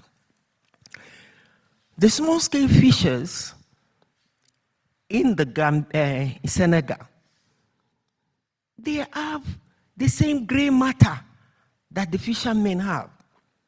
They can think, but our culture say, you are seen, but you are not heard.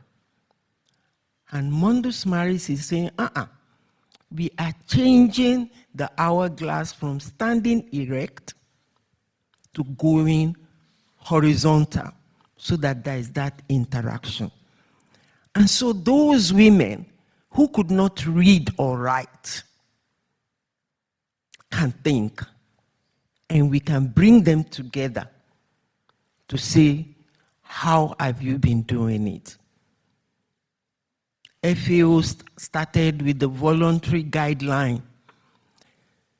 I don't know how many of the countries that signed it, but we are saying here in Rabat, signature or no signature, we want to work with the small-scale fishers as we are doing in West Africa in a collective action.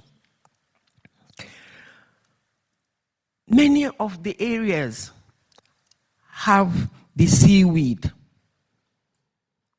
In Nigeria, our women are now turning that seaweed into an economic gain, to make basket, to make brushes, to make charcoal, instead of sitting down and saying, oh, the place is already flooded with hyacinth, we can't go fishing.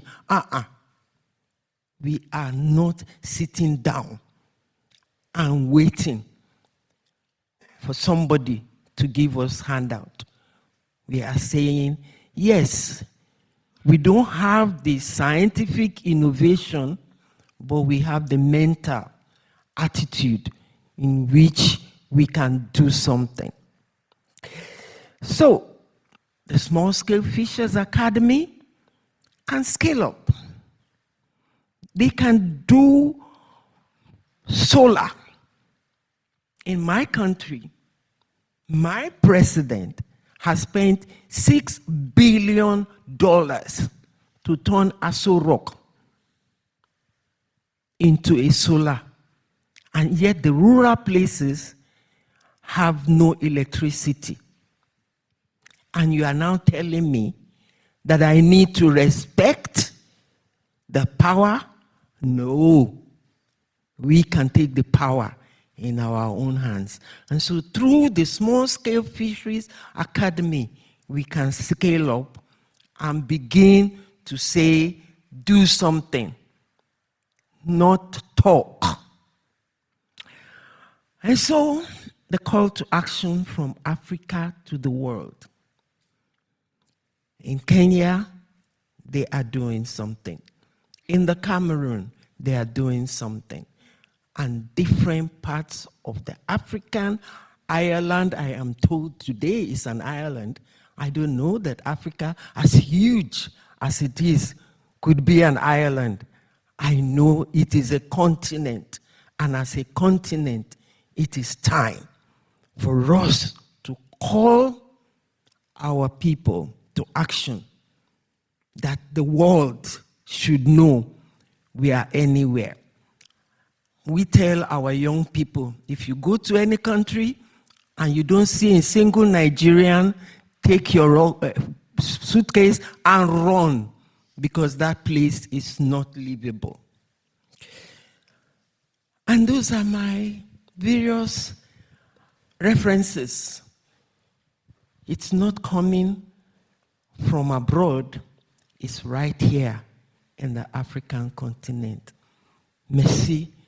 Merci. Thank you. Merci beaucoup, Madame Williams, pour cette perspective. Thank you very much, Ma'am Williams, for this perspective that reminds us that maritime governance is not strictly institutional or security related, but also is human, ecological, and social. And we take note of your call to action, ma'am.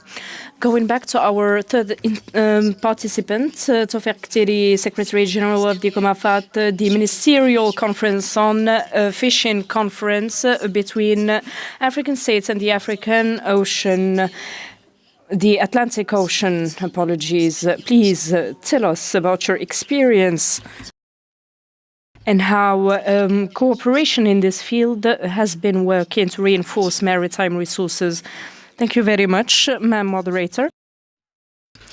Before starting, I would like to thank my colleagues and the organizers and the people at the Policy Center and Mr. Jamal Mshrouh and all the professors and the people responsible for the institutional works. Thank you for the invitation that has allowed me to discover this magical place. It's the first time that I work at the OM6P, and it's with a great pleasure that I'll come back. The COMAFAT, for those who do not know it, is an organization that is intergovernmental and African, in charge of fisheries cooperation among African states bordering the Atlantic Ocean. As you know, the institutions in charge of fisheries play a major role in the sustainability of oceans, but also in the governance of resources via several approaches. Our ministerial conference, as I said, is an intergovernmental association of 22 member states from Morocco to Namibia. And this was created following the initiative of former King Hassan II, may he rest in peace, in order to promote South-South cooperation cooperation with a proactive vision centered around the sustainable use of living resources. And the mission is to mutualize the means and the efforts of member states to preserve, exploit, explore, and value, as well as commercialize in an adequate way the maritime living resources. And then the other objective of the constitution of our organization is the mobilization of efforts for a good governance of fishing resources. Among its main missions, capacity building of the governments of the member states, whether it's at the institutional, technical, scientific levels, and also in terms of data and information exchange. Its strategic mission is to reinforce solidarity in relation to African landlocked states.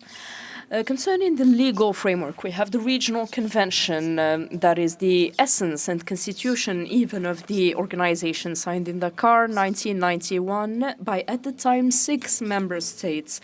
The second institutional support is the protocol relative to the institutional framework that was signed in Conakry 1999 and that determines the working framework of the organization. We also have the rules of procedure and regulations that dictate how the institution is managed at the operational level. And then fourth tool is the headquarters agreement, the COMAFAT in 2009, signed with the government of Morocco, this agreement. And the headquarters are here in Rabat. With regards to governmental instances, we have the supreme level, that is the ministerial conference held in Abidjan, April 2025. It's at the head of the organization, the Guinea, who have a mandate of 2 years for the years 2025 and 2027 under their active presidency. We'll have, following that in 2027, the Kemniski conference to elect a new president. We have also the Bureau of Ministers, which is an intermediary and acts as a think tank. It's the gray matter of our organization. And then Morocco ensures the secretariat, the executive secretariat, and that's the operational level that is in charge of implementing projects and actions ruled by the Conference of Ministers. As said earlier, we are an intergovernmental African fisheries organization, but at the level of international law, we have a status of international organization.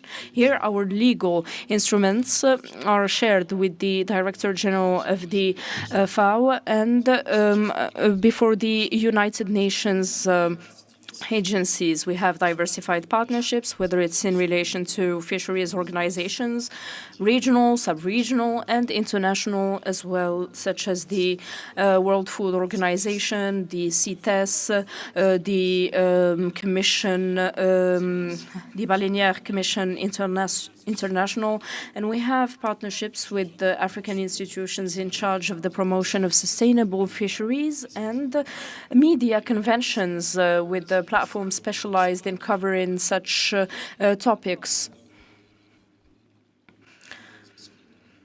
And any institution that has a mandate to govern the oceans, such as the OMI and other affiliated institutions. Our organization is guided by 3 directing principles. We have the spirit of the convention, that is capacity building and South-South cooperation between our member states, then the mutualization of means, and a regional inclusive and solidarity approach that allows us to solve common problems. And then our convention plans for this in its provisions. And then we are involved with member states with regards to the different instruments. And then at the international level, we accompany member states in the discussions and consultations relative to forging fishing agreements with the member states and third-party countries. We also have as a directing principle the coherence with the international legal instruments, and we believe that it is our duty to accompany member states to adhere with the international regulations regulations and adopting good practices to ensure that sustainability of the ocean is protected. At the level of operation, we work thanks to networking. Since 1999, we created the networks. Those are the technical right hands that are cross-disciplinary. And we have the first network of African institutes of fishing research. Its presidency is granted by the National Fisheries Institutes of Morocco. And then we have the network of institutes and establishments of maritime training. It has more than 10 establishments at the African level that are gathered at the level of the COMAFAT, and then we have another one that is highly active, the RAFEP. That's the network of African women active in the sector of fisheries, and it is a powerful network in its political dimension at the local scale with regards to its strategic dimension, as the African woman is an essential component of the fisheries. They facilitate works and solve problems, and they are listened to as well. They are an important political basis, and during the votes, their word matters. Their network is quite active at the level of the institutes. And then we have the African Network of Public Institutions in charge of the development and promotion of aquaculture. This is one that's quite recent. It just obtained a certificate of inception 4 years ago, and its presidency is ensured by Senegal. And then we have for the network of women, the presidency is guaranteed by Cameroon. Last network now is that for the promotion of maritime medicine. This is not very well known in the field of fisheries, but there is work related to saving lives on the seas, maritime lives and human lives as well. And I would like to thank our Colonel here. I believe he omitted to mention this, but the Royal Navy is an institution that collaborates actively with our organization to save lives at the sea. And so this collaboration spans from Morocco to Guinea. Since 2025, the adoption of the COMAFAT in Abidjan, of the new strategy in specific of 2027, the COMAFAT now has to accompany member states in their adhesion and implementation of relevant instruments. Madame Stella mentioned the BBNG earlier. And so next Monday in Morocco, the COMAFAT organizes, for the sake of its member states, a workshop to sensitize as to the implementation of the treaty, and will work on the preparation of the COP1 of 2027, and so it contributes efficiently to the integration of member states in the world framework of governance for the oceans, and as I said, the adhesion of the member states to the management instruments at the international scale are useful to fight illicit fishing and all illicit practices at the level of ports. Also, the Convention of Cape Town on the security of the marine merchant navy also is related to the security of vessels, and then there are aspects related to work and work conditions on vessels, as well as the protection of biodiversity, and so on and so forth. Here we see that the COMAFAT is assuming many responsibilities and accompanies its member states in the adhesion and implementation of the main provisions. We are also present with the member states to assist them in the participation to the technical and scientific meetings of our regional fisheries organizations, and we have the International Commission for the Atlantic. And this is to say that one of the principles and levers of our organization is to accompany the member states so that they adhere and have an anchorage at the international scale. As for capacity building,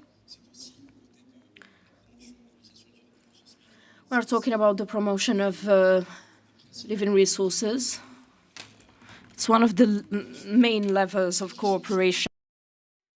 And here we act at many levels of the value chain. It tackles oceanic law and the management of officials and the scientific research. That's with RAFISMER. We accompany member states in fighting against illicit, non-regulated fishing as well. And with the RAFAQUA, we are highly dynamic for the development of sustainable and inclusive aquaculture. Also, with youth, we involve them to participate in the decision-making processes and the management of local governance of fisheries. We're also present, mediatically speaking. We have a partnership here with the Observatory of African Media for Fisheries. It is an observatory that counts more than 100 accredited journalists before radios and TV channels across the continent.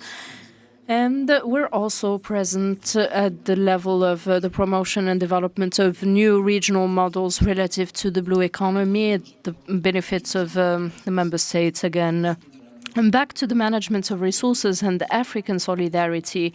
Here is a concrete example of South-South cooperation. In 2024, in January, and this was unprecedented at the continental level, was never done before. The COMAFAT succeeded in doing things that other international institutions and financial backers couldn't do. And we know how we succeeded in mobilizing great funds up to 2029. And we have led a campaign, an ecosystemic campaign that's gathered Morocco, Benin, and Liberia. We went from Casablanca on a Moroccan vessel of the INRH, and I thank Dr. Faraji here present. He was the director of the Institute of Fishing Research, and they endowed us with this research vessel specialized in oceanographic data and research. Following international standards, it was put at the disposal of the COMAFAT, and there was a crew that went up to Benin and Liberia. And the trip took a month, 25 days to a month, and there was an exploration campaign that allowed the two countries, Liberia and Benin, to identify the fish resources at the level of their waters, and then to assess the potential of those resources, the biomass and such.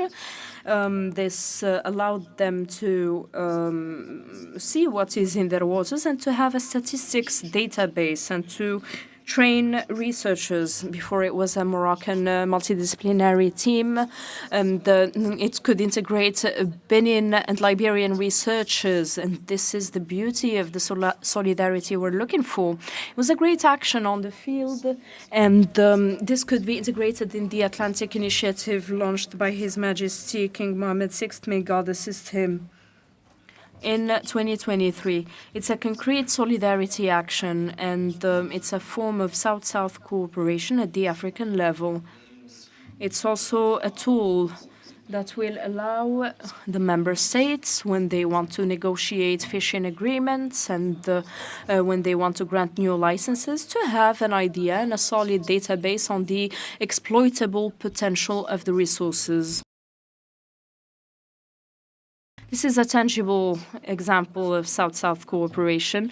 Thank you for your attention. And last but not least, I'll tell you this. We are a platform of Solidary Convention, South-South Solidary Convention that is active, that is all for sustainability and the protection of living resources. We play a role of federator in the preservation of maritime ecosystems, and we promote local development via projects that generate revenue. We also consolidate the voice of Africa at the level of international institutions.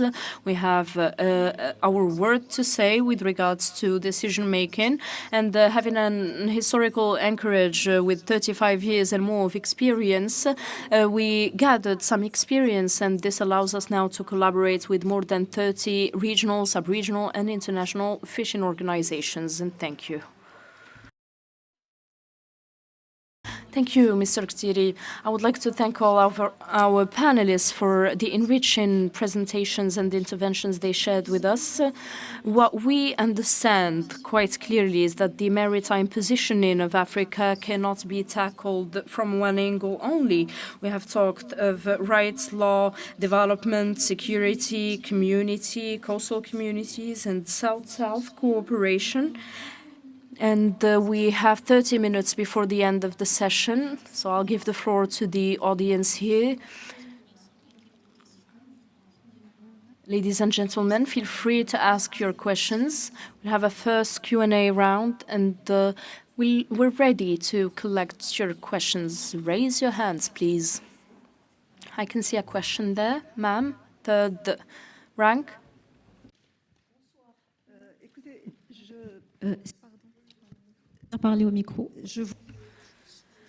Hello. I would like to highlight one idea. Today, the maritime air and space zones cannot be separated from one another. Maritime sovereignty doesn't depend on naval means only, but also on satellites, on drones, surveillance systems, and mastering data. Satellites can detect suspect vessels, and drones can surveil maritime zones.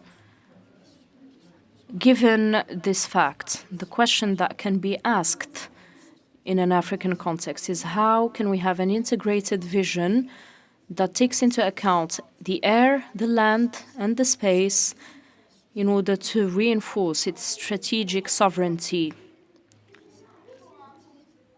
Within this perspective, Morocco could play a transformative role.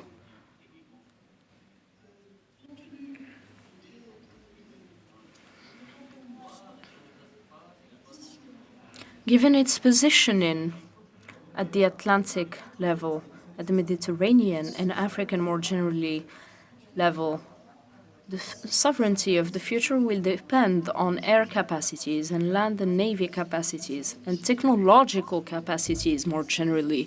Africa here has to think strategically about its evolution. Having these technological tools, however, without developing analysis and interpretation skills, would equal remaining dependent on those who master the frameworks of reading and the production of strategic knowledge. What is also lacking in many training systems is not technology.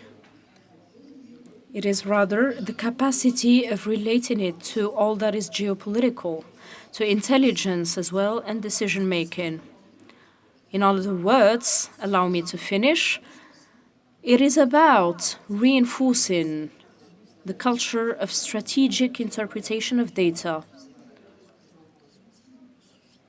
Since having tools is not enough,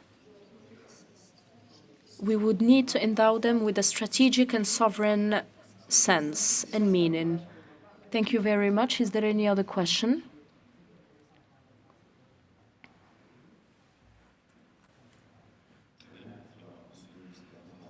Very well. Mr. Mustafa Fahed from the Naval Industry Cluster. Thanks go to the organizers. Congratulations for this rich and enriching debate. I have a question. I was perplexed by young people, young Africans, when they look at the sea. The image they view is clandestine migration. And we didn't talk about this. To them, the sea is the way out of Africa. It's an escape. Now, how can we rethink the collective imagination of Africans? How can we show them that the blue economy is their future? It's not Europe or the United States that have their future in their hands. It's rather the African continent and the African oceans that will hold this future. Thank you very much. This is an interesting highlight. I believe we still have time to take a third question. Yes, second row.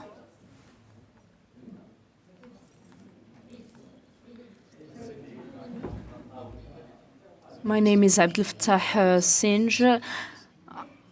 I do not have a question, it's rather a remark. I would like to react to what you said about African migration, as we've demonstrated this in relation to the African Agenda on Migration, the one presented to the African Union, the one that gave meaning to the observatory headquartered at Rabat. I believe that over 5 Africans, we only have one that goes out of Africa. The rest stays here in Africa. And so I believe we need to deconstruct the notion of migration in Africa and not just talk about illicit migration and clandestine, as you mentioned, because this would produce wrong knowledge and fragile knowledge. And since we're discussing these matters, the pirogue, for example, was a symbol of survival and of African abundance. Now it is considered as a disturbing element, as a lack of security factor. And again, security on its own is not enough. We talked about control and surveillance and so on, but I believe that as long as Africans do not appropriate their seas and oceans and continent, they won't be able to go far, despite all the developments we see in terms of infrastructure and else. Madame Stella mentioned the works of women at the level of the sea. We notice the absence of female resources and the access to resources of the sea. And as my colleague mentioned in relation to merchant navy, we know that the societies and the companies dominating are all foreign. Here, we need to think within the framework of blue economy, not only about the sea, but about developing a maritime African culture. And this is the difficult point to address. It's not just about technological development. I notice also that sociologists, even at the level of the United Nations, the Scientific International Council, and they also had another Scientific Council for Social Sciences. You know what they did? They integrated them. And in Morocco, it's the first time that we discussed the Anthropocene concept, and it was central to our debates. But as long as we do not integrate social sciences and humanities in these approaches, we won't go far, even upon having the biggest, greatest infrastructure. And as long as the African is not at the center, we will lose what we are building now. And we need to invest in youth, and especially women. We have the initiative of Atlantic Africa, yes, but we shouldn't think in economic terms only. We need to think about mobility as well. If we have immigration, and I did circulate in Africa, and I'm the coordinator of an institution specialized in this, but we do not, for example, recognize equivalent degrees. How do you expect, for example, a movement if you do not recognize the training of another one? We have English-speaking Africa, and we have French-speaking Africa as well. And these initiatives, the initiative of the Sahel, for example, integrate several economic zones, and that's at the moment when the ZLECAF or the AFCFTA is launched. And so again, we need to integrate social sciences and humanities. This is a call addressed to the UN and the UNESCO, and focus on youth and women. Thank you very much. I suggest we try and answer the first questions. Admiral, would you like to go first?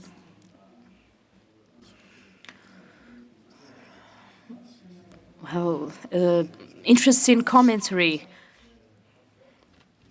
And to say one thing, if we look for the complexity that was already the high seas and our space, sometimes the economic exclusive zone, to survey and how the new technology allowed us to increase the maritime domain awareness regarding that. That is true. We're talking about satellites, we talk about radars we talk about drones, of course. Then we talk about sharing information and how we create this large domain awareness, but I agree, of course, a lot of work continue to do. I don't say this is a no-ending story, but it will be for sure a continuing challenge regarding the increase. Because sometimes we can have the higher maritime domain awareness, and I can say this, for instance, because it's easier to invest in technology, but sometimes we need to have, and sorry because I'm a Navy guy, boots on the deck and not boots on the ground. We need boots on the deck because sometimes what we see is we have all the picture, all the illicitudes happening at sea, and we create a certain frustration because we are seeing what's happening and we cannot act. We cannot act because we are not present. So we need this balance between technology and presence. And with that, probably, we talk today about mutualization, probably more joint coordination, more cooperation regarding this, and that, I think, is the way, not only for Africa, but for all the coastal states in general. We talk about this in the Atlantic Center, in South America, in Africa, in Europe, the need of create this awareness. And then I don't talk about, sometimes we create a surface awareness. We can see what's happening in the surface and see in the near future what could happen underwater, and that will another blindness level that we can talk in the near future. That is one comment, if I can say, to join what you are saying. What the data say to us and what we discuss when we talk about migration and displacement, as I say, it's what we discussed in the last Atlantic dialogues, that in Africa what we see is displacement, and mainly in Africa. And conflictuality change the pathways of the migration and the displacement. See, for instance, I remember the example of the Sudan was one place of seasonal migration because of agriculture, because of the conflict that changed that path of migration, and the migration and the displacement go for another places, and with some issues and some security problems in the middle, namely regarding women and children and so on. Because when we talk about, for instance, the Canary route to Europe, and that was a reality, that the numbers and the figures of today give you an idea of a decreasing number, but the truth is, when I was last year in the Caribbean country, one of the stories is some of the pirogues, that's the canoes that leaving from the west side appeared 8 months later in Caribbean side with dead bodies. So we are talking about not only security, but mainly safety. Safety of human life at sea. And the commander talked about that in this presentation, because the Canary Current is very interesting, because the Canary Current comes from north to south, and not south to north. That is the way they want to take. Then we have surveillance.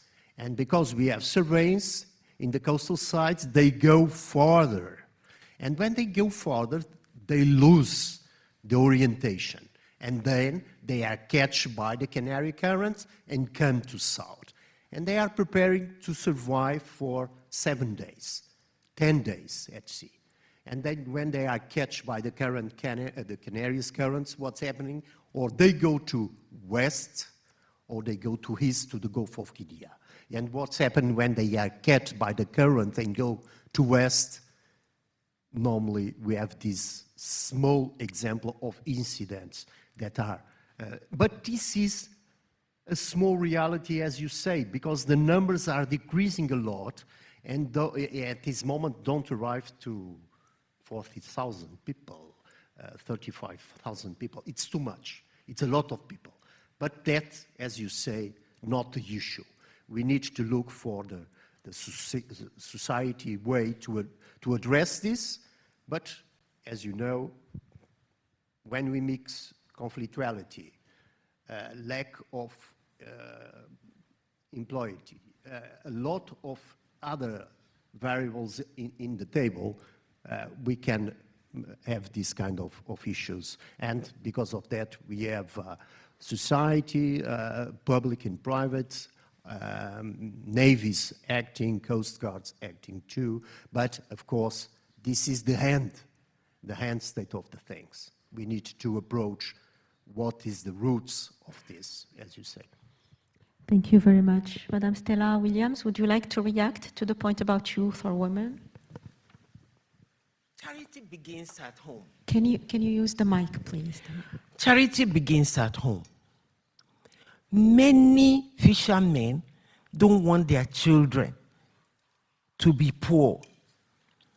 And so we developed a book, a teaching kit on the ecosystem approach to fisheries for schools in Africa. But the schools are not interested in it because it is not of interest to them. If things don't bring money, nobody wants it. We need to actually be wise rather than think that, oh, you can do this, you can do that. If money is not talking, forget it. Okay? My friend here has given you a list of all the things. If they don't have the financial wherewithal to do what they're doing, it will not happen. Ours is a small NGO, but we are starting from the foundation because at 6 years old, I was going fishing with my uncle, taking water out of the pirogue. Okay? But how many parents want their children to do that? That's number one. Number two, how many African countries are really putting effort into education? They will send their children to Switzerland, to UK, to US, and yet we have good teachers. I started teaching in 1969.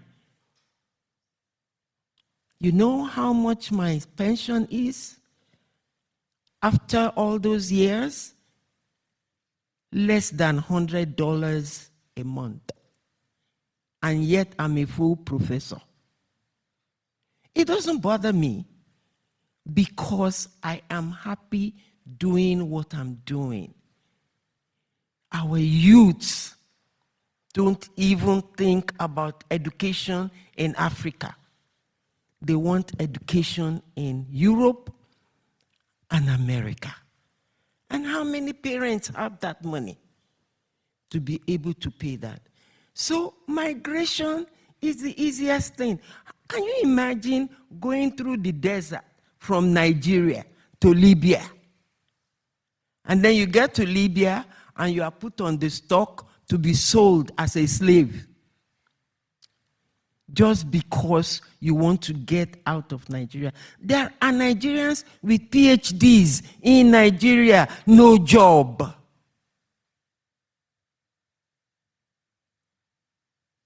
Millions have gotten degrees, no job.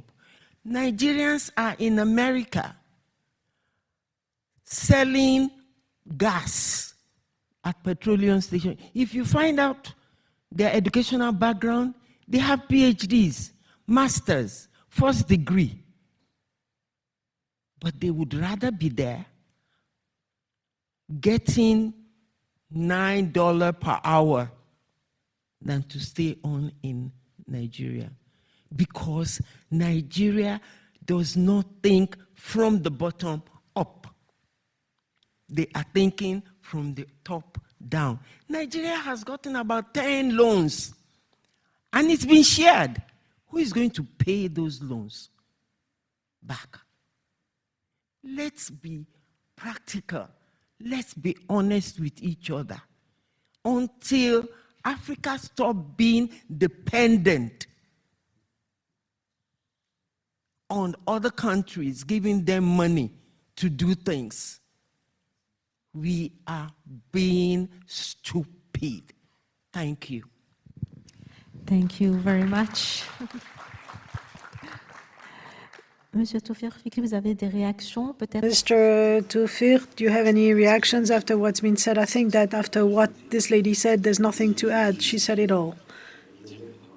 And I'd like to just get back to two remarks we received from our audience, from Si Mustafa Fakhir, concerning the future of our youth in relationship with the blue economy. I think it's a catchphrase, it's a new approach that is fashionable, it's a reality.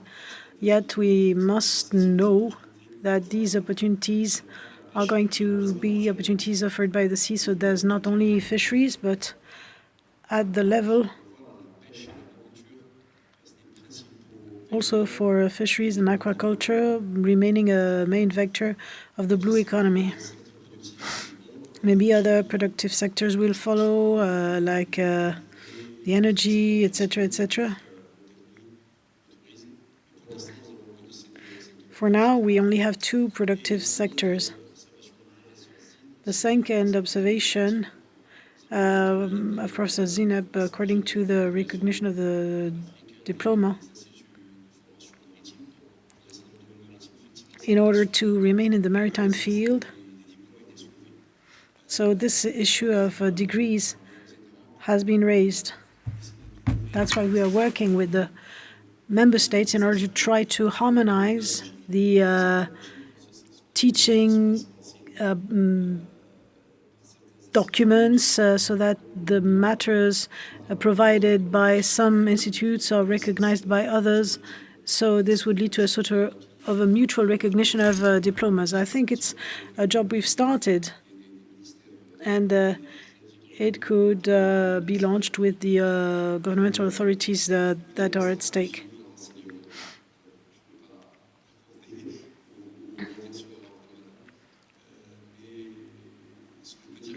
So what I can tell you is that fisheries in Africa are a real lever for development, as well as agriculture.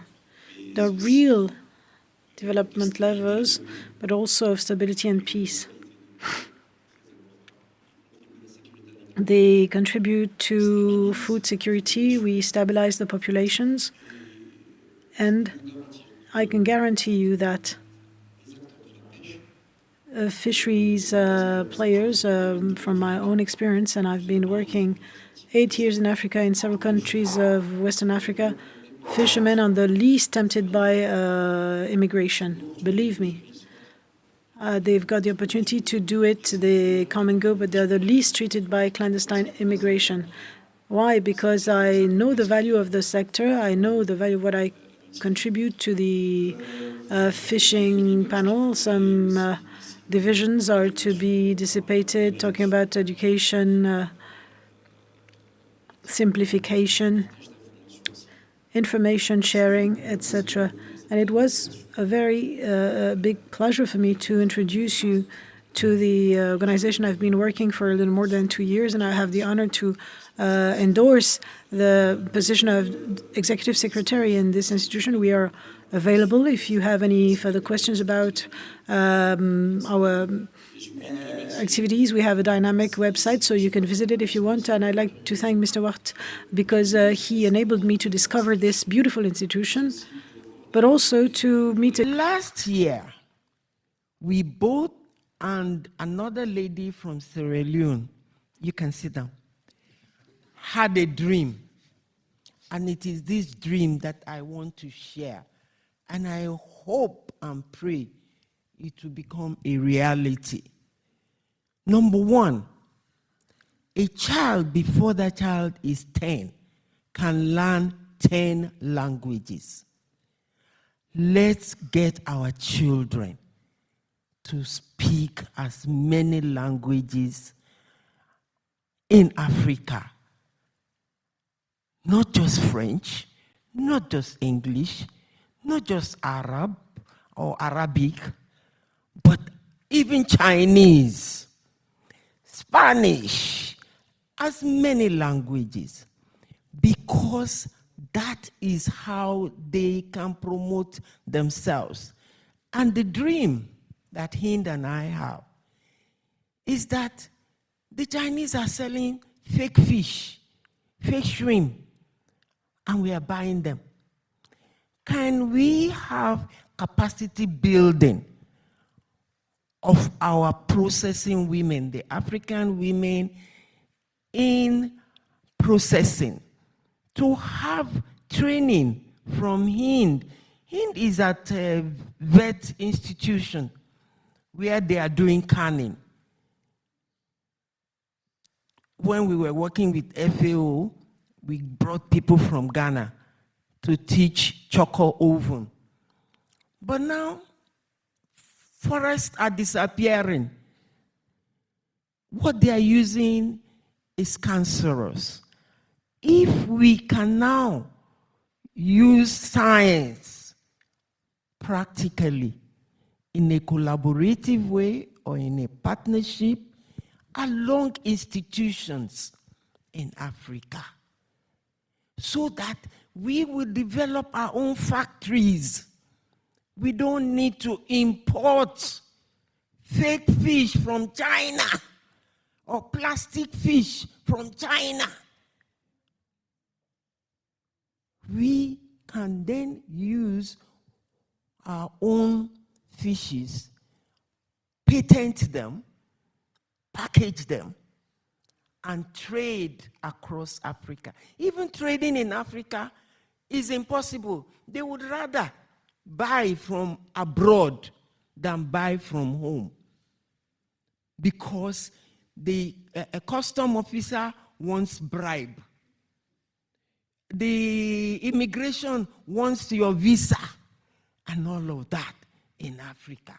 Let's remove all these blockages and begin to trade among ourselves. So I'm praying that the king can encourage Hind and us for us to develop various factories to get things done. Shukran. Thank you. Thank you very much. Malheureusement, nous arrivons au terme. Unfortunately, we are reaching the end. I'm sorry, I can't hear what this lady is saying in the room because you're speaking without a microphone. Thank you, madam.